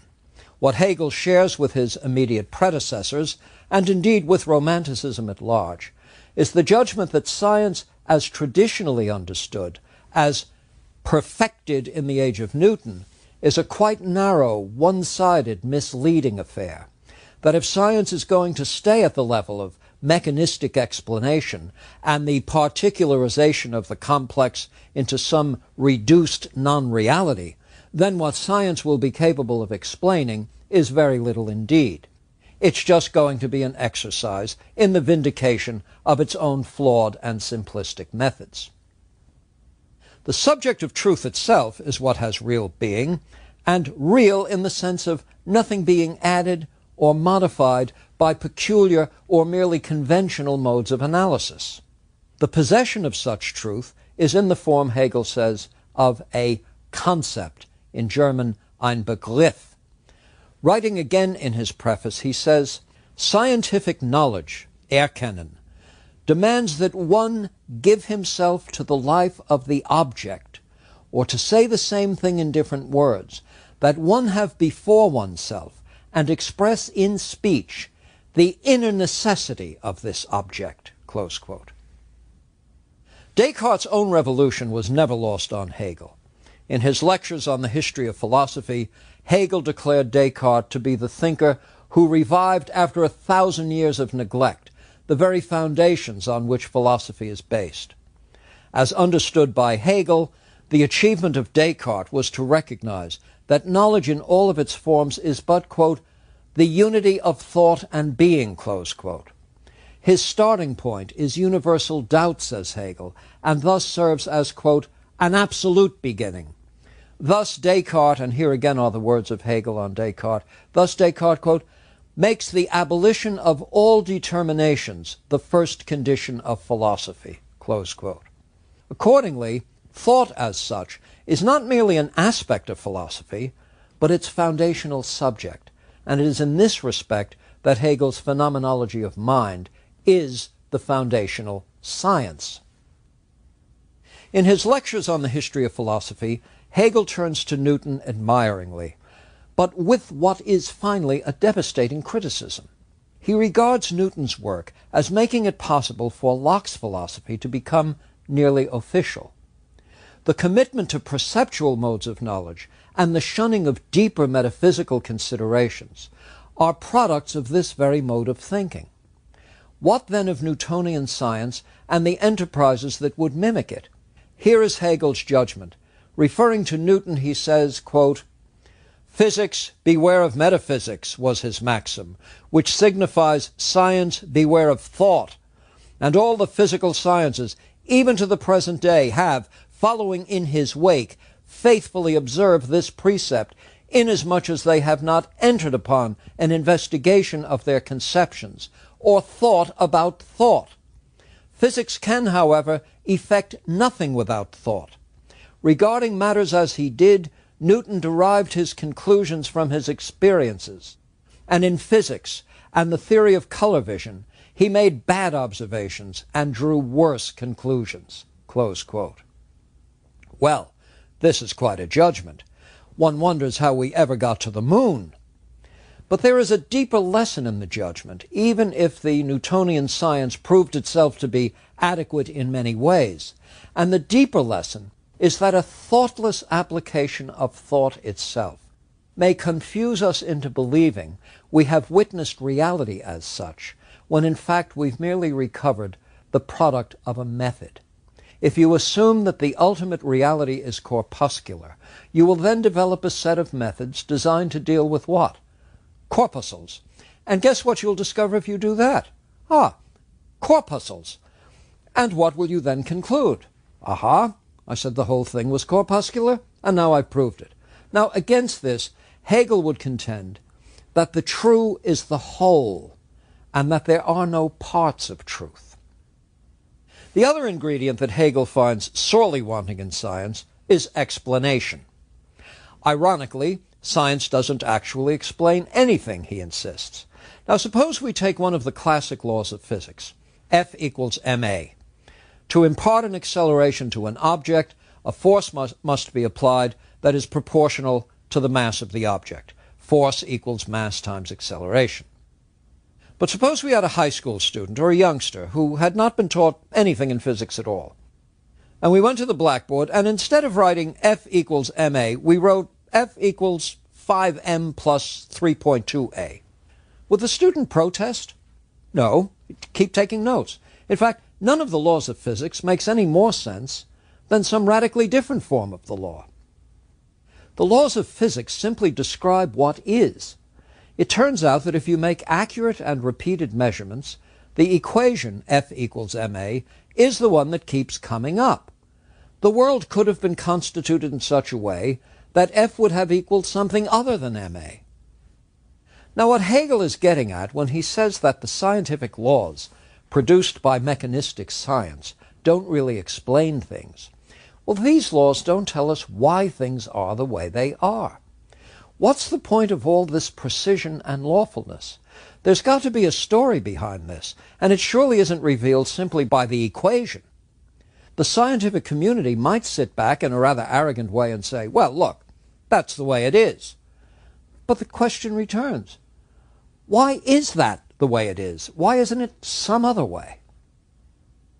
To include Hegel within the tradition of Romanticism, or German Romantic idealism, requires that we turn again to Johann Fichte, whose Science of Knowledge was published in 1797. Fichte is a pivotal figure in the history of philosophy. Indeed, that famous Hegelian triad of thesis, antithesis, synthesis is actually Fichte's contribution, and it's rarely employed by Hegel himself. At this point, all that needs to be said of Fichte is that he recognized in Kant's epistemology a fundamental conflict. If there is some sort of conceptual or logical barrier between reality as it is and reality as it is perceived, between the noumenal and the phenomenal, a choice must be made by philosophy. Either there must be a commitment to bypass mind as such in every possible way, or accept that it is mind as such that is the worthy object of attention. Fichte's argument is that the ultimate reality is that of idea, the starting point of philosophy then being the transcendental ego. Against the Kantian thesis that the mind cannot know anything except under the forms of appearance, and never as the entity is in itself, Fichte will counter that the mind knows itself noumenally, and not as appearance. Now we might say at this point, enter Hegel. What we ought to be looking for is not merely those causal connections revealed in scientific laws. Rather, we should be looking for the reason behind the laws, for reality is rational. There is a profound difference between explanations based on causes and explanations based on reasons. And it's useful here to summarize the differences. Aristotle had argued that genuinely scientific knowledge, episteme, requires a complete causal account. But he then went on to note that a complete causal account must include the that for the sake of which, the end or purpose or telos, for the sake of which the other causal modalities operated. So it is the final cause, the that for the sake of which, that is the reason why the event or object came about. Now, one way to illustrate this is within the context of adjudication. Suppose we have someone brought before the bar of justice for having mortally wounded another. Smith is charged with shooting Jones. Now, the answer to the question, why did Jones die, can take a variety of forms. We might say with the poets, dust thou art, to dust returneth. Or we might turn to page 1 of the logic textbook and read, all men are mortal, Jones is a man, necessarily Jones is mortal. And now we have proof of it. But of course, what the court will say, what the jury will say, is that this syllogism is true indifferently across all human beings. This doesn't identify what it was that brought about Jones's death. Well, we might next hear from the expert pathologist who tells us that the offending bullet severed the basilar artery or something like that, the brain was denied blood supply, and so forth, and Jones died. Now here's an account in terms of the efficient cause. Then all of a sudden, maybe out of desperation, Smith stands up and says, "Look, I shot him. He was carrying on with my wife, and I killed him." Close quote. Well, now the jury breathes a sigh of relief. Those in attendance will breathe a sigh of relief. So will the judge.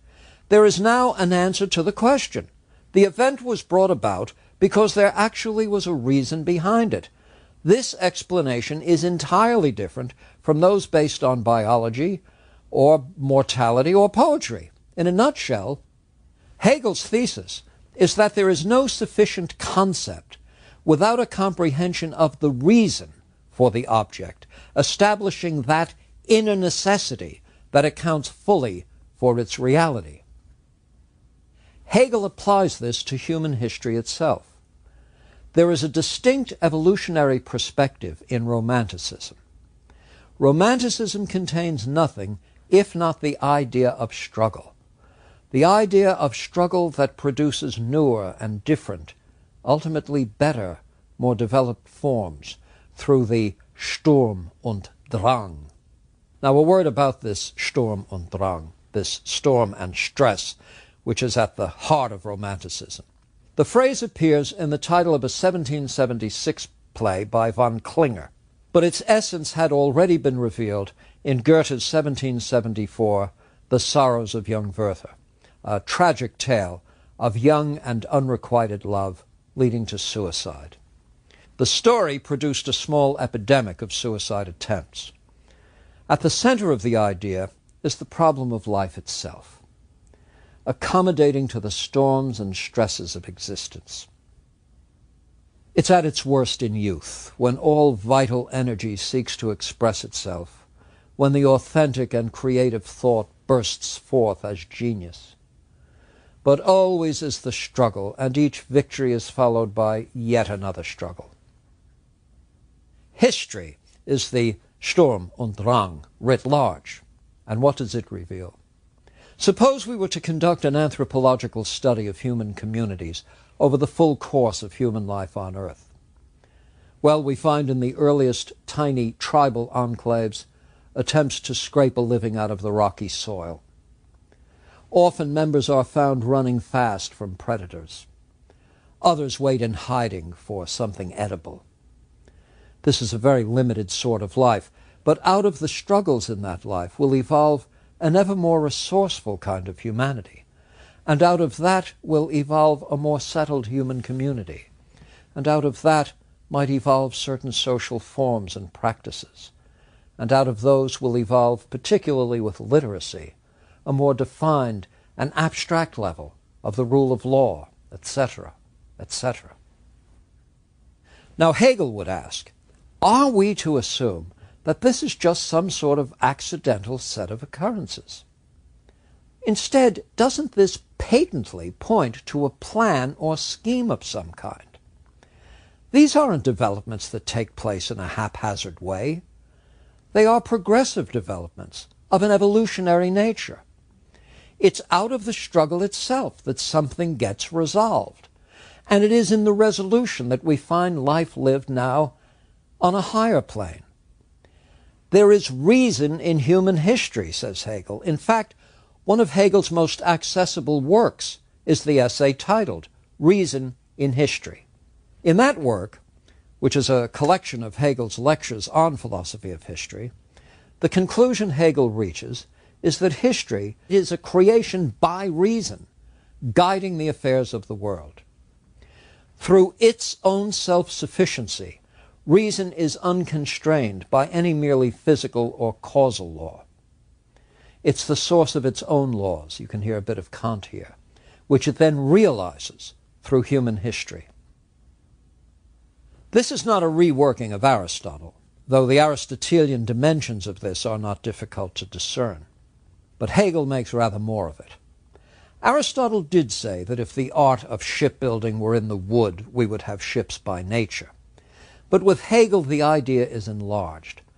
nor will we get the progressive refinement and rationality of human life except as a result of something that realizes itself thereby. There is something that is working itself through human history. And Hegel is satisfied that that something is ontologically real, that indeed in the absence of that ontologically real something, you could not have such an evolutionary and progressive course. Hegel refers to it with more than one term, typically as the absolute. And of course that's capital A. Sometimes he refers to it as the absolute idea.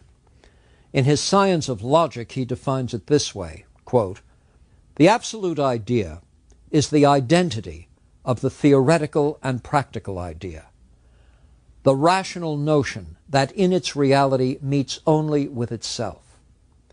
All else is error, confusion, opinion, endeavor, caprice, and transitoriness.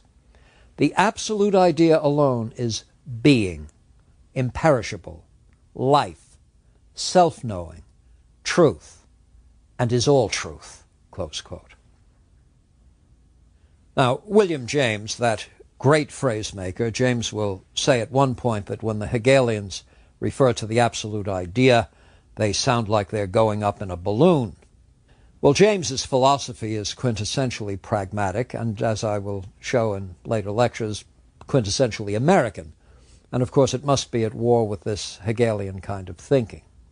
But the romantic idealism of the German intellectual world is committed to a quite brave rejection of all mechanistic sciences that never really do get around to addressing reality as in fact we find it.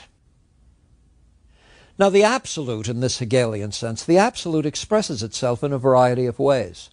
And in Hegel's time, he is satisfied that the fullest expression of it is in the ordered state itself. In fact, in a passage that I should say in the wake of 2 world wars taking place in our own century, shall I say, this is a phrase that has a kind of chilling property to it. Don't blame Hegel for what a later history engages in.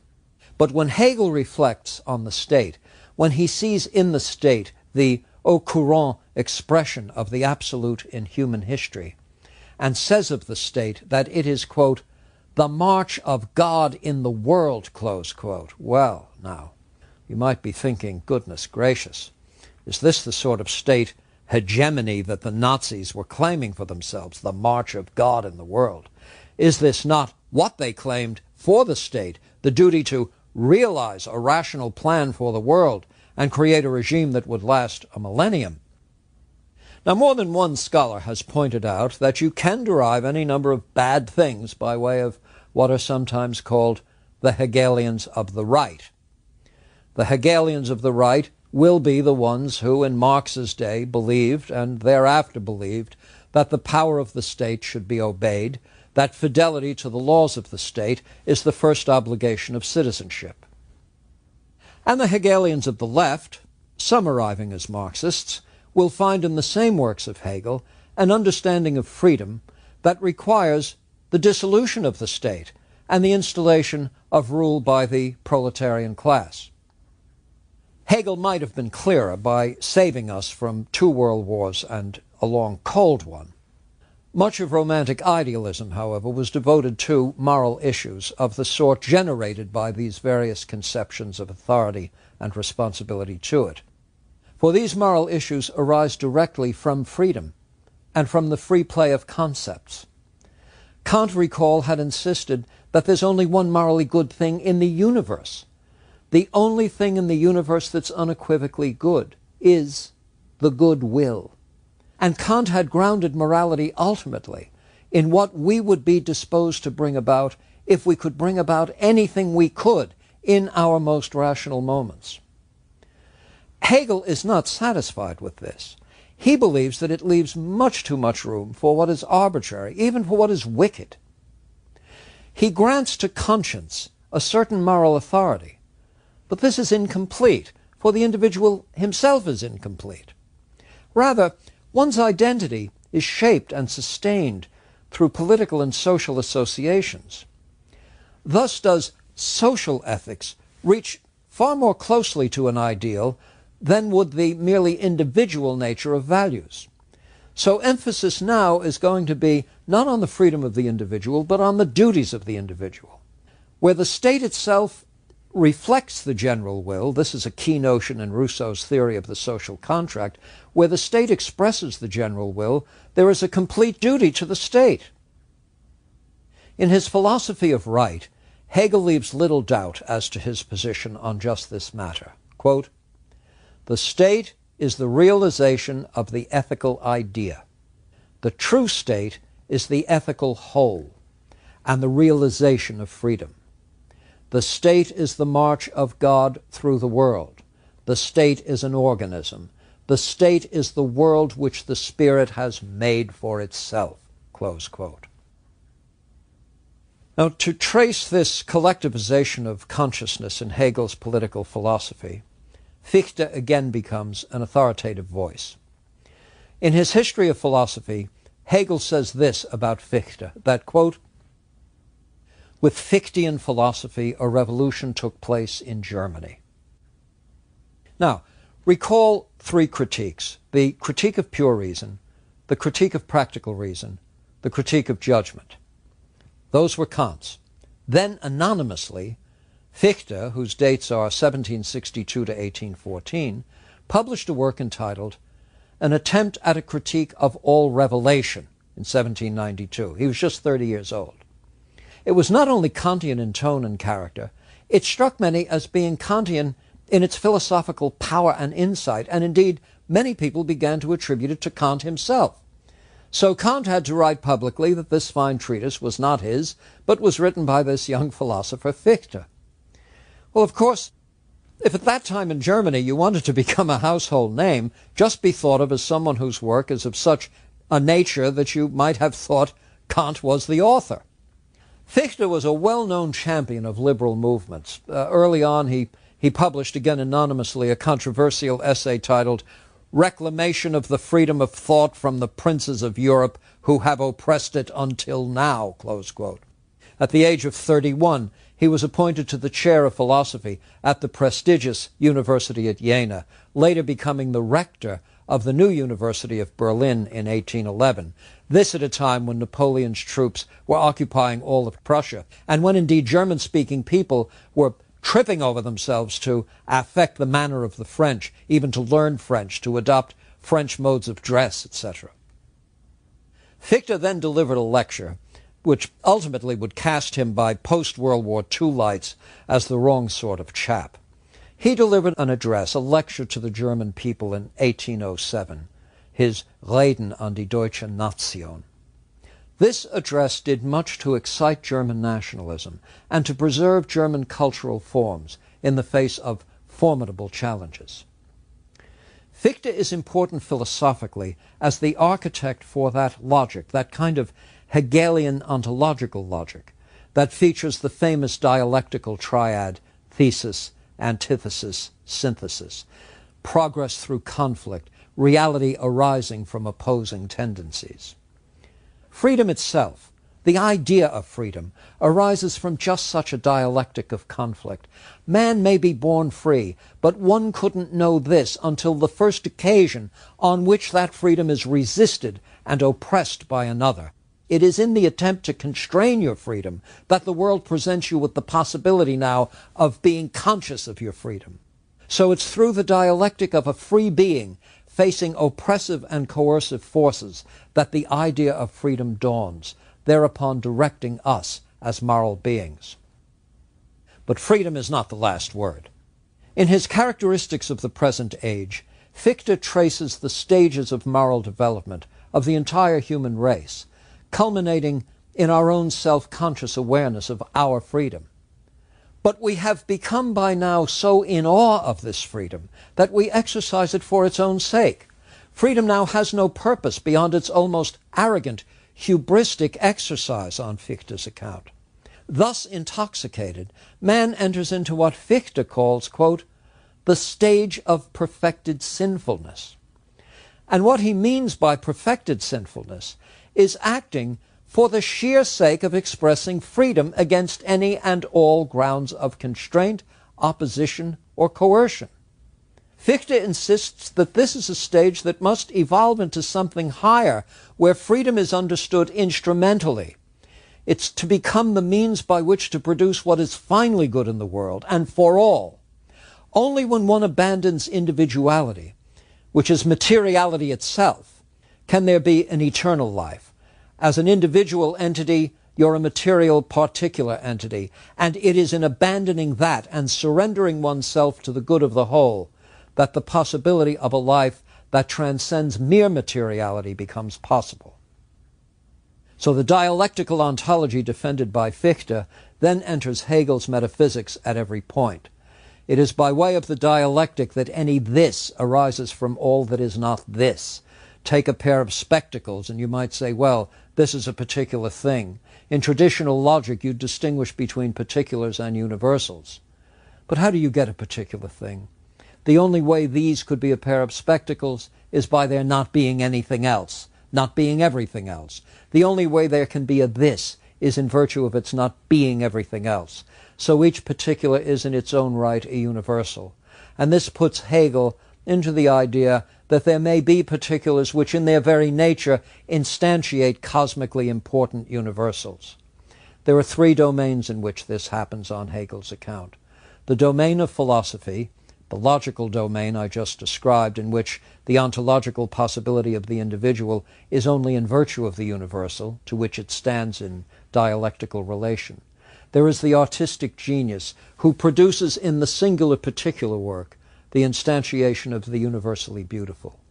And so in the domain of aesthetics as well as in the domain of philosophy, and in the domain of aesthetics, the dialectic operates in such a way that individual instances give rise to the universals themselves. And it's finally in religion. Hegel was persuaded that the religion that succeeds most fully is Christianity, and this chiefly because of the ethics instantiated by the individual man Jesus, who is universalized as the Christ.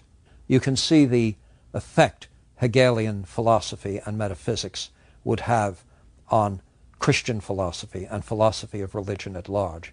Hegelian influences abroad in the world today and powerfully influential.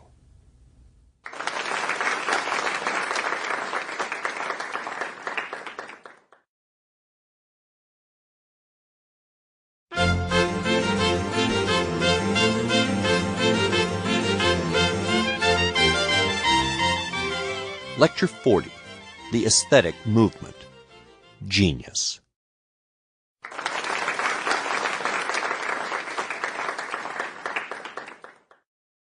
In November of 1862, one of the great scientists of the 19th century, Hermann von Helmholtz, who was one of the important figures in developing the conservation laws in physics, conservation of momentum, conservation of mass, etc. Helmholtz gave a lecture at Heidelberg, and one of the issues that he was trying to clarify was why it was that as of 1862, the leading people in science not only had very little to do with philosophy, but were quite visibly shunning philosophers. The question before the House was, how do you account for a divorce between those who a century earlier were living in the same house, doing the same work? The natural philosopher was the natural scientist, and vice versa. And here we are in 1862, and you hardly can get a conversation going between members of those two domains. Let me read a passage from Helmholtz where he answers that question, how this all came about. Helmholtz says, he refers here to Hegel's philosophy, Hegel's system. Helmholtz says, Hegel's, quote, system of nature seemed at least to natural philosophers absolutely crazy. Hegel launched out with particular vehemence and acrimony against the natural philosopher, and especially against Isaac Newton. The philosophers accused the scientific men of narrowness. The scientific men retorted that the philosophers were insane, close quote. Well, the rift between the aesthetes and the men of science was not complete by 1862, but it was certainly on the way to becoming complete.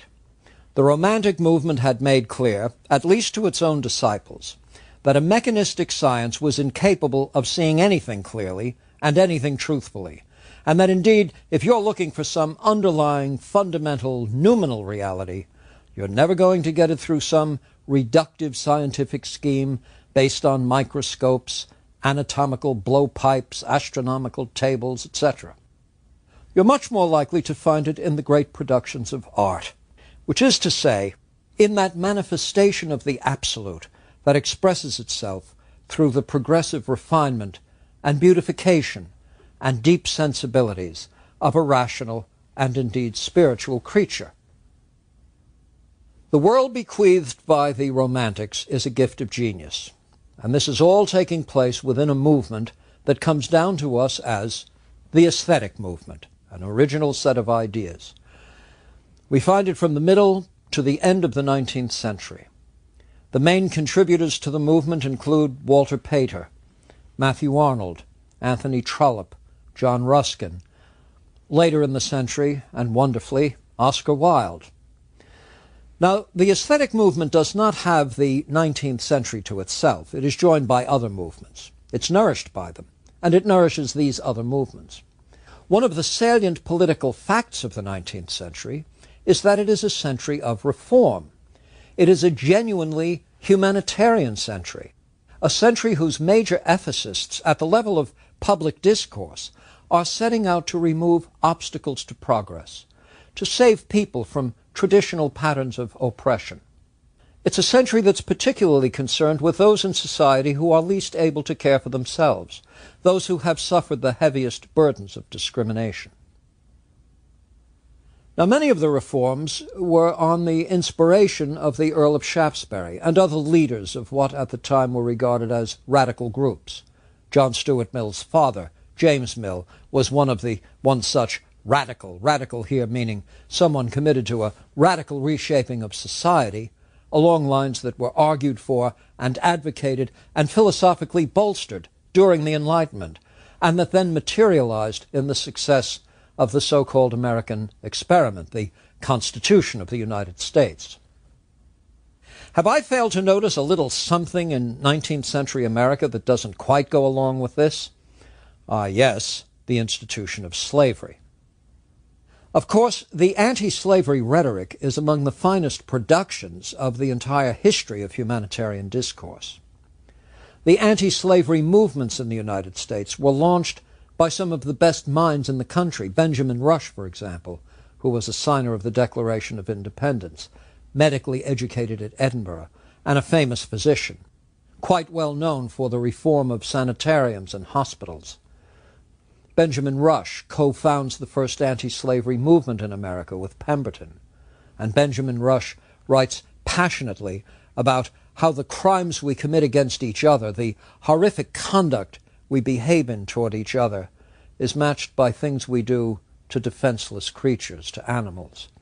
He's making a kind of animal rights speech. Indeed, it is an animal rights speech, that if you can harden yourself in such a way as to cause pain and suffering to any creature capable of experiencing it, what's going to discipline you when it comes to exploiting fellow human beings?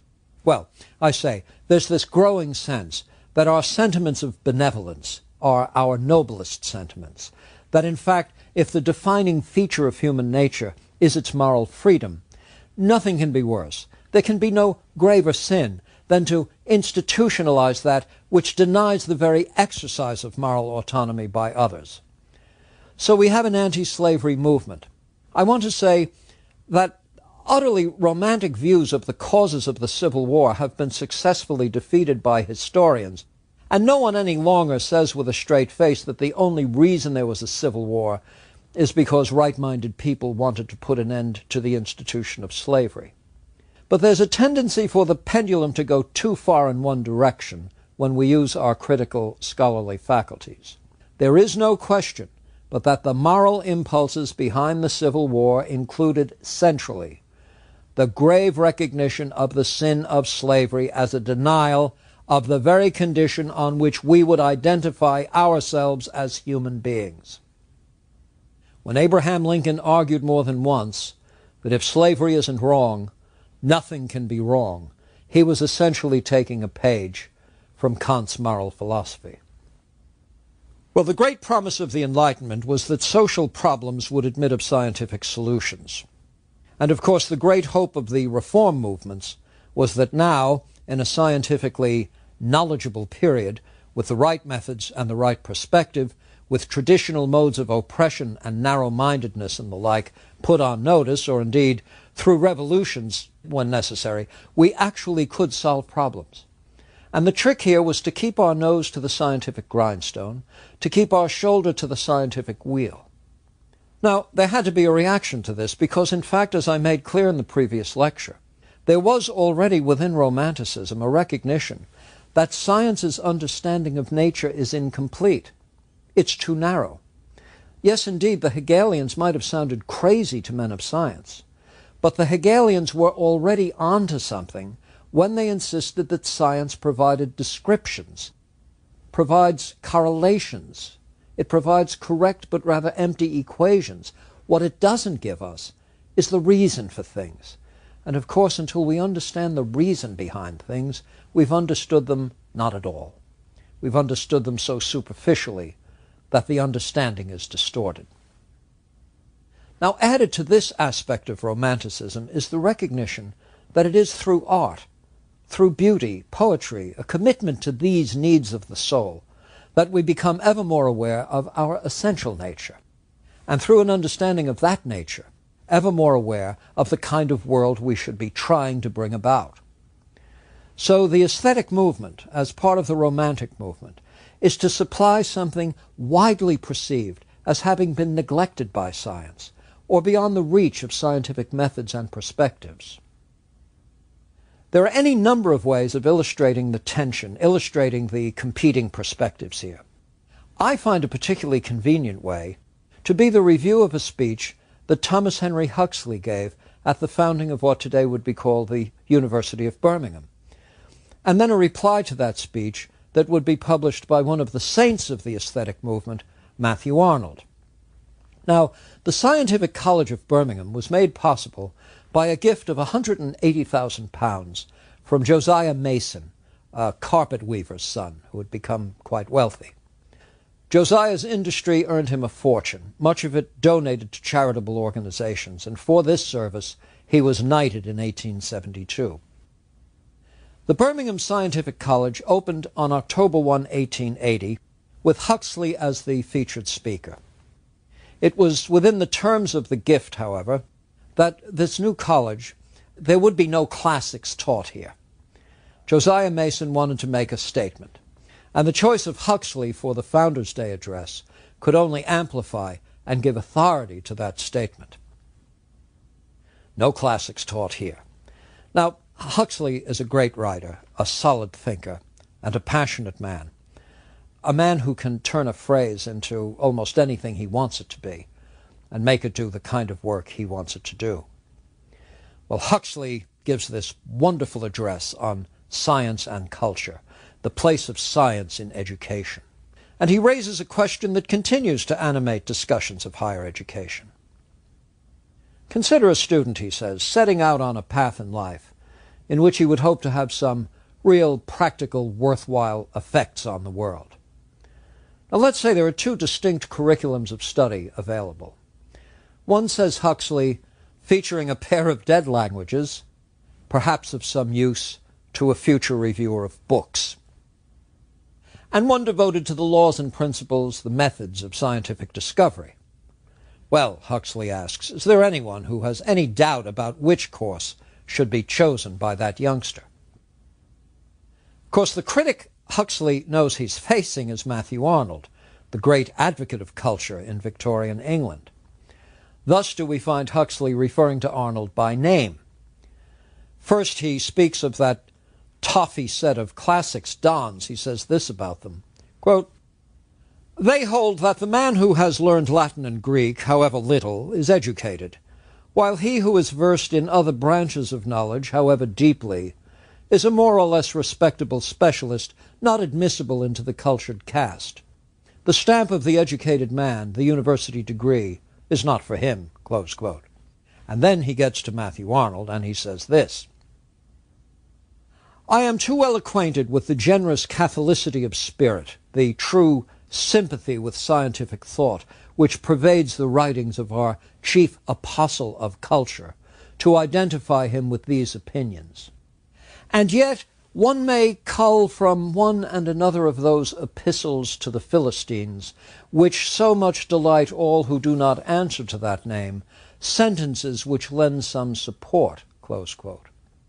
So for all of Matthew Arnold's catholicity of spirit, he too belongs to the club of non-Philistines. Thanks to what? Well, his classical learning. Then Huxley reads a passage from Arnold's works where culture is defined. Quote, "Mr. Arnold tells us that the meaning of culture is, quote, to know the best that has been thought and said in the world," close quote. "It is the criticism of life contained in literature," close quote. Arnold and Huxley were friends, and there was a certain amount of tweaking that went on, and Victorian prose writers often bring their essays to the level of an art for the express purpose of tweaking one another. You can't read much in Arnold, Walter Pater, John Ruskin, Macaulay, John Stuart Mill, Thomas Henry Huxley, without recognizing the use of the English language in ways now deader than Latin. Referred to in a public address, Matthew Arnold now has a reason to reply in an essay frequently anthologized and titled Literature and Science. Having been pegged as one of the, quote, Levites of culture by Huxley, Arnold begins his reply first by acknowledging that the world of Plato does indeed seem strange nowadays. Here's a quote from Arnold's essay, quote, "Practical people talk with a smile of Plato and his absolute ideas, and it is impossible to deny that Plato's ideas do often seem unpractical and impracticable, and especially when one views them in connection with the life of a great workaday world like the United States.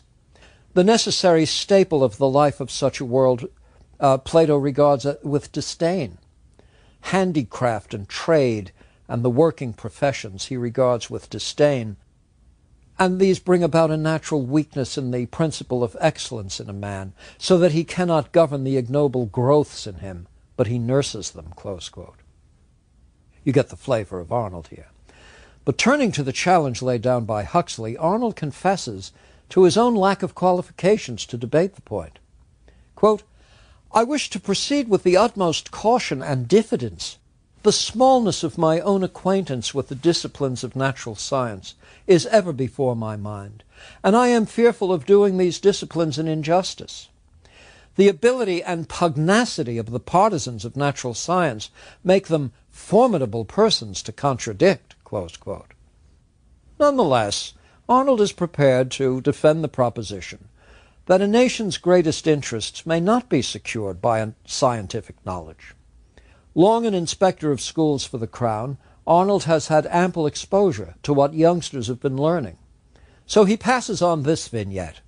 You want to follow this closely. Quote, "I once mentioned in a school report how a young man in one of our English training colleges, having to paraphrase the passage in Macbeth beginning, 'Canst thou not minister to a mind diseased?' turned this line into, quote, 'Can you not wait upon the lunatic?' Close quote.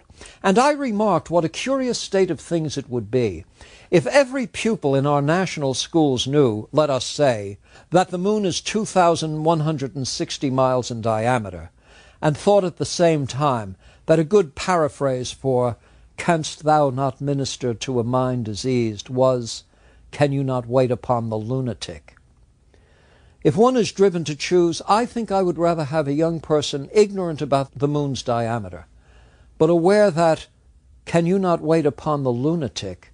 is bad, and that a young person whose education had been such as to manage things the other way be far better off." But then Arnold will rely on one of the greatest of scientists, Charles Darwin, to supply his own want of knowledge. He will focus on a passage found in Darwin's Descent of Man, where Darwin tells us that our ancestor, the ancestor of ourselves, is, quote, "a hairy quadruped, furnished with a tail and pointed ears, probably arboreal in his habits," close quote. Granting this much, Arnold concludes that, quote, This good fellow carried hidden in his nature, apparently, something destined to develop into a necessity for humane letters. Nay, more, we seem finally to be even led to the further conclusion that our hairy ancestor carried in his nature also a necessity for Greek. Close quote. Now, we want to understand the profundity of that retort. This is not just Arnold being Arnoldian. This is Arnold saying something about an understanding of human nature, how we ought to explain ourselves. Here are your options. You can do a very careful biological inquiry into the remote ancestry of the human species. Now, if you keep going back far enough, you'll go back to eggs and spermatozoa, and before that you'll go back to genes and DNA. If you keep going back on a particular theory, you come to some sort of slimy primitive soup with all sorts of gook around it and immersed in it. And if favoring conditions are right, the humidity, temperature, etc., sparks of lightning, whatever it takes, maybe some of this stuff actually will come together and form a living thing. It might have all the attributes of a bacterium or something like that. But if you keep it going long enough, good things might happen. That's one way of understanding the nature of human nature, the scientific, reductive way.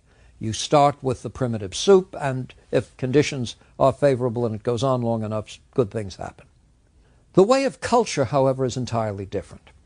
Now we are summoned to examine the achievements of humanity under favoring conditions.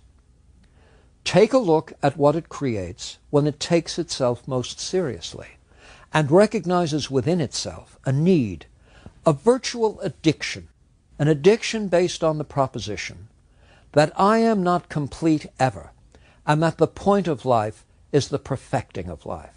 And I begin to perfect life through examples.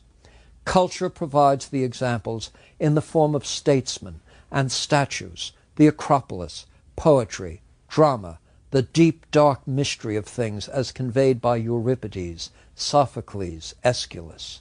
There must be something in us inclining us to Greek. This isn't a matter of sending boys and girls to school to learn the aorist voice in ancient Greek or 1,000 lines of Homer. It's not the mastery of 2 dead languages. In fact, you don't have to learn those dead languages at all. Moreover, rightly considered, those languages aren't dead, and they are not dying. They are the wellspring of the ideas and values that have now been expressed in a variety of languages. The whole point of classical study, Arnold would insist, like the whole point of the aesthetics movement, is not to prepare for the life of a book reviewer, but to prepare for the life of a rational being. The whole point of culture, Arnold says, quote, is to make a rational being ever more rational, close quote, and to achieve what Arnold famously refers to as, quote, sweetness and light.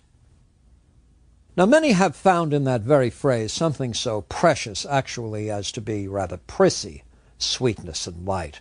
I mean, do we take our age in measures that are rather Herculean? And if so, where is sweetness and light figuring in? This is an age of atomic and thermonuclear weaponry, the National Football League, vicious stock transactions on Wall Street. What are we to make of this Arnoldian sweetness and light? One of Matthew Arnold's friends was Frederick Harrison, who was a well-known liberal at the time, political liberal at the time. And he's quoted in one of his political speeches as saying that the reason that the world's attention is focused on England, this is Harrison now, and what makes England so great, Harrison says, is coal. Well, you know that this is precisely the sort of claim that Arnold is going to have a field day with. It's coal. And you find Arnold in another essay stepping back and saying, if I understand this right, I paraphrase here, it would be as follows. That if this nation had never produced, and this is Arnold, Shakespeare and Johnson, Marlowe and Milton, if it had never produced John Locke, Isaac Newton, Robert Boyle, if it had never had any accomplishment of this sort to show for itself, but it really had a lot of coal, then in fact Arnold is arguing it's standing in the pantheon of nations would be high and untouched. Whereas it could have all these people, but if it didn't have any coal to speak of, there wouldn't be much point in paying attention to it. Coal actually is the basis upon which people like Josiah Mason can make big gifts to support a curriculum that forbids the teaching of Latin and Greek. But again, Arnold, speaking for the aesthetic movement, says, no, it's not coal. It's not even a warm house. That will never do. The utilitarian calculus includes everything except what we're finally prepared to die for, or less dramatically, what we are fully prepared to live for. So that's going to be a central feature of it. And of course, the idea of freedom remains alive and well in this aesthetic movement. Another leader of the aesthetic movement was John Ruskin. His 3-volume The Stones of Venice had much to do in architecture and art with the revival of the Gothic form and the appreciation of the Gothic. Ruskin also wrote a collection of essays, which later in life he says he wished he hadn't written, but I don't think he really wished he hadn't written them. These were titled The 7 Lamps of Architecture. And one of the lamps is the lamp of obedience, where Ruskin raises the question of what an age should do just in case it is found destitute of artistic energy and genius. What should it do? Well, for goodness sake, make pastiches, make copies. It's better to offer a convincing Acropolis than to enlarge the McDonald arches, for example. Now, in The Stones of Venice, Ruskin urges us to see in the Gothic, the so-called Gothic, which is a derisive term, something long missing in later architecture. If you compare the high Renaissance architecture, the high Renaissance design patterns, these inexhaustible little curlicues and rosettes, they repeat themselves up and down the page. Book pages are marked out with these things. The buildings have them. Ruskin sees in this the reduction of workmen to the status of tools. The precise, perfectly repeated pattern is at the cost of moral freedom and human dignity. The decorations themselves reflect what Ruskin calls, quote, the servile ornamentation of the Ninevite, close quote. When you turn from that to the Gothic, something entirely different is conveyed. This freedom in the very imperfection of the thing. You actually see expressed the personality of the craftsman. And it's expressed in variety and diversity, the imprecision. The whole enterprise has a great summoning harmony about it, but each particular is done by someone who is laboring freely in behalf of what he takes to be a noble enterprise. The noble enterprise might be just celebrity for his guild, but there's a personal element in it. Ruskin then, in his celebrations of the Gothic, is recovering the idea that we are never so authentically ourselves as when at play, and that one of the greatest productions of play is art itself. The authentication of human nature is found in its aesthetic enterprises, not in its mechanical, routine, servile undertakings. One of Oscar Wilde's more devastating epigrams declared that, quote, the birth of America was the death of art, close quote. That's a punishing phrase. This sort of criticism is old hat, of course, and at least in the matter of painting, it has been utterly overtaken by the world of art in the 20th century. But what Wilde was pointing to is the conflict between the idea and the practical, between the world of spirit and the world of things.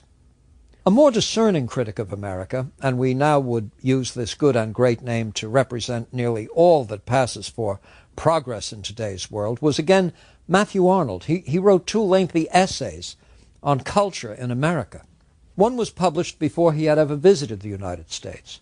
The second following a tour of the States in which he was wined and dined at the White House and other eminent places, otherwise lionized as the ultimate arbiter of high culture. In his last words on America, he rehearsed a judgment made earlier by Sir Lepel Griffin, made in print by Lepel Griffin, who was an officer for the Crown in India. And he had toured the United States, and he wrote an article in which he complained that of all the countries in the world, a gentleman would least want to live, next to Russia, would be the United States. Arnold attempts to understand this appraisal. Griffin comes, he says, from just that class of people you would consult to determine where gentlemen would like to live. So what is it that Lepel Griffin found missing here? And Arnold does a very interesting analysis, not a Tocquevillian analysis. He even mentions Tocqueville and says, I'm not a systematic thinker. You turn to Tocqueville for that. But he does perform a quite interesting service to us when he says, look, no people ever had political institutions that better matched themselves than the United States. The political problem is solved. It's the right form of politics for people like that. You can't improve on that. He doesn't see much poverty in America during his tour. He doesn't think poverty amounts to much here because this is a country where you can turn that around overnight. To a very considerable extent, he thinks the social problem has also been solved here, at least during his visit. At least it's not going to be plagued by class wars. But he says, we have not solved the human problem. And what Sir Lepel Griffin is getting at is this, he says, America doesn't listen to the critics. It's already the most powerful country in the world. It can protect itself. It's vast. It's rich. It's getting bigger all the time. The problem is this. The problem with America, Arnold says, is not one of power, wealth, or politics. The problem is, quote, it isn't interesting. And he says the reason the United States is not interesting is this, quote, what makes a nation interesting is its capacity to inspire awe, which it does chiefly through the creation of beauty. And until America makes itself awe-inspiring by an attachment to beauty, it will remain uninteresting, and therefore the gentle spirit will not find a home there. America can stand up to criticism sharper than this, needless to say. But the world at large will always be seen by the aesthete in terms and measures that the ruler and the butcher's scale miss entirely. It is a great idea in philosophy to urge a fundamental connection between truth and beauty. Socrates suggested just that connection, and the aesthetes raised it to a religion. It probably is a religion perilously worshipped, but it's surely one to which we should accord great respect and find in it a rather dangerous criticism of what seems to be an almost passion for vulgarity.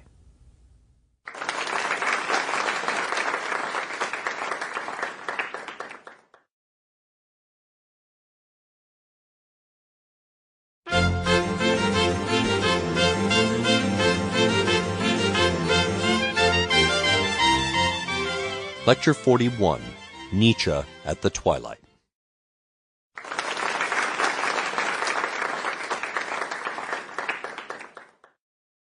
There are two quite different ways of influencing the world of philosophical thought, two very, very different ways of contributing originally to the literature, to the animating spirit of philosophy.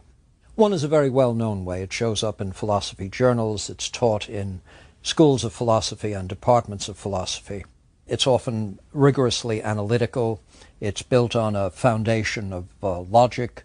It's richly indebted to Plato and Aristotle, but takes off from there, etc. Much of what is covered in these 60 lectures is fortified and fleshed out by that school and mode of philosophizing.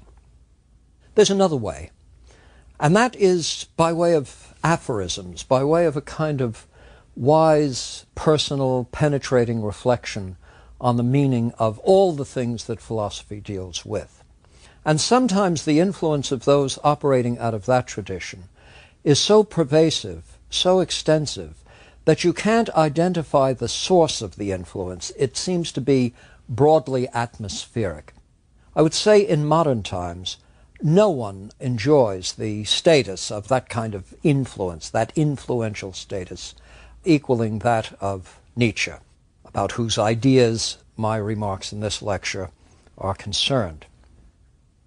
Well, if the object of philosophy is the discovery of truth, if its mission is the search for truth, then what is it we can say about the author of such aphorisms as this one? Quote, "What are man's truths ultimately? Merely his irrefutable errors," close quote. That from Nietzsche's The Gay Science. Erroneous articles of faith include the following: that there are things, substances, bodies, that a thing is what it appears to be, that our will is free, that what is good for me is also good in itself, that also from the gay science. Try this aphorism. My concept of the philosopher is worlds removed from any concept that would include even a Kant, not to speak of academic ruminants and other professors of philosophy." Close quote. We all know what an academic ruminant is. It's a cud-chewing, cow-like creature that simply keeps his jaws moving with little by way of nourishment arising therefrom. Academic ruminants. So he won't even include Kant, let alone academic ruminants. Now, Friedrich Nietzsche was born in a rural region of Germany in 1844. He died in 1900 under the care of his sister, Elizabeth, who at the time came home from Paraguay, where she had devoted her energies to the founding of an anti-Semitic colony. You begin to see this is a rather mixed family background. Good enough to come home to take care of her brother and abandon the colony for anti-Semites that she was laboring to produce in Paraguay. From 1888 until his death, Nietzsche would require care either within institutions or in the home of his mother or his sister's rented villa. His was a troubled life, made all the worse by a syphilitic infection that may well have resulted ultimately in utter madness.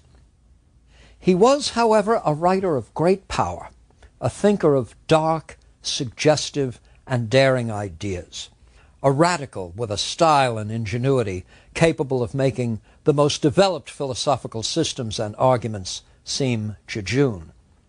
Is there a greater distance to be found between his ideas and those of Matthew Arnold? Matthew Arnold's ideas of sweetness and light, the Matthew Arnold whose idea of culture is just the best thing said and thought by the human race. As far apart as was their thought, there is this common bond between Arnold and Nietzsche. Their arguments are addressed to the many, and not to the schoolroom. The second half of the 19th century witnesses a proliferation of public forums, magazines, pamphlets, newspapers, public lectures, adult education centers, hosting the best minds of the age, now seeking to instruct and, yes, convert the new and growing middle class. The democratization of knowledge is now richly underway, a takeoff from the encyclopedia, long before the internet, and it is shaping the sensibilities of entire nations. How unsurprising, then, that a technical college in Birmingham will have Thomas Huxley give the Founders' Day address, and in that address feature a battle between the classical learning of the aristocrat and the practical, classless knowledge of the scientist. This age of reform, with its ethics of liberation, its wars on discrimination and class oppression, ranks high on the list of the world's political achievements, and we mustn't ever forget that. But a price does get paid for this. You very often find the unleashing of forces that all of those now transformed institutions and now abandoned social practices had once brought under control. There are not many periods in intellectual history in which a Nietzsche would gain a publisher, let alone a readership, and the second half of the 19th century just is one of those periods. He is a luminary, but luminary is somehow an odd word to use in a brief lecture on Nietzsche, whose world is anything but sweetness and light. It is rather a world of light and dark, a world of opposing polarities and opposing tendencies. Is there something in us, as Arnold insisted, that inclines us to Greek? But which of the Greeks? Nietzsche was a gifted philologist, schooled in ancient Greek, a devoted student of the Greek tragedies, which he prized for their courageous acceptance of the realities of human life. Which Greeks indeed? The gods? The philosophers? The everyday citizen? Are we equally inclined, if we're inclined to Greek, are we equally inclined to Apollo, Eros, Thanatos, Medea, Clytemnestra, Agamemnon, Alcibiades? Are we inclined to the Greeks given to us by Euripides, Sophocles, Aeschylus? Are we inclined to Aristotle or Plato? Attempts to anchor humanity to a fixed star, moral or aesthetic or political, illustrate what Nietzsche judged to be the source of philosophy's failures. A quote: "All philosophers have the common failing of starting out from man as he is now and thinking they can reach their goal through an analysis of him. They involuntarily think of man as an aeterna veritas, as something that remains constant in the midst of all flux, as a sure measure of things. Everything the philosopher has declared about man is, however, at bottom, no more than a testimony as to the man of a very limited period of time. Lack of historical sense is the family failing of all philosophers, that from human all to human." See what he says?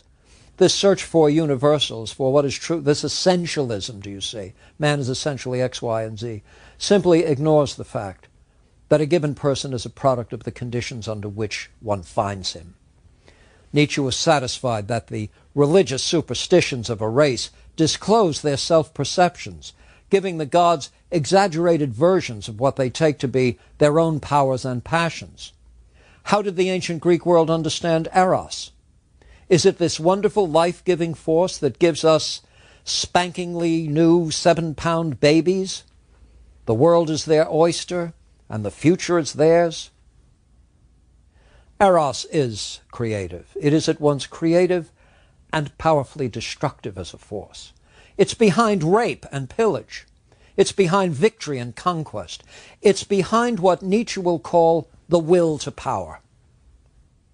Now, over his productive years, Nietzsche would form two radically different estimations of the philosopher Schopenhauer, whose The World as Will and Representation, published in 1819, had had a great influence.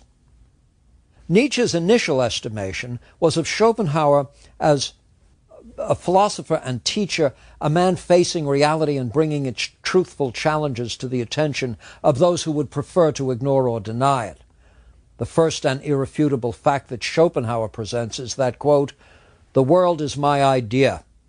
No truth is more absolutely certain than that all that exists for knowledge, and therefore this whole world, is only object in relation to subject. In a word, idea." That's Schopenhauer. Here, then, is just that subjectification of knowledge that was to be a starting point for Nietzsche. There is no external truth reached by some sort of objective method with, as it were, the observer's own interests and aims held constant. As for interests and aims, it was Schopenhauer again who wrote with candor, "The primary basic aim is self-preservation, the will to live. It is the primary human drive directing all the life-saving and life-generating impulses. Moreover, it is embodied. The body is the immediate object of the will, and it is the awareness of one's will that renders the actions of a person intelligible to himself." In time, Schopenhauer's philosophy would wear thin in the increasingly cynical and passionate thoughts of Nietzsche. The will to live was radically transformed by him into the will to power, with Eros now not merely an engine of survival, but an engine of conquest. We are destroyers, and if indeed progress is won by destruction, then progress may be far less the aim than the consequence of a motive which at base may be a motive for willfulness and destruction and darkness, a side of the Greek world too often overlooked, a side of the Greek world that we don't see when we fix our gaze on Apollo. It was Nietzsche who, in The Birth of Tragedy and the Spirit of Music, contrasted the Apollonian and the Dionysian, these two faces of the Greek world. As Nietzsche says, quote, "The two art deities of the Greek world," close quote. The Dionysiac sects, which, by the way, very often were populated chiefly by women, had as their goal a liberation from the strictures of the ancient Greek world, a liberation from the strictures of life within the polis. Celebrants would surround themselves seeking to be possessed by the gods for the purpose of liberation and to experience transcendence. Indeed, there is a word in the Greek for rendering oneself accessible in this way. And what is the word? Enthusiasmos. Enthusiasm in the original acceptation is not simply being quite excited by something. In fact, it's being possessed by something. And to be possessed by something, you have to abandon yourself. You have to step outside yourself. You must stand outside yourself. It has to be a total out-of-body sort of thing to leave room for the movement in of the God. To be sure, the Greeks had a word for that too. Ecstasis. Ecstasy is not simply being in a swoon. It's being removed from oneself. It's a kind of death. One must die to be born again. All this, however, proceeds within a group of kindred spirits, each facilitating the experiences of the other, each contributing to something of a mass hysteria. This is the best we can tell about some of these ancient Greek mystery religions. Now, the merging or marriage of the Apollonian and the Dionysian is treated by Nietzsche in The Birth of Tragedy, which was published in 1872. It's the achievement of Greek tragedy to resolve the conflict or relax the tension between these two art deities by giving the Dionysian element the means by which to give the fullest expression of pent-up emotion, passion, dread, madness. But all this framed within the Apollonian framework of story, plot, and coherence. What a remarkable integration Nietzsche is achieving here. Well, he says it was the fault of Socrates and the Greek academic philosophers to give too much to the Apollonian side at the expense of the Dionysian. In his preface to The Birth of Tragedy, he makes this point explicitly. Quote, Socratic ethics, dialectics, and temperance and cheerfulness of the pure scholar, couldn't these be viewed as symptoms of decline, fatigue, distemper? Might it be that the inquiring mind was simply the human mind terrified by pessimism and trying to escape from it, a clever bulwark erected against what? The truth. Close quote. Terrified by pessimism. This is all prevailing, all pervading in Nietzsche's thought as he looks at the world around him. There cannot be many people who have felt the presence of the world as directly, as heavily, as abidingly as Nietzsche did. Now, he had been an admirer, an ardent admirer of Wagner in his youth, and was eager, later so proud to enter into a friendship, which inevitably collapsed under the weight of both of their ideologies and egos. Both of them had been influenced by the philosophy of Schopenhauer. Both were drawn to the world of classical Greece. Both indeed were seeking to restore to art what was lost in its concessions to convention and reasonableness. It's interesting to consider his comments on Wagner's Parsifal, at once deeply disturbing to Nietzsche for its open recovery of the Christian mythos, but also so deeply moving that Nietzsche would say that hearing Parsifal, quote, one lays Protestantism aside as a misunderstanding, close quote. That is, the genius in the work, says Nietzsche, is, quote, the alliance of beauty and sickness. It casts a shadow over Wagner's earlier art, which now seems too bright, too healthy. Health, brightness, having the effect of a shadow, close quote. Again, the urgency of the Dionysiac, no longer tamed by the Apollonian, confers a truthfulness on Parsifal not present in Wagner's triumphant Germanic epics.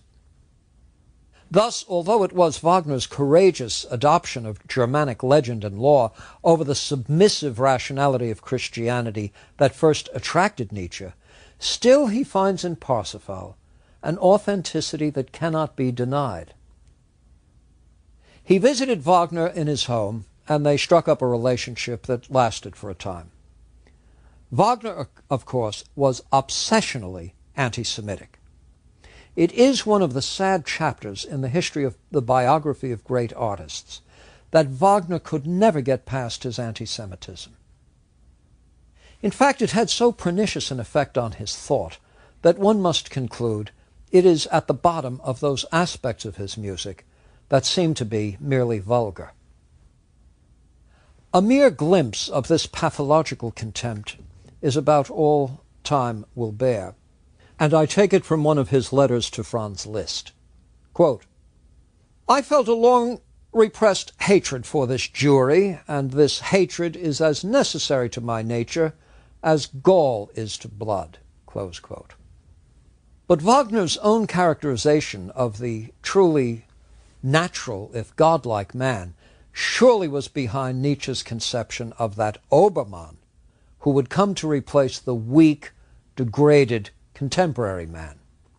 The Siegfried of Norse mythology is a dragon slayer, a prince who gains the treasure of the Nibelungs by killing those who guard it. He wins the love of Brunhilde, daughter of Odin, and fearless leader of the Valkyries. Norse goddesses who had the power to choose which great heroes would be killed in battle, the Valkyries. I note this chiefly to call attention to Nietzsche's attraction to power, imagery, lusty unconventionalism. Nietzsche surely is the first of the great depth psychologists of modern times. He's actually committed to probing the depths of the unconscious. Freud acknowledges this much later. He understands that at the level of our conscious daily lives, so much of what we do is actually a sublimation of the very basic instinctual impulses that we refuse to face. Nietzsche is the first to use the term sublimation in a way that it will come to figure in Freud's own psychoanalytic theory. Now, in reading Nietzsche, one confronts soon enough the famous Obermann.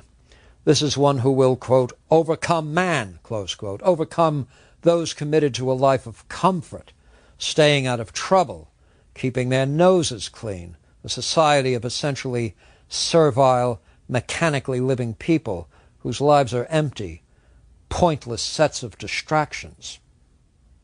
It is Zarathustra now who speaks, quote, "I teach you, the Overman, man is something that shall be overcome. What is the ape to man? A laughingstock or a painful embarrassment. And man shall be just that for the Obermann. Once the sin against God was the greatest sin, but God died. To sin against the earth is now the most dreadful thing. What is the greatest experience you can have? It is the hour of the great contempt, the hour when your happiness, reason, and virtue too arouse your disgust." Close quote. Nietzsche surely does not regard himself as the Obermann. He certainly doesn't regard Wagner as the Obermann. His candidate is, if he has to have one, I should think, Goethe. And what he finds in Goethe is a life lived at the aesthetic level, life authentically lived, utterly faithful to one's vocation. Obermann here has to refer to something rather more penetrating than a mere anti-conventionalist. It's Goethe's integrity, not his manners. It's not on the surface Goethe. It's in the interior Goethe that Nietzsche finds a spirit capable of rising above the welter of mere conventionality, mere opinion, the stock beliefs and phrases of a narcotized, self-hypnotized population that will do anything to keep itself out of trouble. This is political correctness writ large. Nietzsche, the so-called nihilist, the cynic, so often portrayed as either melancholic or angry, a tiresome scold.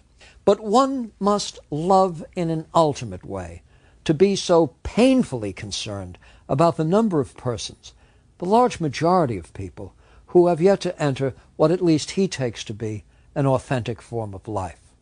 We see this in his reflections on all we might be inclined to regard as progress. The cheerful prospect of evolutionary forces that prune and improve and lead inexorably toward progress and perfection is but another myth that Nietzsche exposes. These very evolutionary pressures have as their central mechanism destruction. Creation is always at the expense of something else. Every creative act has to destroy.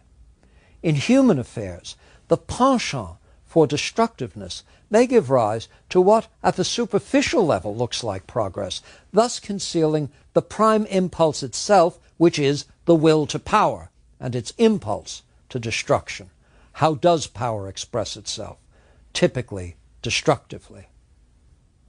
How did we ever come to see reality as the setting for rationality and sweetness and light? How did we ever fail to notice what most deeply moves us? Now, when Nietzsche assays what we are pleased to call Western civilization, he finds the body of Judeo-Christian religious beliefs and declares them to be religions of servitude. Declaring himself to be the Antichrist, he then presents a scandalous depiction of Jesus as a character very much akin to Dostoevsky's idiot. This is someone who is so utterly innocent and naive, referring to Jesus now, so utterly innocent and naive, so utterly devoid of the impulse to power, that in fact he goes through life as an almost unbelievably good person, but he's not really emblematic of anything. His salient characteristic is that what is authentic in him is almost childlike. That's the salient characteristic, unless ye become as little children. Might be a gloss on his own life.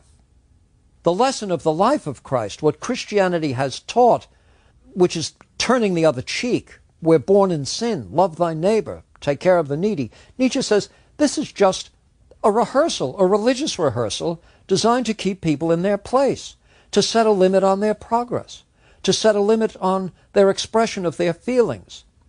It's a religion of guilt. It's a religion of servitude. Nietzsche believes the Jews are even worse at this. The Jews spend all their time under thick clouds of guilt and sin. They've got a God that punishes them. They've got to enter into compacts and covenants with him. If we do this, will you do that for us? Now, it is a maxim in Nietzsche's philosophy that suffering, mistrust, self-loathing, the rejection of all comforting superstitions, are the staples of a defensible conception of life. The process of actual suffering has to be almost a goal. One has to go through a kind of striving and suffering that includes, he says, quote, self-loathing, the torture of mistrust, and the misery of him who is overcome.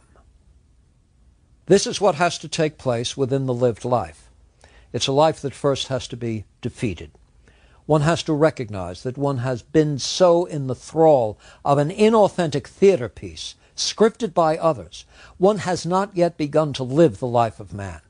The first time you recognize what you're willing to give your life in return for, these tawdry little baubles of a distracted world, the suburban house, the children with perfect teeth, self-loathing has to be the inevitable consequence. Once you begin to realize that human relationships on which you've placed such a high premium, the so-called loving relationships and faithful friendships, have been based on little more than habit and sloth and mutual exploitation, you are finally overcome. And it is in the depths of suffering that you finally look for a palliative. And the palliative has to be in the form of rejecting everything that had given substance to an inauthentic life. It has to be the death of that life. And once you come to grips with what it is in the unconscious that has the real claim on your life, and how long you have repressed it and sublimated it in ways that are treasonous to it, it's only at that point that you begin to see some light at the end of the tunnel. Now that you begin to see that you are in a tunnel, and you're going to stay in that tunnel, and you're going to make the best of it, this is the beginning of what is right and true. To know oneself is to know a divided nature, a corrupt and corrupting nature, in which the best thing that can be said about it is that it might suffer with a certain kind of dignity. So through the dignity of the struggle, one makes oneself worthy of what? Well, of oneself. Nietzsche died at 56. His health had been uneven for years. In 1889, he caused a crowd to assemble when he collapsed in a public street in Turin.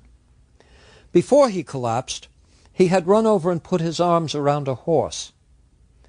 He was hugging and caressing and kissing a horse that had been mistreated by a coachman. And he must have found in the suffering of that innocent animal just the sort of authentic experience that human nature sets out to deny itself, and in denying itself, that it inflicts on another and on the innocent. The picture I have of Nietzsche is the picture of Nietzsche caressing an innocent who has been the subject of abuse. And that picture forgives almost all the rest.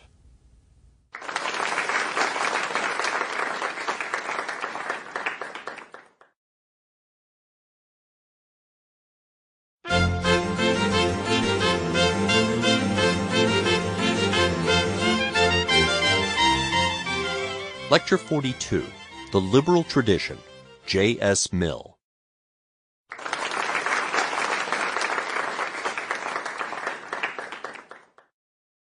I should think that after David Hume, perhaps even before David Hume, John Stuart Mill might be well regarded as the most influential philosophical scholar writing in the English language, and his influence extends over a very, very wide range.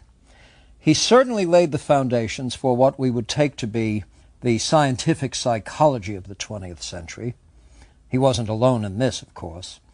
But in developing arguments in defense of inductive science, inductive experimental science, indeed in developing a systematic associationistic psychology in his own right, John Stuart Mill would be cited by more than one of the authorities in the 20th century history of psychology as a source of philosophical inspiration, philosophical justification for a scientific psychology.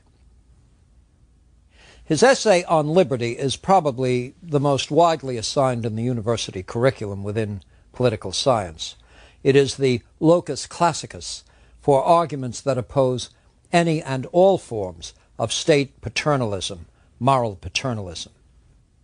It stands as a ringing defense of the rights of the individual person to fashion a form of life for himself, freed from the despotism of fashion and of tyrants. His system of logic stands as something of a Bible for experimental science. His defense of utilitarianism remains perhaps the clearest and most supple.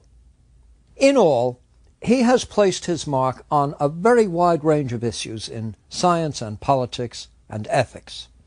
And if his constructive proposals remain subject to serious reservations, his critiques of alternative formulations resulted in refinements and in significant reformulations.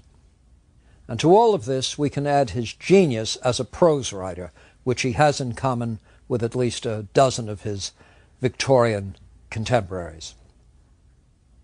Mill's life, stretching from 1806 to 1873, is well told in his own autobiography. He was a prodigious learner in youth. His father, James Mill, saw to it that his schooling would take place on his father's knee. This was homeschooling, by the way, with the benefit of advice from no less than Jeremy Bentham. I would say in what was perhaps the most ambitious program of homeschooling on record, James Mill would pace his son through the Latin and Greek classics, the economic philosophies of Adam Smith and David Ricardo, world history, logic, mathematics.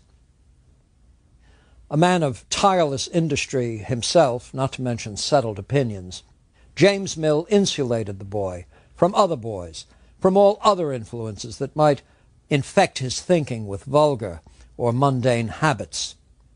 James Mill revered Milton.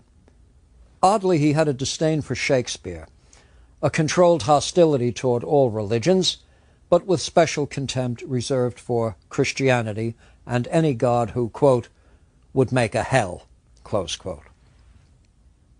The father was poor in youth and would have been desperate in early adulthood had it not been for the patronage of the Stuart family, this being the reason for John being named John Stuart Mill.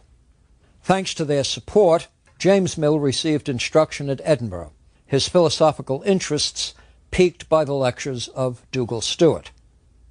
Though educated for the clergy, James Mill, his strident atheism in hand, proceeded to make do as an occasional writer for profit and as an employee of the East India Company. Now, it was in that post, and through persistent study and quite high native intelligence, that he composed what at that time was the authoritative History of India, and the result of that was the first economic security that he and his family had known. His conduct toward John Stuart Mill was that of the eager tutor, the patient taskmaster. He made such a point of understating John's abilities that Mill came to regard himself as a rather indifferent student, perhaps even somewhat backward. And he also placed such great stress on the material that would render the mind strong, as to leave the heart in a state of neglect, this leading, Mill tells us, to a severe depression, which lifted only as John Stuart Mill himself turned to the lake poets. He would come to write an essay on two men who, apart from his father, had the greatest influence on him, Bentham and Coleridge. It is a most informing essay at several levels, for to some extent it's autobiographical, as well as an insightful appraisal of two distinct and highly articulated personalities, as well as an appreciation of the perils of keeping the head too far from the heart as we develop. The genius of Coleridge is illuminated by the deficiencies of Bentham, says Mill, though the greatness of both of them will be acknowledged in this essay. Now here's part of what he says about Jeremy Bentham. Quote, "He lived from childhood to the age of 85 in boyish health. He knew no dejection, no heaviness of heart. He never felt life a sore and weary burthen. Self-consciousness, that demon of the men of genius of our time, never was awakened in him. How much of human nature slumbered in him he knew not. No one, probably, who ever attempted to give a rule to all human conduct, set out with a more limited conception, either of the agencies by which human conduct is, or those by which it should be influenced." Close quote. Another of the early influences on Mill was the French writer Auguste Comte, whose dates are 1798 to 1857, an interesting but deeply troubled French savant whose depression and suicidal attempts found him institutionalized. As of 1838, he resolved never to read again, this in the interest of what he called his cerebral hygiene. His correspondence soon would be habitually signed by, quote, "the founder of universal religion, great priest of humanity," close quote. Well, for all of this, his course of positive philosophy won many adherents. Among them, Harriet Martineau ranks very high, for her condensed translation of 1853 would bring Auguste Comte's positive philosophy to the wider audience of the English-speaking, English-reading world.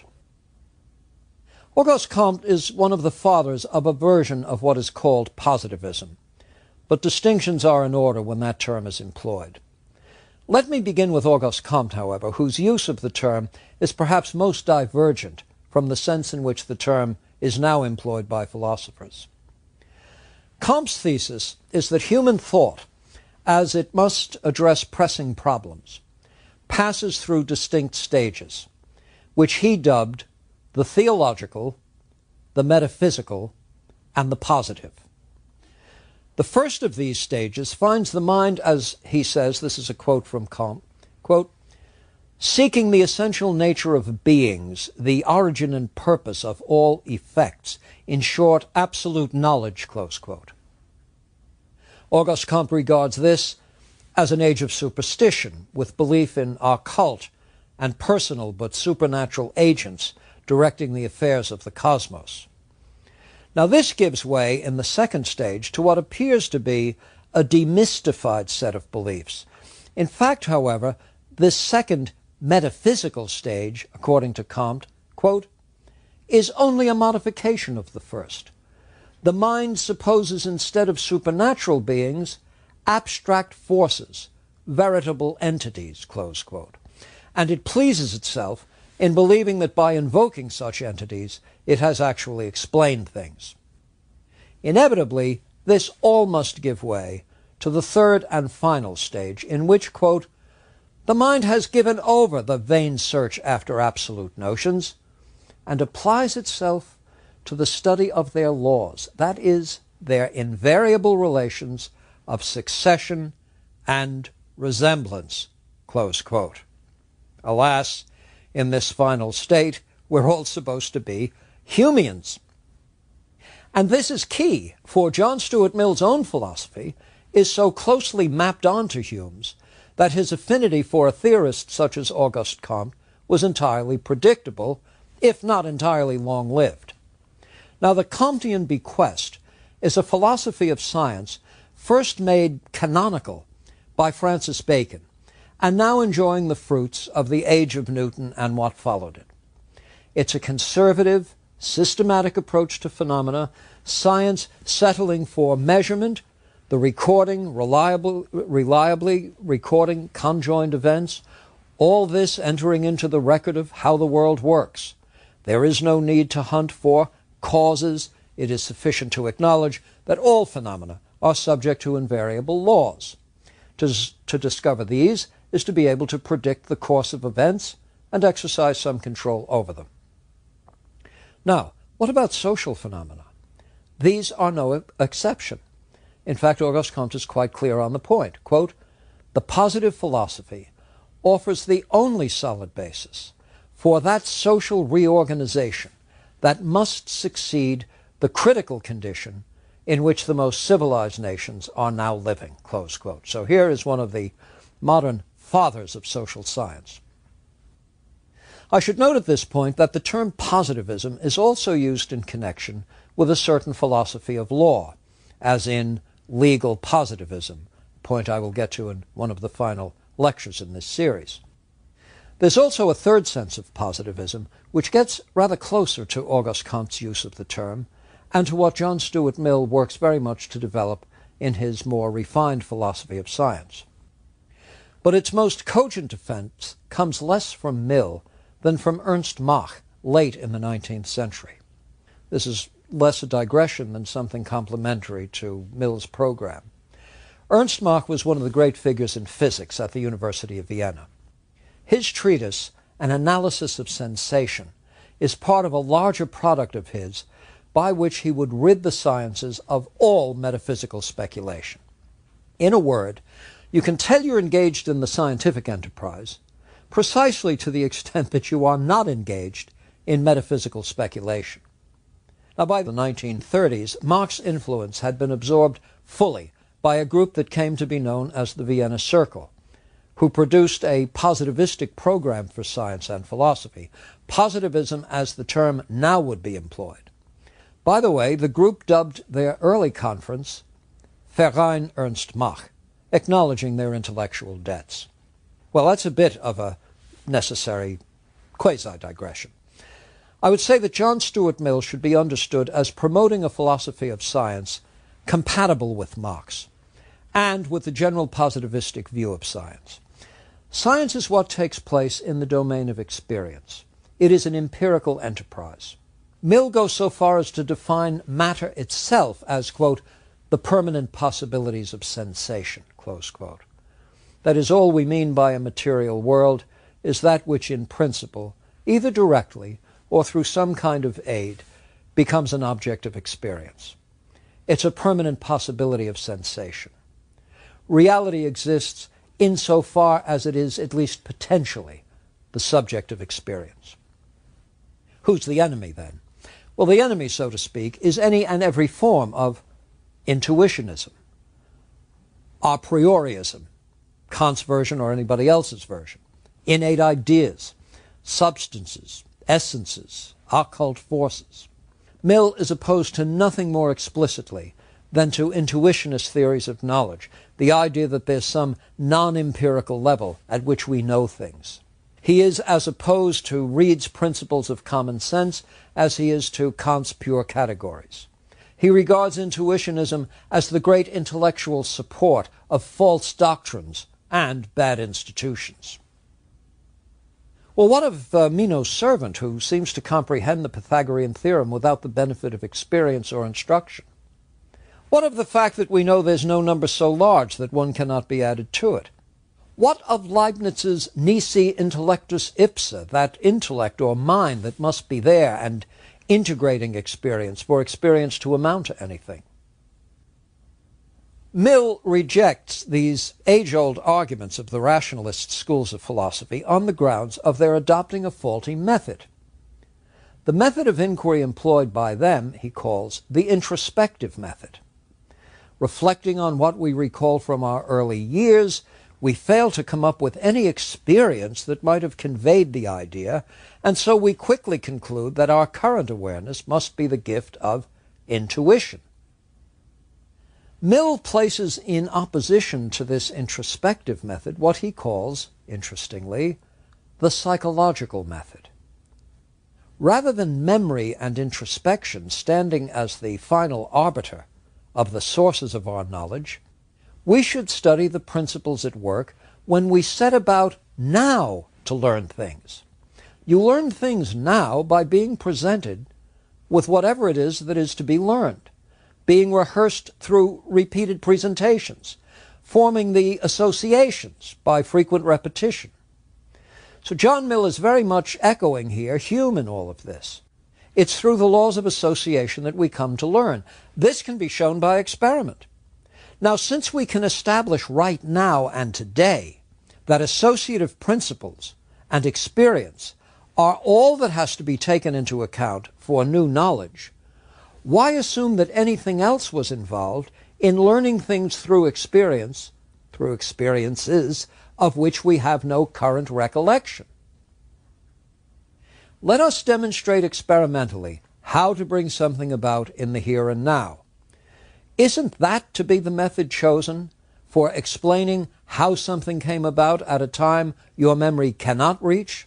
Why assume it was known intuitively when we can show that all learning in your present consciousness, in your adult life, has been by way of association and experience? So, you see what the scheme is here. The scheme is this. If you sit back introspecting in the philosopher's armchair, you can say that you now know some things that, as far as your memory tells you, you never learned in school, you never learned from anybody else. You know it certainly to be the case, therefore it must be intuitively known. Mill says wrong method. The right method is a psychological method. See what it takes to learn something now. Why assume that the manner in which what you thought you knew intuitively came about in any other way than the way things now come about? Well, if we've come this far with Mill, the problem of knowledge solves itself in that well-known empiricistic way, now fortified by the methods of experimental inquiry. In Mill's treatise on inductive logic, he actually sets forth a methodology for experimental science to determine what is causally efficacious in a particular context. Thus, according to the principles of concomitance, is a part of Mill's methodology for science, the principles of concomitance. A is the cause of B whenever in presenting A you can bring B about. The method of agreement would have the experimenter record all of the factors present whenever B occurs. The method of difference is a comparable method. Now we look to see if there's an event whose presence is always the case when B occurs, but whose absence is matched by the absence of B. There are yet others of Mill's methods, various refinements of each, but in the end, it's a manipulability hypothesis that grounds the entire approach. A is the cause of B. When, taking B to be an empirical feature of the world, A can be used to manipulate that feature of the world. That's Mill's sense of a causal relationship. A is causally related to B in the sense that A can be used causally to manipulate B. Now, in the matter of ethics, or what we've called the problem of conduct, Mill is content to consult the historical record. History, after all, is a laboratory of sorts, and human behavior is a guide as to which variables, so to speak, powerfully incline our conduct. Mill judges the record of history to be clear on the question of what moves us. He thinks that with some significant modifications, Bentham got it right. What we do chiefly as creatures of nature, constituted in such a way as to maximize our pleasures and minimize our pains. What Mill concludes is that the most significant sources of human activity are grounded in considerations of, here comes Hume's word, utility, and of course Bentham's word. The ultimate test of a course of action is whether it's useful, whether it serves some fundamental human purpose. The justification for it is not in terms of an abstract moral theory. The justification is found in practice. The right test ethically is not whether something holds up in logic, but whether it holds up in life. Mill makes this clear in the first chapter of his Utilitarianism, where he distinguishes between the intuitive and the inductive schools of moral philosophy. Again, you're going to see a rejection of intuitionism. Kant, of course, is the quintessential spokesman for the intuitionist school. Mill defends the second, which is really the school of experience, generating regularities and providing a means by which to develop the laws of social science, what he calls ethology. In this same work, he offers a most economical statement of the chief ethical canon of utilitarianism. Here's Mill, one of its fathers, telling you what it is. Quote, "Actions are right in proportion as they tend to promote happiness, wrong as they tend to produce the reverse of happiness." Close quote. There it is. Now, Mill does not want to be misunderstood in affirming utilitarianism as the standard by which we judge the ethical content of actions. In fact, the traditional complaint against the utilitarian is that he's some kind of caricature of the Epicurean, the eat, drink, and be merry caricature of Epicureanism, tomorrow you shall die. He rebukes those who characterize utilitarianism that way, for in the process they've depreciated the very nature of human nature. The very nature whose dignity they would set out to affirm is depreciated by the view that what we find pleasurable is always at a low and vulgar level. Mill's thesis is that, in fact, when people do set out to assign utilities to courses of action, surely what they include is what makes life richer, more meaningful, more developed, purposive, more under their own rational control, more elevated. Utilitarian terms are not to be reduced to caloric intake or episodic pleasures. The ultimate pain can be a kind of existential pain. Mill, after all, had his own periods of depression. The ultimate pain is a life that's not authentically one's own. What Mill found lacking in Bentham, this is a sure guide to what he recognizes as profoundly useful to a meaningful and fully, maturely lived life. His reflections on Bentham, his reflections on his own depression, should tell you what he's taking to be included in the notion of utility. In this same connection, Mill argues that a sense of duty is developed in us over the course of a lifetime, and that this turns out to be the chief motive that impels us to promote the general welfare.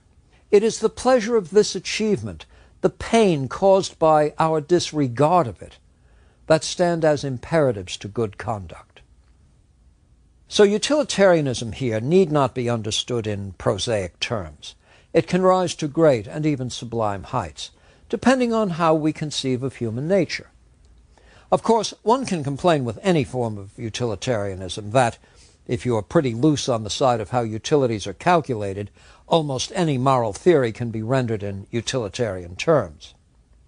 It turns out to be that what maximizes utility is a perfectionist orientation in life, let's say. Well, in that case, Aristotle's ethics would be utilitarian. Let's say it's making sure that there's perfect harmony in the composite nature of the soul, such that reason rules, etc., the passions, well, then of course Socrates is a utilitarian.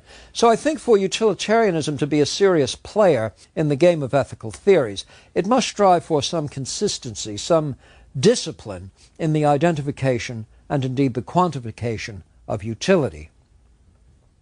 An empiricist of the John Stuart Mill stripe understands that we enter the realm of observables as fallibilists.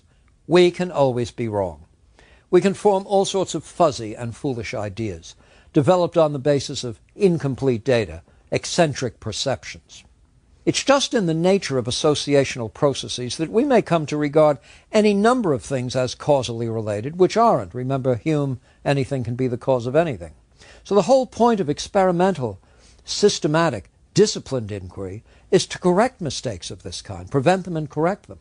Outside the laboratory, the way we can correct mistakes is to own up to them and expose ourselves to corrective influences.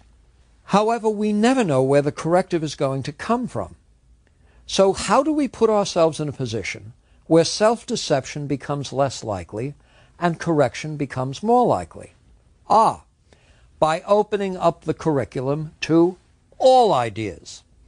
All ideas have an equal right to a hearing. Nothing at the level of censorship should in any way interfere with the freest and fullest expression of thought. Mill's position on freedom is also utilitarian. If the wildest view, the most pernicious view, the most degrading view is false, its falsity will only be discovered by exposing it to criticism.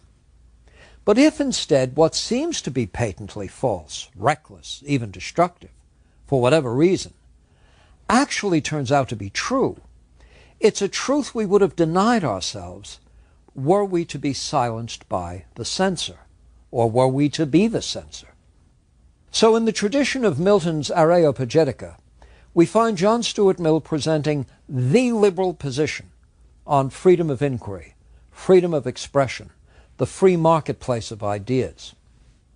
Now, it has become almost a mantra in modern times, but Mill sees in this freedom the surest engines of progress. It's the way a fallible creature spares himself repeated error that would arise from persistent ignorance. No one's ideas, by virtue of personal authority, take precedence over anyone else's ideas. Precedence is won by being earned, and it is earned in the arena of utility, usefulness, what finally works in the public interest, for the public good. Well, does it have to be a general good? Because this would seem to leave room for a tyranny of the majority. And Mill is quite consistent here. Liberty extends to a liberty of conscience, because anyone may be wrong, and certainly may be wrong at the level of basic moral precepts. So everyone has a right, in virtue of his own autonomy and dignity, to frame a form of life that makes sense to that person. There are limits on this, and the limit is this. Your actions are permitted free and full expression as long as they do not harm others. That is, liberty must be used in such a way as not to limit the liberty of others. The staying power of Mill's defense of liberty should be understood as the result of the forces that most oppose liberty in precisely those settings which allegedly revere human freedom. The current expression, political correctness, is illustrated by such ridiculous modes of social control that we tend to ignore the truly pernicious and corrosive power that it wields. Mill worried most about the tyranny of majorities, as well he should have. Typically, a great collection of persons can impose their will on small minorities. But tyranny, recall, is actually a minority achievement, often the achievement of a single tyrant. Today's Western democracies, chastened by historical indifference to injustices perpetrated against minorities, have instituted regulations and policing functions now so intrusive, often offensive, always clumsily applied, patently ridiculous in many instances, and all this for the express purpose of preventing precisely that expression of judgment, opinion, and core values that Mill thought essential to social progress. Recall also the form of social control that Mill leaves intact as a means by which what strikes others as offensive might be discouraged. He assumes that society, even as it withholds coercive measures, retains the ability to embarrass, to isolate, to scold. That is, as long as one can either avoid the unpleasant or unpopular views, or can display resentment and disagreement, all parties are provided with all they need. The speaker says his piece, the audience either turns away or, if so inclined, registers audible signals of disapproval. But what, however, if the very signal of disapproval becomes an actionable offense? What if society is actually incapable in any practical way of avoiding such confrontations? Mill was consistent in his defense of liberty. Even in the instance of a potential suicide, he reserves to the individual the ultimate authority as to have his mind and his body disposed as he chooses. Well, we've come a long way from John Stuart Mill's defense of liberty, and indeed from Fichte's concern that an age of perfected sinfulness wants no more than to express its freedom. Now we've come to a point where the sensitivity to the needs and indeed the temperament of others is such that thought must be censored and speech must be transformed. If Mill isn't turning in his grave, he should have.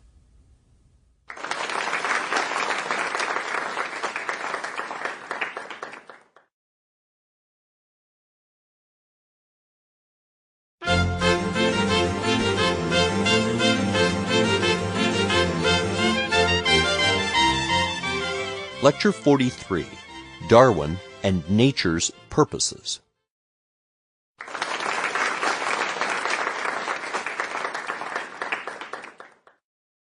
In his essay, The Influence of Darwin on Philosophy, John Dewey drew attention to the ancient concept, the ancient conception of species, and the extent to which philosophy and science depended on the notion of the fixity of species. The principle of, to use his words, quote, a uniform type of structure and function seemed to give insight into the very nature of reality itself. The conception of ethos, a species, a fixed form and final cause, with the central principle of knowledge as well as of nature. Upon it rested the logic of science, close quote. Charles Darwin revolutionized modern thought, and in the process revolutionized much of the traditional subject matter of philosophy. That's what Dewey is getting at. His influence is pervasive, stretching across the humanities and the social sciences, biology, genetics, ethics, political theory. As a result of the Darwinian perspective, the traditional problems of knowledge, of conduct, and of governance refer now not to abstract principles, but to various modes of adaptation, to environmental pressures that work on us to adapt. With change now the dominating principle, the search for absolutes comes to seem anachronistic and naive. If Darwinian thought has had this effect, it has nonetheless not come to us full-blown from the brow of Zeus. Darwin, too, comes out of a context, to some extent very much an Enlightenment context. The Enlightenment, after all, is a period that venerated the idea of progress, progress through conflict and competition. We find these precepts in any number of writings in Enlightenment philosophy, in social and political philosophy, not to mention more scientific productions of the period that actually anticipate central features of Darwinian theory. So let me quickly summarize the early influences on Darwin, just to get a clearer picture of the context in which his own ideas formed and, as it were, struggled for dominance in his own consciousness. He was born in Shrewsbury in 1809 to a physician father and the daughter of Joseph Wedgwood, the family famous for porcelain china. Darwin's schooling was unfocused and generally disappointing. Looks like early Newton again, do you see? He entered Edinburgh with a view toward medicine, finally finding both Edinburgh and medicine less than appealing. I mean, utterly unappealing. He moved next to Cambridge, now with a plan to study for the ministry. Thanks to the fates, he actually established a close friendship there with John Henslow, who taught biology. Their discussions turned Darwin's attention increasingly to biological subjects. Darwin then taking advantage of the invitation to take field trips with the geologist Adam Sedgwick. Now, through this influence and the encouragement of Henslow, Darwin made application for the position of naturalist on the HMS Beagle and served in that capacity from 1831 to 1836. When the voyage began, Darwin was 25, and the captain of the Beagle, Robert Fitzroy, was 26. At the conclusion of this long voyage, Darwin had a mountain of notes, and now a thoroughly focused mind. His reading was systematic. He tells us that in October of 1838, he read Thomas Malthus's essay on population, quote, "And being well prepared to appreciate the struggle for existence, which everywhere goes on from long continued observation of animals and plants, it at once struck me that under these circumstances, favorable variations would tend to be preserved, and unfavorable ones to be destroyed. The result of this would be a new species. Here, then, I had at last got hold of a theory by which to work." Close quote. Did he ever? In considering the influences on Darwin's thought, we mustn't overlook his own grandfather, Erasmus Darwin, 1731 to 1802, who also studied at Edinburgh and Cambridge, and was a good enough physician to have once had a chance to serve as George III's doctor. He was also an accomplished poet and inventor, and was highly regarded by such well-known inventors as Wedgwood and James Watt and Joseph Priestley. He combined his scientific and poetic talents in the book Zoonomia, in which, with rhyming couplets, he theorized that all varieties of living things evolved from an original type. Such influences duly noted, however, there's no lessening of Darwin's originality, not to mention the most painstaking and systematic program of data gathering, perhaps in the history of the natural sciences. Others had written about the plan and the order of nature, the fitness of plants and animals to meet the challenges of the natural world. But with Darwin you do get something different. You get design without a designer. You get a teleological theory, a theory about ends being served by variation. But these are not ends contrived by some providential superintelligence. Now, in this connection, it's interesting to reflect on exchanges between Darwin and the American botanist Asa Gray, who had offered much support to Darwin's theory, indeed judged by Darwin as the person who best understood that theory. Now, what troubled Asa Gray was just this design without a designer, a teleological theory, but one for which the end, the Aristotelian that for the sake of which, is mere and brute survival. Darwin's respect for Asa Gray caused him to take these concerns seriously and to reply to them respectfully. In one letter he sends to Gray, he says this, quote, "It has always seemed to me that for an omnipotent and omniscient creator, to foresee is the same as to preordain. But then, when I come to think over this, I get into an uncomfortable puzzle, something analogous with necessity and free will, or the origin of evil, or other subjects quite beyond the scope of the human intellect." Close quote.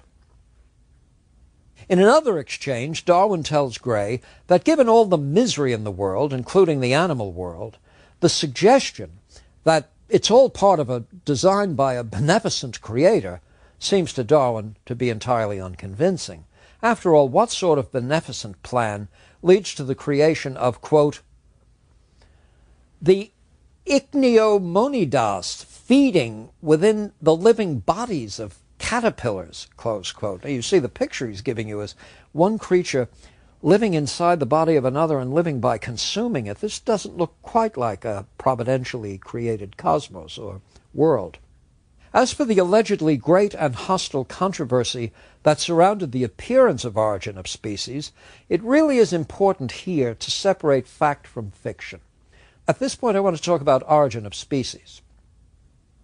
The book and its author received a respectful, even encomiastic reception in all the major literary journals of the period, the journals that would provide lengthy critical reviews of important books.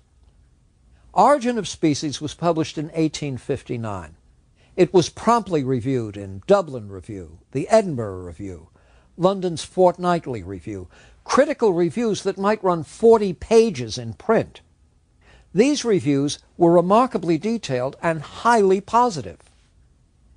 The publication that would come closest to a journal of official Roman Catholic opinion was the Dublin Review, and in that review the reviewer does refer to an aspect of Darwin's work that he describes as a, quote, horrid genealogy, close quote.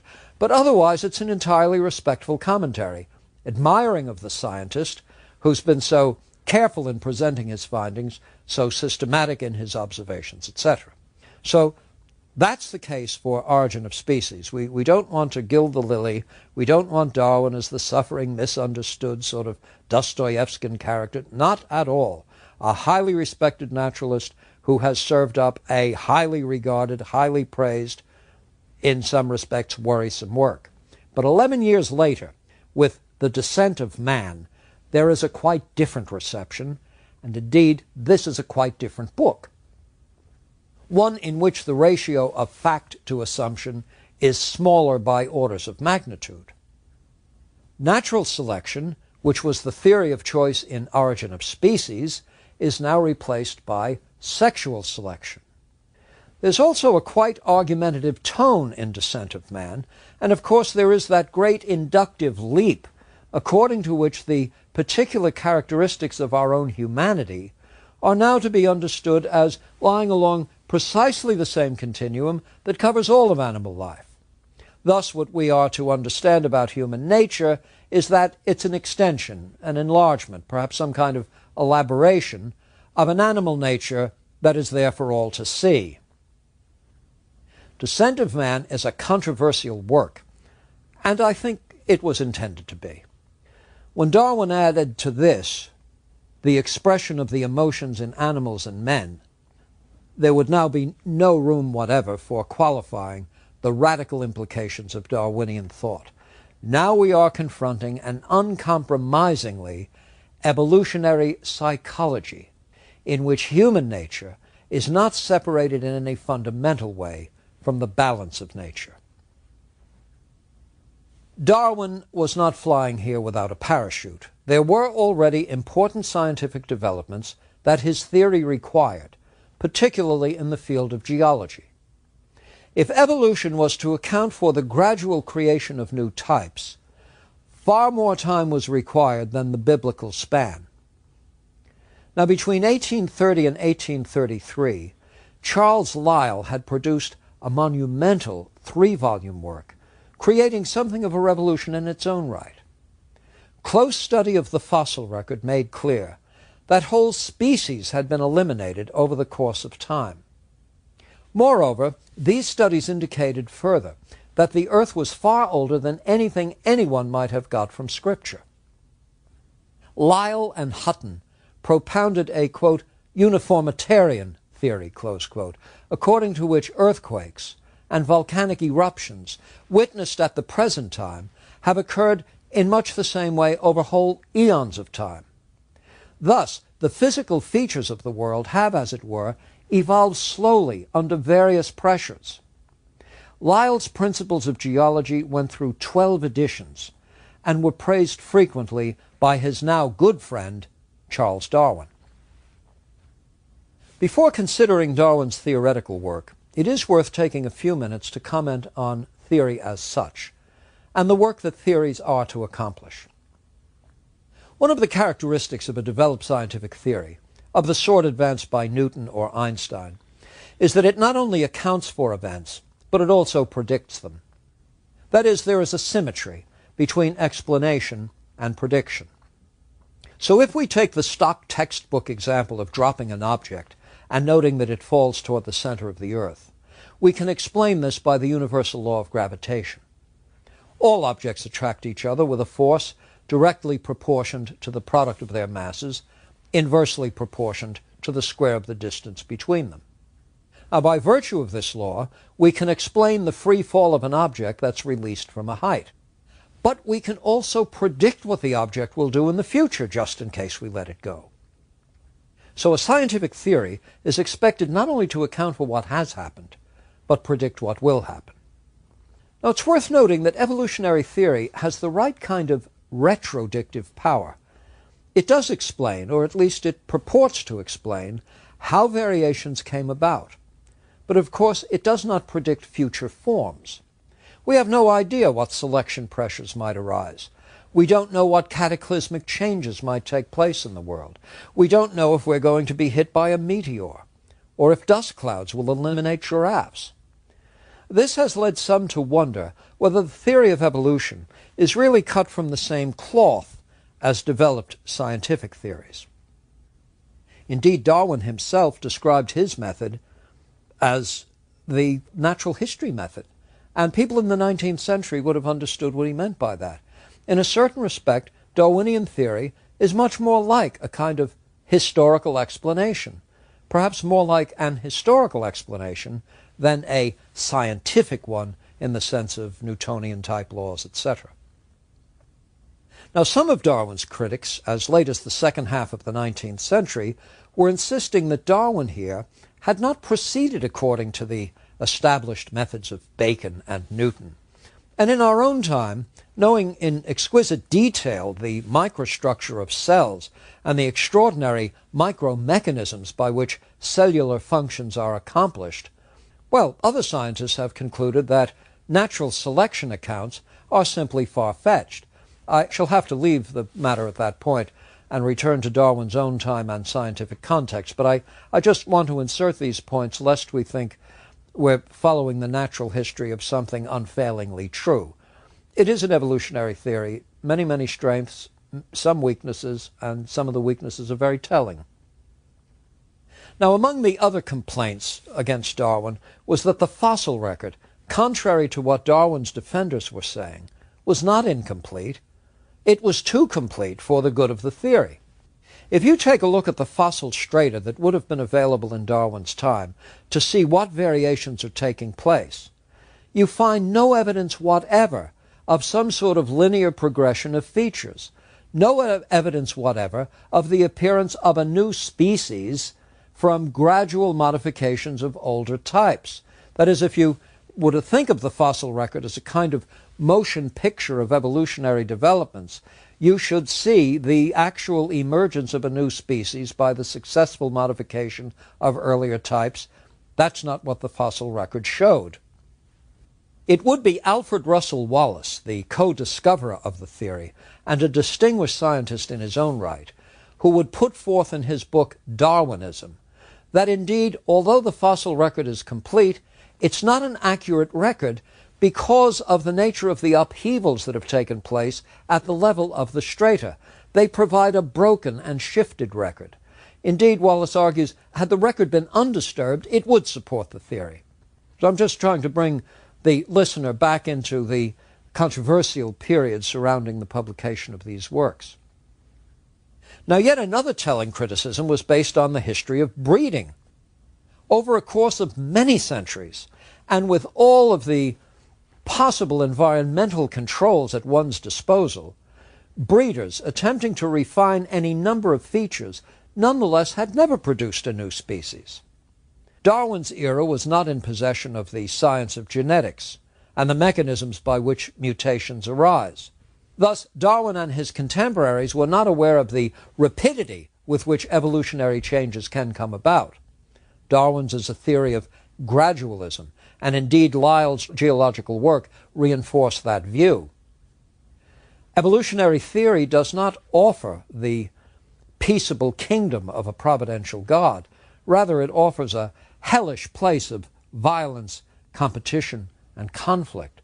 It's a bloody process that has mindlessly the means by which to liquidate, to make disappear anything that can't keep up, and to promote in number and in kind those able to succeed in the struggle for existence. It's a bleak picture. It was Herbert Spencer who used the expression survival of the fittest in his book Social Statics, which actually was published 8 years earlier than Origin of Species.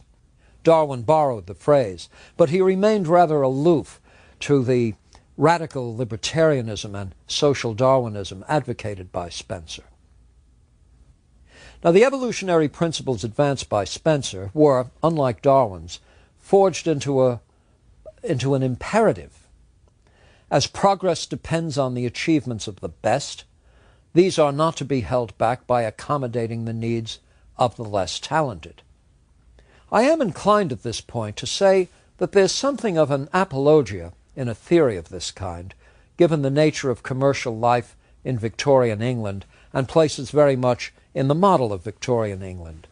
The idea of survival of the fittest and progress through competition captures much of the ethos of Victorian England. Spencer's interest in Malthus's prediction should be understood in these terms. The growth of population will exceed the capacity for the production of food, the effect being the starvation of the weakest members of society, and this being the process by which society prunes itself of its least fit. Now, how macabre that all this would attract the better minds of England, as Ireland's great famine would come to claim 3 million lives. Social Darwinism is but one of the implications arising from evolutionary theory, though one that Darwin would have rejected. Yet another implication is that what matters are collectives, not individuals. I want to pause for a second here, just to underscore this. Emphasis now shifts to the survival of a genre. The individual is consequential only insofar as it breeds and breeds true. So you already get a perspectival shift toward the fate of collectives, the individual now of instrumental but not individual value, so to speak. The forces of nature are such as to generate wide-ranging variations. Large populations are needed for there to be a wide range of variations on which natural selection can work productively. Nature, not consciously or providentially, but mindlessly and relentlessly, will favor certain variations and punish other variations. There's only a small set within the collective that may display variations guaranteeing success. So focus now shifts to the collective for the purpose of finding the unique instances that nature will favor. It is then not at all coincidental that Darwin's cousin, Francis Galton, is writing on hereditary genius in 1869 and making a point of this, that if you take a large sample of human beings, there will be negligibly small numbers of truly exceptional instances, but that the entire race is finally going to depend on the achievements of that small group. Galton took the lead in establishing the British Eugenics Society, and he was a hero to those who founded a comparable society in the United States. Galton had tried to interest Darwin in the work of Mendel, but to little avail. However, Galton himself was totally committed to the hereditarian view of natural variations and to the need to improve society by genetic means. Remember the Socratic technique for producing guardians. Well, raise that by orders of magnitude and you begin to get Galton's perspective on these matters.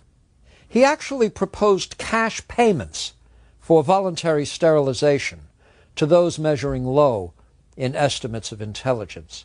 The amount of such payments were to be proportioned to the degree of mental deficiency. You get the picture here.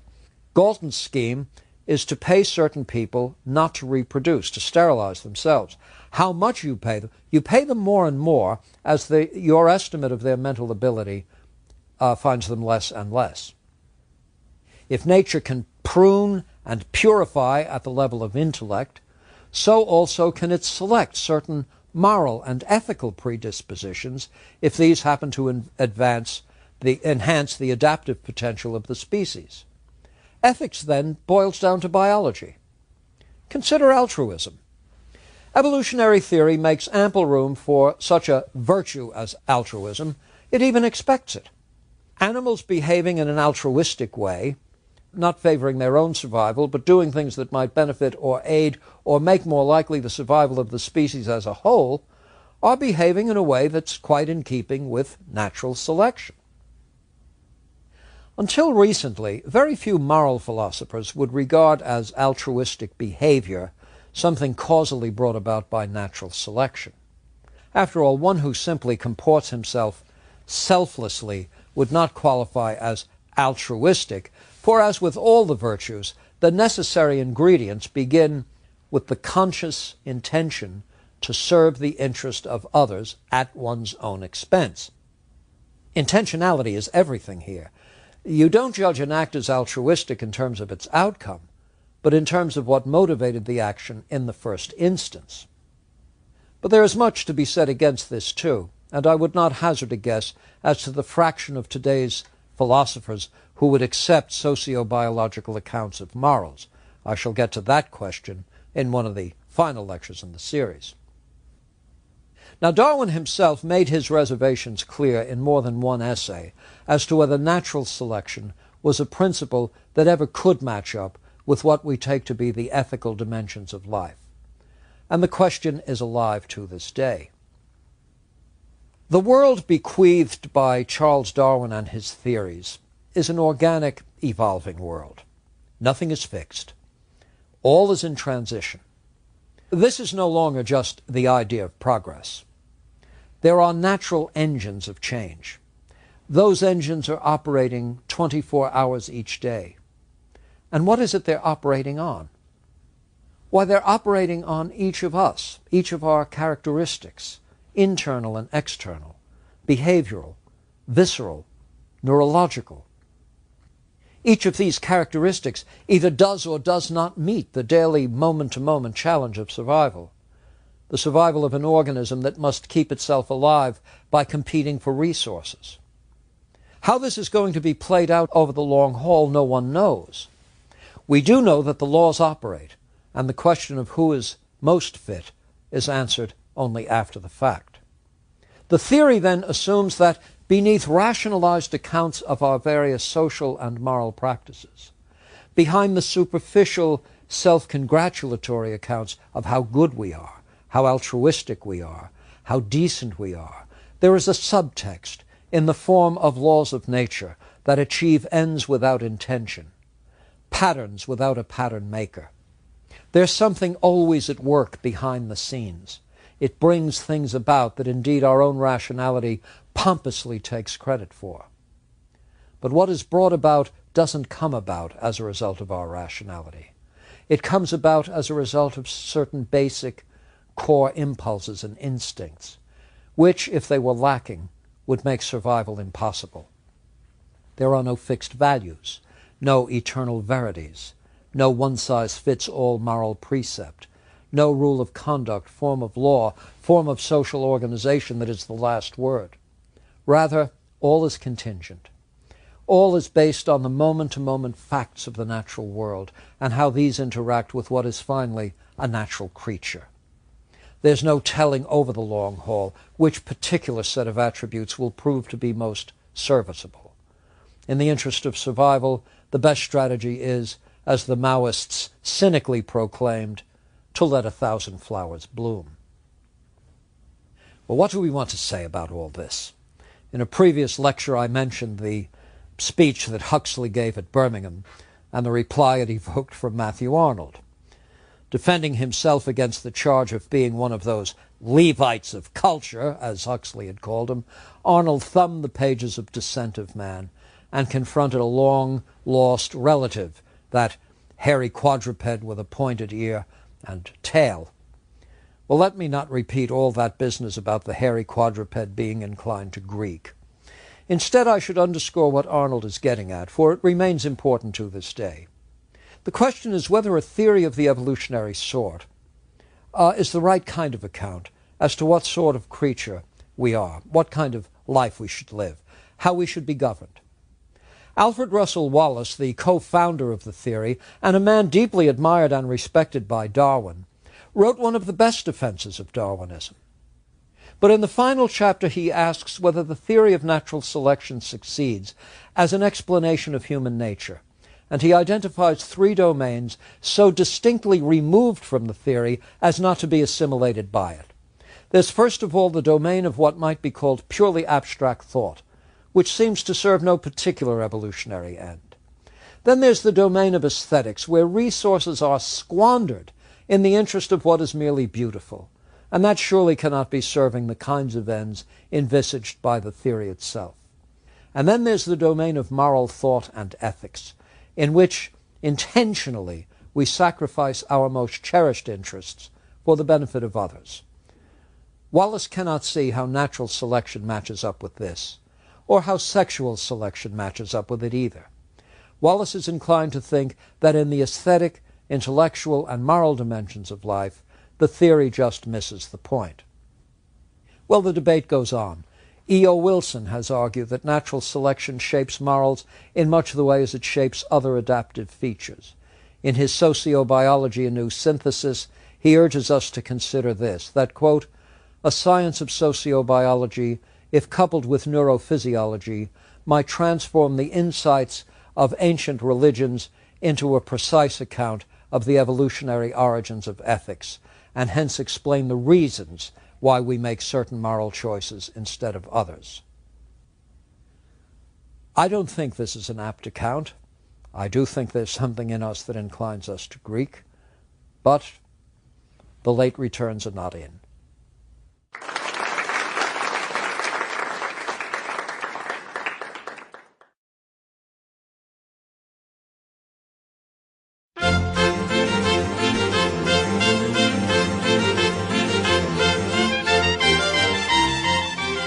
Lecture 44, Marxism, Dead but Not Forgotten.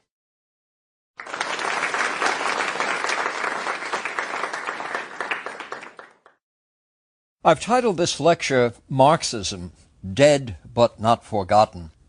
And I think here perhaps there are echoes somewhere within me of an American boy of the 1950s, assuming that if it's Marxism, it's bad, and that's the end of it.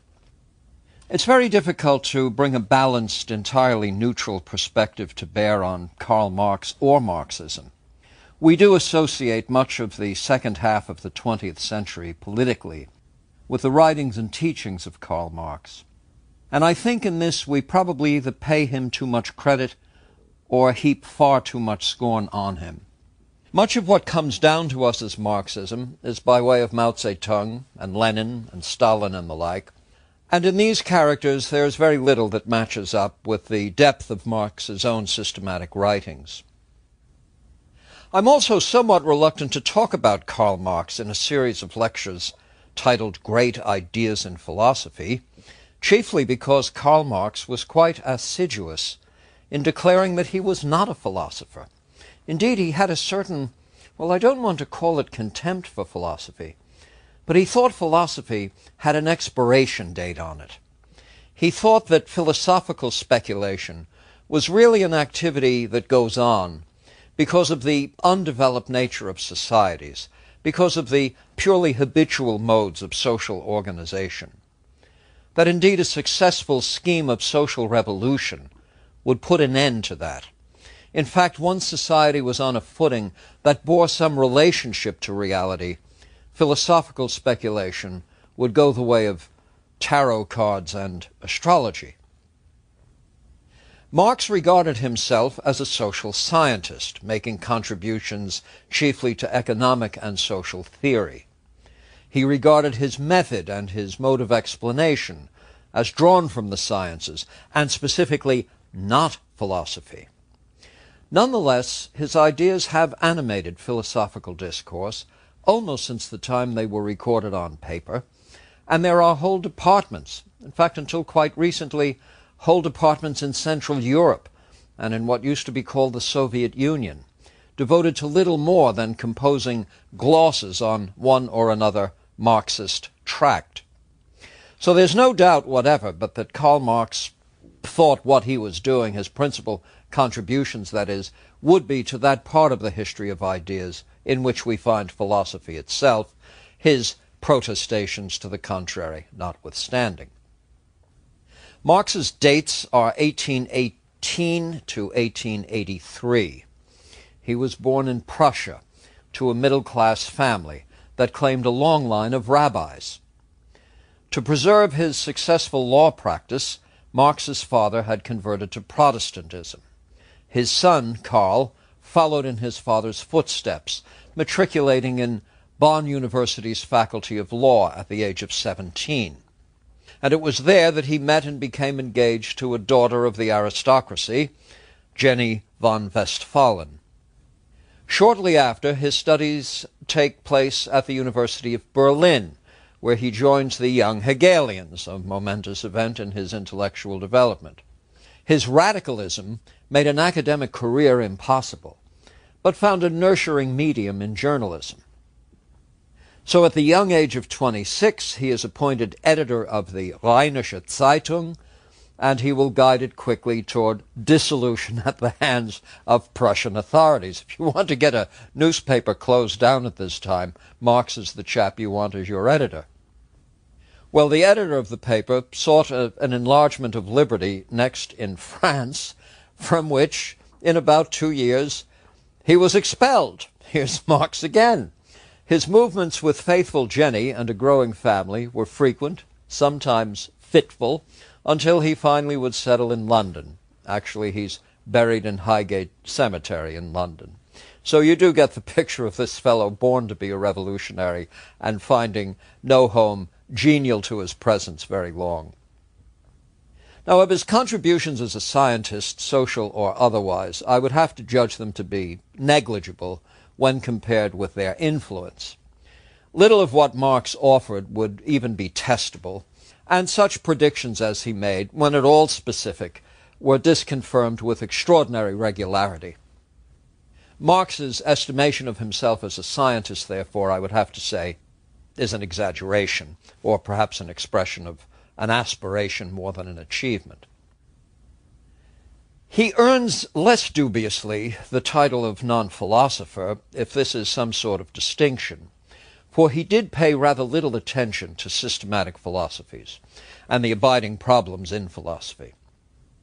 Let's take as an example the mind-body problem, which surely is an abiding problem in philosophy. How is human nature to be understood? Is it ultimately a congeries of biological, physiological processes, the brain being centrally responsible for thought, action, and the like? Or is there something of transcendence about our humanity such that we rise above the level of mere matter? Well, when Marx briefly engages an issue like this, you can almost feel his impatience. Why, in the times he lives in, anyone would pause to consider a matter of that kind simply amazes him. Amidst the European revolutions of 1848, the idea of sitting around and asking a question like that would have struck Karl Marx as an example of how effete thought and thinkers had become by the mid-19th century.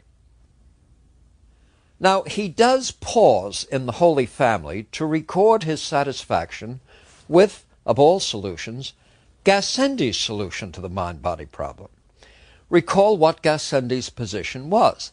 It was a thoroughgoing, materialistic theory of mind, a physiological theory of mind and mental life. Note that Marx's PhD dissertation, his doctoral dissertation, was on Democritus and Epicurus. The title of the dissertation was, quote, "The difference between the Democritean and the Epicurean philosophy of nature," close quote.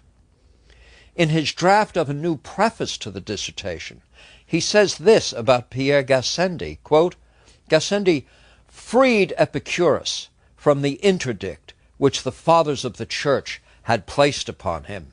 He seeks to accommodate his Catholic conscience to his pagan knowledge, and Epicurus to the Church, which certainly was a wasted effort," close quote. So again you see the reaction against religion, the idea that Gassendi is trying to achieve some sort of rapprochement between a pagan materialist philosophy and the church of which he was a member. The whole project was wasted. But at least what we see in Marx is the solution to the mind-body problem, as far as he's concerned, is already in. It's materialistic. So he was, at least early on, interested in materialistic philosophies in the stricter sense of materialism. Surely taking on a project like that for a doctoral dissertation shows not only an interest in such questions, but an early allegiance to a particular approach to solving problems of that kind. And perhaps it also reveals the influence of his teacher, Feuerbach, whose own war on religion and tradition was as incessant as was Marx's.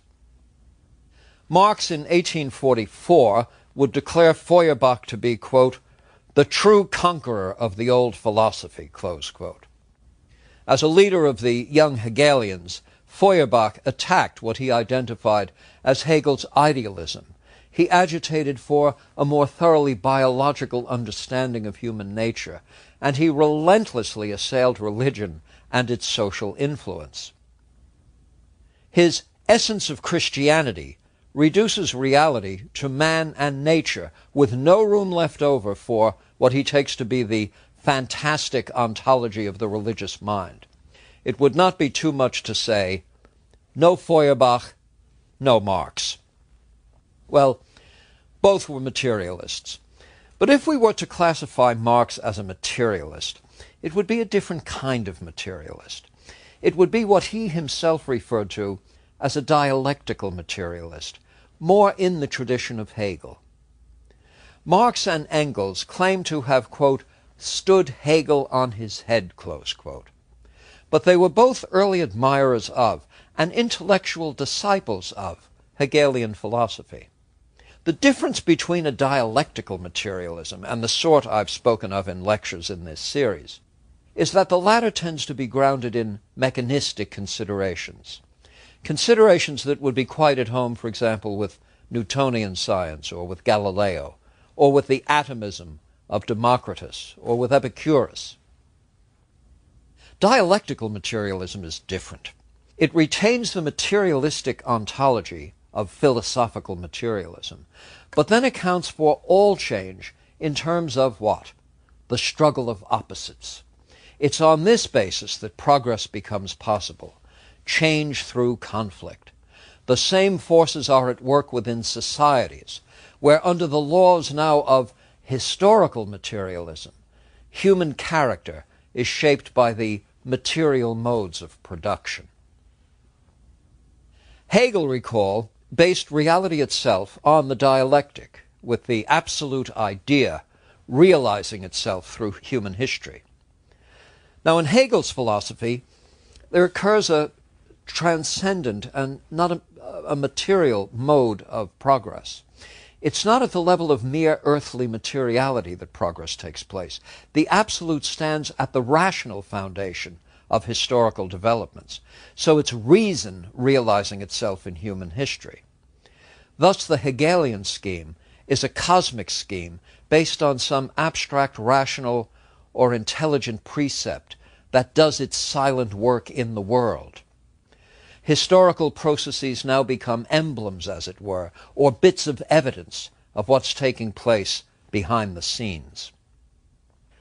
Marx and Engels dismiss the idealism, declaring Hegel to be, quote, standing on his head, and accepting for themselves the duty to place Hegel's feet back on terra firma. So one begins by abandoning the whole field of absolute egos and absolute ideas, and attaching oneself instead to a dialectical materialism in which the events of the social and political world are brought about by factors which are at base not transcendent, but economic. Economic forces are not the sole determinants of of social dynamics and individual behavior, but they are the dominant forces. As biological entities, people are motivated from the first by the needs of the body, not by philosophical or moral abstractions, but by the creature needs that arise from their very materiality. The Darwinian model was a source of inspiration here. Karl Marx wrote that, quote, "Darwin's work serves me as a natural scientific basis for the class struggle in history." He went so far as to dedicate Das Kapital to Darwin. We have no evidence to suggest that Darwin was in any way pleased by this. Now, in proposing that it's economics that imposes change on societies and on persons, Marxism represents a reversal of the traditional way of looking at how systems and institutions come about. Aristotle, for example, argued that the political and legal framework of society will shape the moral character of citizens, and that this, and surely not anything economic, represents the decisive factor in social life. So on an Aristotelian account, the laws and institutions of the polis are established to achieve certain ends. In the right polis, these are the ends of virtue. For Thomas Aquinas, law is, recall, an ordinance of reason, promulgated by one who has the good of the community at heart, or who is responsible for the good of the community. Social organization on this understanding is again based on ends that serve the dictates of conscience. The economics of the situation would be just a surface phenomenon and not at the center of objectives of this sort. Now, the Marxist version turns this quite around. What you begin with are the productive resources that a tribal enclave, a small community, or indeed an entire empire might claim for itself. This inevitably recruits the physical powers of a laboring class. The laboring class becomes an instrument by which production becomes possible. Now, in the process, things are produced more efficiently by cooperation, as the agricultural yield works to the advantage of all. In time, however, possession of property is taken, this establishing class distinctions between the propertied class and the laborers who are working the property. It becomes necessary for the propertied class to devise some means by which to safeguard their possessions. Hence, this same class proceeds to write the laws and exact the punishments. So for the Marxist, law is a class concept, a class tool arising from the material interdependencies of bourgeois and proletarian classes. With the rise of capitalism and the disappearance of feudal society, the process works in an almost mechanical way. Now, suppose we want to accumulate capital, which is what capitalism is all about. We want to accumulate wealth. Now, the way you accumulate wealth is by seeing to it that you can sell something for a price that exceeds the cost of producing it. Well, what this requires is that the cost of producing it, which is primarily the cost of labor, has to be kept as low as possible relative to the price that will be charged for the product in question. The difference between the cost of the labor involved in producing something and the price that is won in selling it just is the profit. This is what you're trying to amass. Well, now suppose it turns out that everybody in the world can make shoes. Well, of course, if everyone in the world can make shoes, then no one has to buy shoes. If it were the case that a large number of people in the world were making shoes, there would be far too many shoes for the number of feet in the world. Now, you begin to see that the price you'll be able to get for a pair of shoes drops as the supply becomes entirely disproportionate vis-a-vis the need for the item. So within a capitalist system, it becomes necessary to control the means of production, to make sure that production does not significantly outstrip need. This requires an accumulation of power over the primary mode of production. What is the primary mode of production? Labor. So what you now have is the formation of sharply distinguished classes. There is a laboring class, but the laboring class now is understood to be a kind of device. It's like an assembly line. It's like a system of pulleys. Labor is something that makes things, just as machinery makes things. As with machinery, it's necessary to keep labor, as it were, in good repair, and also make provision for replenishing the supply of it. And this is precisely what wages are all about. Wages aren't paid out of some consideration of obligation or decency. Wages instead are the means by which labor is preserved. Indeed, wages become the means by which labor reproduces itself. You form a laboring class, which in almost clone-like fashion is kept in such a condition of life that its offspring are likely to enter the same mode of employment, engage in the same productive enterprises, and be kept at a subsistence or slightly above subsistence level in order for the productive resources of the society to be used to their fullest. My, oh my. Now, if you happen to be at the top of the food chain, so to speak, in this enterprise, you've got to see to it that your interests are protected. Your interests are protected chiefly by law. So there is a hand-in-glove relationship between those who are most successful at forming capital and commanding the productive resources of the community, and those who are responsible for writing and indeed implementing the laws.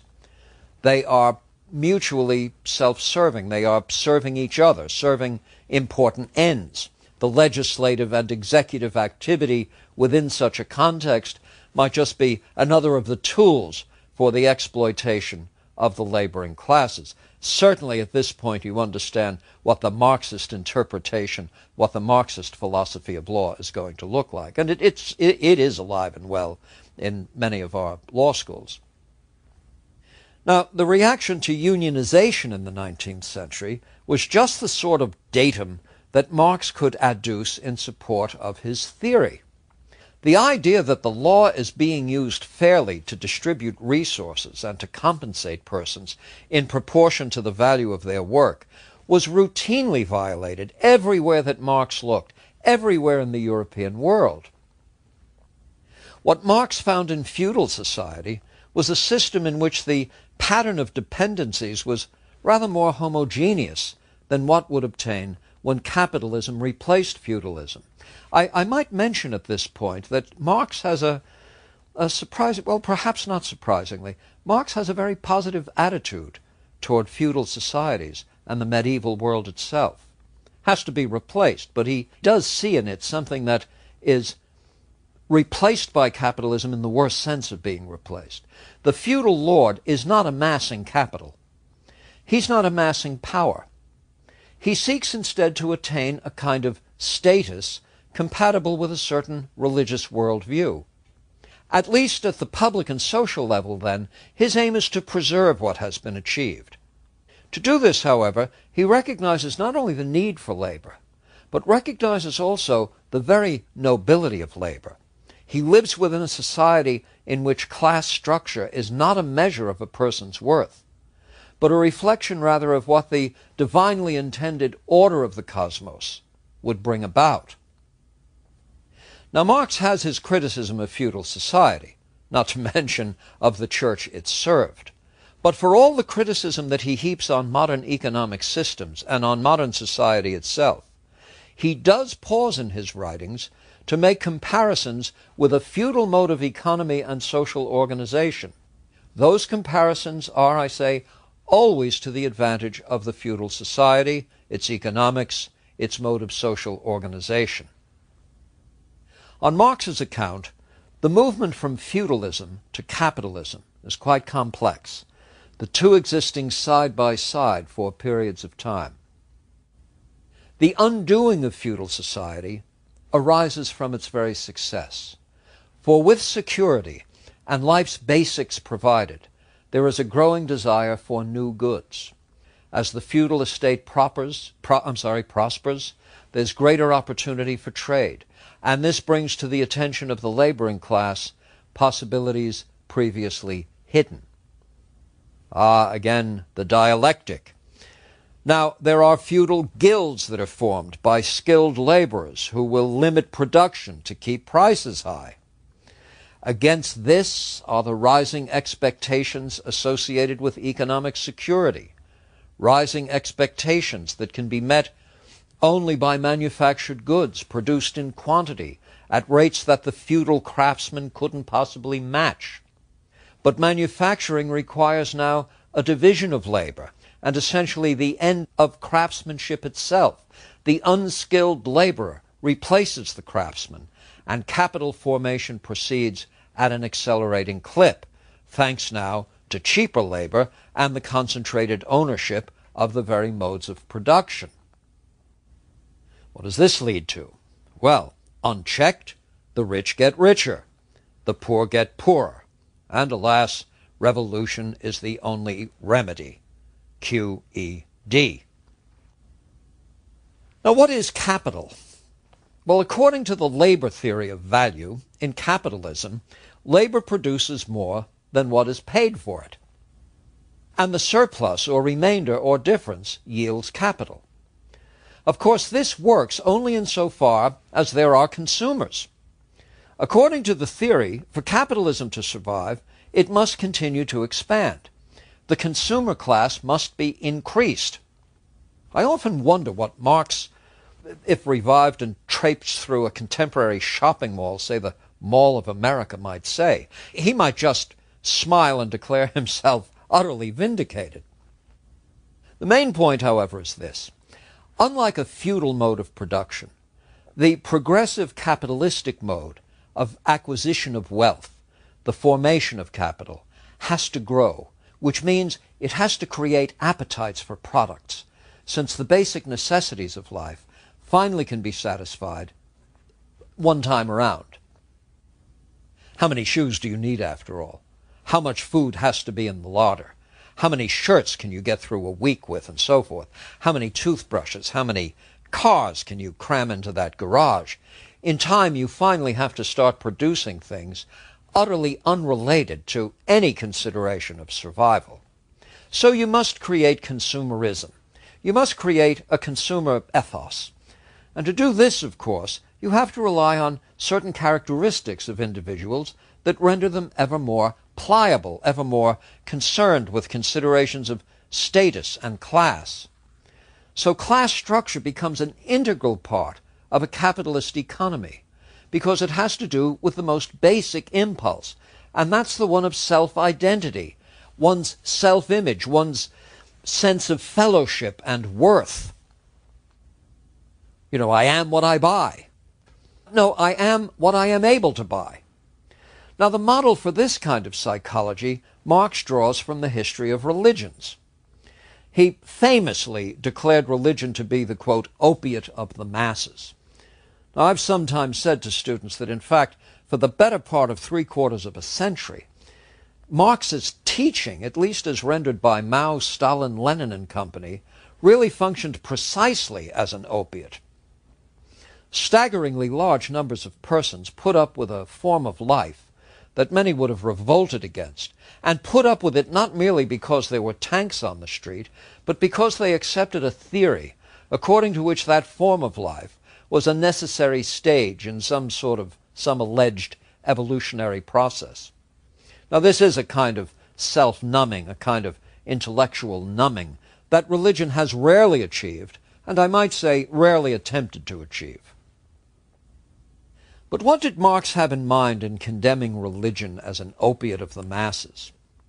Well, he was a revolutionary within a world of powerful centers committed to the status quo. The great obstacle to a revolutionary enterprise is complacency. And one source of complacency is the belief that prevailing conditions are natural or right or divinely ordained. If you are convinced that your current situation is but an instance in an immensity of time, and that all the important things are going to happen after this purely meager earthly interval, well, you've already become tolerant of your situation in life. Religion redirects focus from the here and now to the then and the there is untouchable, and the then is unreachable until you perform that necessary act of dying. So the opiate effect is this. You begin to take less seriously the day-to-day affairs of your life, and you begin to place the highest premium on a set of values that inevitably are promulgated by classes above your own. It's the masses who find religion to be an opiate. The upper classes, the most influential classes, the moneyed classes, the aristocratic classes, don't have particularly good records of religious credulity. This is where you find skeptical philosophers, cynics, men of the world. But the churches are just the right place to have people reassured that there's some future reward that will be theirs. So Marx sees not just a convenient aid to a particular economic system, but a deliberate, motivated attempt on the part of the powers to keep the masses in place through some sort of mythos, a set of rites and rituals, a set of superstitions, futuristic promises, all of it grounded in something absolutely unreal, but entirely serviceable for the purposes. Now you begin to change this only by recognizing that you're a victim of it. The class consciousness becomes the necessary engine of revolutionary change and progress. The first thing you've got to recognize is that you've been exploited, that you're being manipulated, that in fact those who are availing themselves of your labor are doing and paying you wages are doing so not in your interest, but in the interest of preserving a system in which they happen to be successful. Their success depends centrally on your failure to change anything materially about the nature of your life and social arrangements. So what is needed, of course, is a revolutionary change. And that revolution cannot be bloodless, because the powers are not relinquishing power. Those in power do not relinquish power. Power is taken from them.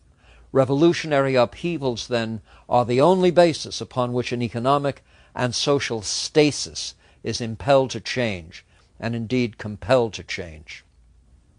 In the ordinary run of things, science and technology alone radically alter the means of production. If you step back from this for a moment, forget the drama of classes in conflict and vulgar capitalists attempting to amass wealth, just step back for a moment and consider how the world of the late Renaissance and 17th century, the realms of science and technology, how those worlds were changed by science and technology, how the cotton gin changes things, or an automobile. Marx provides a theory that really leaves no room at all for the revolutionary changes brought about technically and scientifically, without any blood being let at all. And as far as the static status of a laboring class, consider only the Western democracies of the past century to see how mobile persons are within that framework. His is a deterministic theory, and this inevitably is defeated by actual persons living real lives according to terms they articulate for themselves.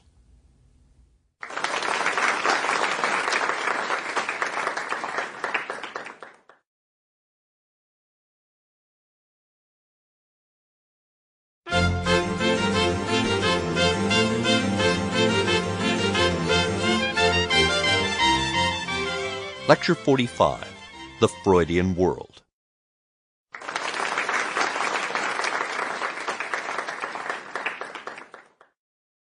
The themes and issues that have guided the lectures in this series are subsumed under three broad headings I've mentioned often: the problem of knowledge, the problem of conduct, the problem of governance. Now, different figures have attached themselves to one or more of these, important contributions often coming from quarters beyond academic philosophy. Some of the great ideas in philosophy have not been contributed by philosophers. Indeed, if by philosopher one means a student of the subject who has earned advanced degrees in it, well then very few of the great ideas have been contributed by philosophers at all. Socrates, Plato, Aristotle come to mind immediately, but so too do the ancient physicians, a number of medieval theologians, several mathematicians. The list of contributors is long, and the specialties are diverse. Sigmund Freud is on the list, but less by way of medicine than through a specialty he personally did much to create. Freud, of course, needs no introduction. He has shaped contemporary perspectives on the nature of knowledge, on our understanding of the sources of our conduct, on our sense of the very nature of the person. He has profoundly influenced thought across the entire spectrum: aesthetics, literary criticism, moral philosophy, indeed philosophy, to such an extent that one has good reason to refer to the Freudian world. Well, who is this fellow? He was born in 1856 in Moravia, moving with his family to Vienna 4 years later. He was the eldest of 7 children, born to his father's 3rd wife. Graduating from gymnasium first in his class, Freud undertook the study of medicine at the University of Vienna when he was 17. It was there that he came under the influence of one of the significant scientists of the period, Ernst Brücke, about whom Freud would later write, quote, "He carried more weight with me than anyone else in my life," close quote. Now, Ernst Brücke was a professor with whom Freud actually did some original research. In light of the influence he had on Freud, Brücke is someone we should know a little bit about. Early on in his own scientific education, Ernst Brücke became associated with one of the great figures in 19th century physiology, Johannes Müller. At the time he was there were 3 other young men who would become leaders of thought in German biology and science in the second half of the 19th century. They were Carl Ludwig, Émile Dubois-Reymond, and the most famous of the 4, Hermann von Helmholtz. The 4 of them were of one mind in regarding all biological functions as based on physics and chemistry. No vital force or élan vital, no occult powers, no vis vitae. Brücke and Dubois went so far as to take an oath to each other, to the effect that they would accept no principle in biology that was not grounded in the basic sciences of chemistry and physics. Specifically, they would accept that, quote, "No other forces than common physical chemical ones are active within the organism," close quote. You see a heroic oath here. Now, I say of the 4, surely the one who achieved the greatest celebrity was Hermann von Helmholtz, and indeed one of Helmholtz's early contributions was at the 1847 meeting of the Physical Society of Berlin, in which he gave a short, trenchant, and now classical paper titled Die Erhaltung der Kraft, on the conservation of energy. It's interesting that the first version of the essay had been submitted to the journal Deutsche Annalen Physik, roughly the German Annals of Physics, and was rejected for being too speculative. Well, Helmholtz makes clear at the beginning of this essay, this brief presentation, what his remarks of the day are intending to establish. He will explain why it is that no one has been successful in attempts to make a perpetual motion machine. Now, what Helmholtz was establishing in that lecture, and what other conservationist principles by mid-19th century established, is this, that within a closed system, the energy content is constant. You can vary the form it takes, but that indeed, at the end of the day, you get no more than you started with. That's the whole conservationist perspective. I mention this because when we get to Freud's theory of hysterical symptoms as conversion reactions, that the hysterical blindness or hysterical paralysis or hysterical deafness is just the physical manifestation of something occurring at the level of psychic energy, we see here conservationist notions surfacing in Freudian theory. That indeed Freud's repression theory of hysteria is part and parcel of a more general conservationist physics, not only picked up at the knee of Ernst Brücke, so to speak, but obviously part of the general scientific ethos during the time of Freud's own education. So I do want to say that Freud is not only ever the scientist, but he's always in touch with leading developments in science. A fine work by Frank Sulloway titled Freud, Biologist of the Mind, really makes the case very well how close Freud was in his thinking to the best scientific thinking of his period, and how consistent he was in attempting to ground psychoanalytic theory in the more basic sciences. But far more important than conservationist principles in physics was the Darwinian revolution, which Freud accepted chapter and verse. Darwinian theory was the opening of a window. The whole perspective on the natural world changed. We now had, as I said in a previous lecture, design without a designer, and the design features were coming about as a result of raw, brutal, daily biological conflict and collision. The real world was not peaceable. It was a kingdom in which the creatures take the form they do by way of self-serving, selfish commitments to survive. That's the bottom line. The individual organism does this through modes of self-gratification and procreatively achieves the same for the species as a whole. This is all written in the thick book of evolutionary theory. And by the time you're a student at the University of Vienna in the 1880s, this really is no longer a topic for debate. It may be hotly debated in cafes in and around Vienna, but to the scientific community, whatever was wrong in Darwin was more or less in the footnotes, not in the main points. And so Freud accepts evolutionary theory as a starting point for any general theory about human nature. And that much, I think, has to be credited, put in the credit column, to Darwin's influence on the world. Now, I say Freud's ambitions were fairly modest to begin with. He wanted to be a research scientist in medicine and have an academic position at Vienna. Vienna was probably the most Catholic city in Europe, and the University of Vienna was surely the most Catholic university, perhaps outside the Pontifical Gregorian and a few other places. And it was fairly clear that Freud, as a Jew, was going to face a fairly low ceiling as far as academic prospects were concerned. He was already contemplating marriage and a family, and so with some reluctance he entered medical practice rather than taking on a full-time academic position. So now he's going to go off and practice neurology, which is what he was trained in. Well, what kinds of patients will he see as a neurologist? He'll see patients not unlike many patients seen today by neurologists. People come in complaining of a headache that won't go away. Or there seems to be a sudden change in their visual sensitivity. Or they wake up in the morning and one of their extremities, let's say the left arm, has greatly reduced mobility. Or they get out of bed and they seem to be dragging a leg behind them. Or one of their pupils is dilated, that sort of thing. Or they might have a region of the body now completely bereft of sensation.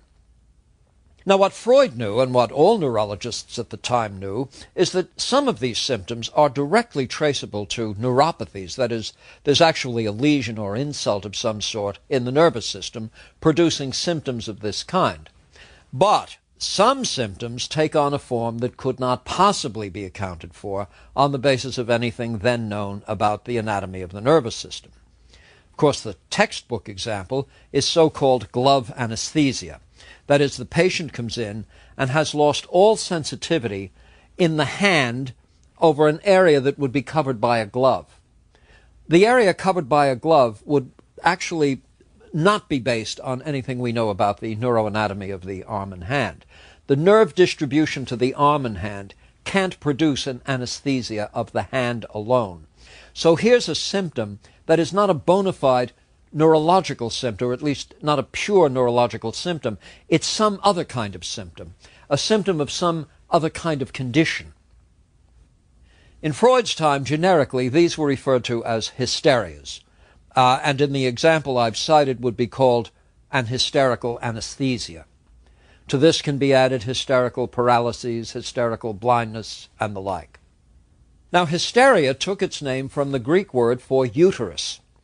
Before the 19th century, it was widely thought that conditions of this kind occurred only in women, and generally as part of the complexities of their reproductive biology. Now, Freud was not the one who turned things around on that point. In fact, it was Charcot, whom I will mention in a few minutes. Charcot had a lot to do with getting rid of that idea. But even before Charcot, medical practitioners knew that hysterias did hit men, and good and hard, though they already recognized the tendency of men not to show up with complaints like that, but for women to do so with regularity. Let me just say that one of Freud's tasks then, as a neurologist, is to distinguish between hysterical symptoms and bona fide neuropathies. Between October 1885 and February 1886, Freud resided in Paris to study under Charcot, who was reporting some success at the time in treating hysterical patients with hypnosis. The old mesmerism, which had become a target of ridicule, in large part because of Mesmer's own claims, had gradually returned to respectability in the hands of doctors seeking some form of anesthetic. This is before ether anesthesia. Charcot extended the use of hypnosis now to diagnose and treat hysterical patients. It is known, for example, that hysterical symptoms, unlike neurological disorders, can be moved around the body by way of hypnotic suggestion. It was a keen insight on the part of Charcot to see in some of his hysterical patients a psychic response to traumatic experiences.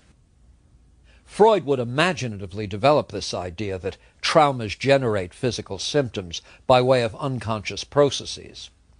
With 6 months of experience behind him, Freud returned to his practice in Vienna and for a time used hypnosis, giving it up chiefly, I suspect, owing to what he took to be its mysteriousness.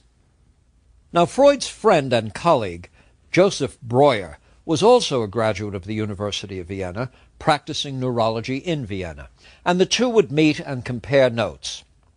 The patient of greatest interest to Freud was one that Breuer had been treating since about 1880, and who comes down to us as the famous Anna O. She had been caring for a tubercular father for years. At 21, she presented herself to Breuer suffering from a persistent cough, a paralysis on the right side of her body, sensory disturbances, even hallucinations. While in treatment, Anna O. developed a total aversion to drinking. She avoided dehydration by eating fruit, but would not take fluids directly. On one occasion, she lapsed into a state of self-hypnosis, during which time she reported the disgust she felt when she had seen a dog drinking from a glass. Post-hypnotically, Anna O. was cured of her aversion. Now, what Freud and Breuer concluded was that each of her symptoms was the residual of some earlier trauma, which, when purged from memory, resulted in recovery. It was Anna O. herself who referred to Breuer's discovery as a talking cure, and of the process as akin to, quote, chimney sweeping, as she put it. Well, Freud and Breuer proceeded to make a series of systematic observations in their patient populations, satisfying themselves enough that they had interpreted correctly what had taken place with Anna O. Their treatise, published in 1896, was titled Studien über Hysterie, Studies of Hysteria, in which the theory is advanced that hysterical symptoms are invariably the outcome of repression, and psychoanalysis was born. Years later, in his introductory lectures on psychoanalysis given at Clark University, Freud would say that Breuer deserved credit for the earliest beginnings of the discovery in his work with Anna O. at a time when Freud actually was still in medical school. Now, as for the theory, it supposes that the patient has incorporated a traumatic event, a traumatizing thought, at an unconscious level. Certain fears and desires have been placed beyond conscious awareness, presumably because of their content. As a result of this repression, this blockage at the psychic level, well, a process is developed that converts this to a physical hysterical symptom. This is in a way something of a hydraulic theory, in a manner of speaking anyway. The normal flow is stopped up and pressure builds, released by way of other outlets. You stop things from getting expressed at one level and they pop out somewhere else. And add to this notion those principles of conservation dominant in the physical sciences. Take a piece of paper, set it on fire in an enclosed vial. What results is a mixture of heat, light, ash. But the total energy in this closed system hasn't changed. The total energy is the same, but the form is different. Now, granting the validity of the repression theory of hysteria, which already presupposes a quite active unconscious life, the question that naturally arises is what kind of thought or wish or desire is of such a nature that the patient's psychology would keep it out of mind at the price of lost sight or lost sensitivity, lost movement. This seems to be a hellish price to pay. So obviously what's getting repressed must involve fairly high-stakes issues. And what might these be? Well, now on his own, with Breuer content to leave theorizing to others, Freud embarks on one of the more daring theoretical voyages ever. Inspired by evolutionary theory and taking human nature to be drawn from animal nature, Freud focuses on survival mechanisms. Our very ancestry guarantees that at the level of the individual, everything will be done to promote survival. Everything will be done to enhance pleasure, to minimize pain. And in the process, we will engage in such procreative activities that will guarantee the survival of the species as a whole. So what you have de novo now is a creature that is self-regarding, selfish, self-protecting, hedonistic, impelled by instinctual forces designed to gratify. That is the pleasure principle. That de novo we come into the world designed in such a way as to seek and enhance pleasurable experiences and minimize those that are in any way painful. Pleasure is the sensation that nature endows us with so that we do what we have to do to survive. Do you see? It works like this. Why does an infant suck at a nipple? Not because the infant has read a nutritional treatise or handbook or knows about Krebs cycles and the like. If you hang a strain gauge on the cheek of an infant, you find out that it takes a tremendous amount of work to drain a bottle. It's really quite effortful. Hourly wages would probably have to be astronomical to keep somebody doing this, unless, of course, it created a certain kind of sensual pleasure. So the infant sucks for reasons. Freud says that at the bottom, the reasons are just expressions of this very well-developed instinctual tendency to survive. And so he reaches the concept of infantile sexuality. The infant does what it does because it derives sensual pleasure from doing it. That precious, little, wonderful creation of love is in there, pleasing itself in one of those well-known sensual ways. And as you move through these Freudian stages of psychosexual development, you find that what shifts is the mode of gratification. But gratification remains the constant goal. It's just how one achieves sensual gratification that changes. The culmination of this, quite consistent with evolutionary theory, the culmination of this through the oral stage, the anal stage, is finally adult heterosexual sexuality. But why is it that adults do engage in heterosexual sexuality? Very few people do this chiefly on demographic grounds. They don't calculate the replacement ratio, notice that some number of births will be needed to compensate for fatalities, etc. The behavior doesn't proceed from considerations of duty. Rather, the activity is a source of pleasure, and it's the pleasure that explains it. What people do for pleasure is what nature actually would require for the success of the species. So adult heterosexual sexuality, in virtue of the fact that it yields pleasure, serves the purposes of nature. Now, all this is at the level of the pleasure principle. But what sort of world would we have if human beings simply labored in the service of the pleasure principle 24 hours a day? Of course, some of you cynics out there are going to say, well, I suspect it would be the world we do have. But this is a separate topic.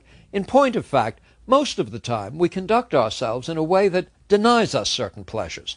Indeed, we even write laws that will punish those who act solely according to the pleasure principle, which is to say that in order for there to be an integral society, the pleasure principle has to yield. And this creature, designed by nature to gratify itself, to please itself, to avoid punishment, to be selfish, this creature has to become civilized and socialized and acculturated. That is to say, the pleasure principle has to come face to face with what Freud calls the reality principle. Yes, there is here that Hegelian dialectic in yet another manifestation, as it was seen in Karl Marx's theory. The idea being that this ego, this self, the self that we recognize in the mirror, the sorts of people we regard ourselves as being, each of us singly, how we regard each other, Well, it's a reconciliation of two quite opposing forces. The self or ego arises from the opposition of two powerful principles, the pleasure principle and the reality principle. The pleasure principle itself arises from what is most basic and instinctual in our animal nature, described by Freud as the id. Society gets working on us from the earliest moments to fashion a being that becomes a tolerable member of society, so society can preserve itself. And that is through the education and acculturation of the conscience, the development of a conscience. It's the world that begins each day with, no, no, don't do that, behave yourself, stop, etc. Now, announced to a creature that is constantly saying at the unconscious level, now, me, more, right away. So, you see the conflict here. And out of that comes, I say, not quite a happily reconciled entity. Life is never as pleasurable as we know it could be, and indeed we never quite measure up to the highest social expectations that have been set for us. So out of the tension between the id and what Freud calls the superego, the conscience, there emerges this ego, this self. The ego is that synthesis out of the thesis-antithesis sort of dialectic. And this puts a new light on the problem of knowledge, the problem of conduct, the problem of government. The first lesson to be learned is that the tensions here are to some extent relaxable, but not eliminable. That indeed the demands of society being what they are, it is necessarily the case that the life we live will not be a fully authentic one, which is to say, we will not act as our own truest and most basic impulses and instincts would have us act. We begin the compromise from the earliest possible time, and to make sure that these compromises are made, we have parents, we have institutions set up to do just that. Now, parents, of course, have us doing things and not doing things based on what parents take to be good reasons. So parents might tell children, don't do this until you're married, and don't do that, and don't do this. And they might tie this into some basic religious precept or certain ethical precepts and the like.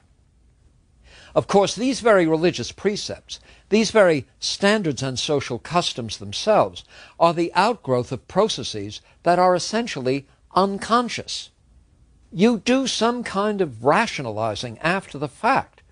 Well, we tell our children that there should be no sexual intercourse until marriage, and that's because ... The because then offered as a justification may be taken from Scripture, or from the Baltimore Catechism, or even the Surgeon General's annual report.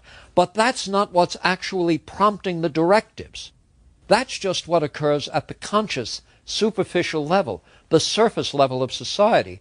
What actually is going on here is that institutions and practices are being formed to move people relentlessly toward, heterosexual modes of sexual gratification within the framework of marriage for the purpose of securing the needs and interests of society itself. Whether you're dealing with a tribal community or the fashionable east side of Manhattan, whether it's the Oxbridge crowd or something radically different, the institutional and social arrangements are designed in such a way as to secure the interests of the society at large. And those interests are finally and basically of a biological Darwinian nature. At stake is the survival of the collective. Now, it may take on a variety of institutional, tribal, religious, customary forms, but once you read through the symbolism, you see that the same thing is going on in all these places. Well, now, this is quite a bizarre theory when you think about it. As with evolutionary theory itself, psychoanalytic theory has this Gothic character, something we might expect from, say, Mary Shelley, or something to be painted by Henry Fuseli. Beneath the surface rationality and simplicity is the busy workshop of the unconscious, directing and forming complex institutions, causing weird dreams and disturbing symptoms, rendering at once fit for and discontented with civilization. And, of course, to make matters even stranger, there are people waking up blind or with paralyses because they harbor horrid wishes which they can't face. Well, what kind of wishes might these be? that would cause such symptoms? Take a guess. Sexual, of course. This is Freud, after all. So as Junior is moving toward heterosexual sexuality, the obvious target of his affections will be the source of all of his pre-existing gratifications. Yes, it will be Junior's mother. And so what Junior has to learn, in no uncertain terms, is that mother is off limits. Here, then, is the theory of the Oedipal complex, in which the socialization of sexuality requires a redirecting of sexual energy to a socially acceptable target. Now, this can be a profoundly traumatic experience in the life of a developing young man. One prominent physician, asked to comment on Dr. Freud's recent theories, declared that it was not a fit subject for academic discussion, but a reason to call the police.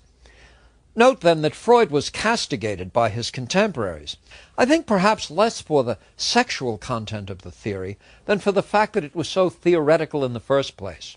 Freud is writing at a time when Ernst Mach and the whole positivist movement in science has developed its full stride. Doing science means especially not doing metaphysics. Science is an essentially observational enterprise designed to generate general, testable, and refutable laws. And here along comes Dr. Freud out of Vienna talking about Oedipal complexes and totem poles, dream sensors, and all that. Freud was destined for criticism, I should think, even with the sexual content muted or, for that matter, removed. What evidence is there for the unconscious at all? Freud claimed that the royal road to the unconscious is through the interpretation of dreams, that the dream world is the world in which wishes are fulfilled. And this is the closest we ever come to facing up to what our real desires and wishes are. But in fact, if we saw them in all their reality, we'd never be able to sleep. So there's a kind of censoring mechanism that puts into symbolic form something that you see. Here's the bottom line. The bottom line is life doesn't work. The dream doesn't quite work. The symbolism is enough to let you sleep. But because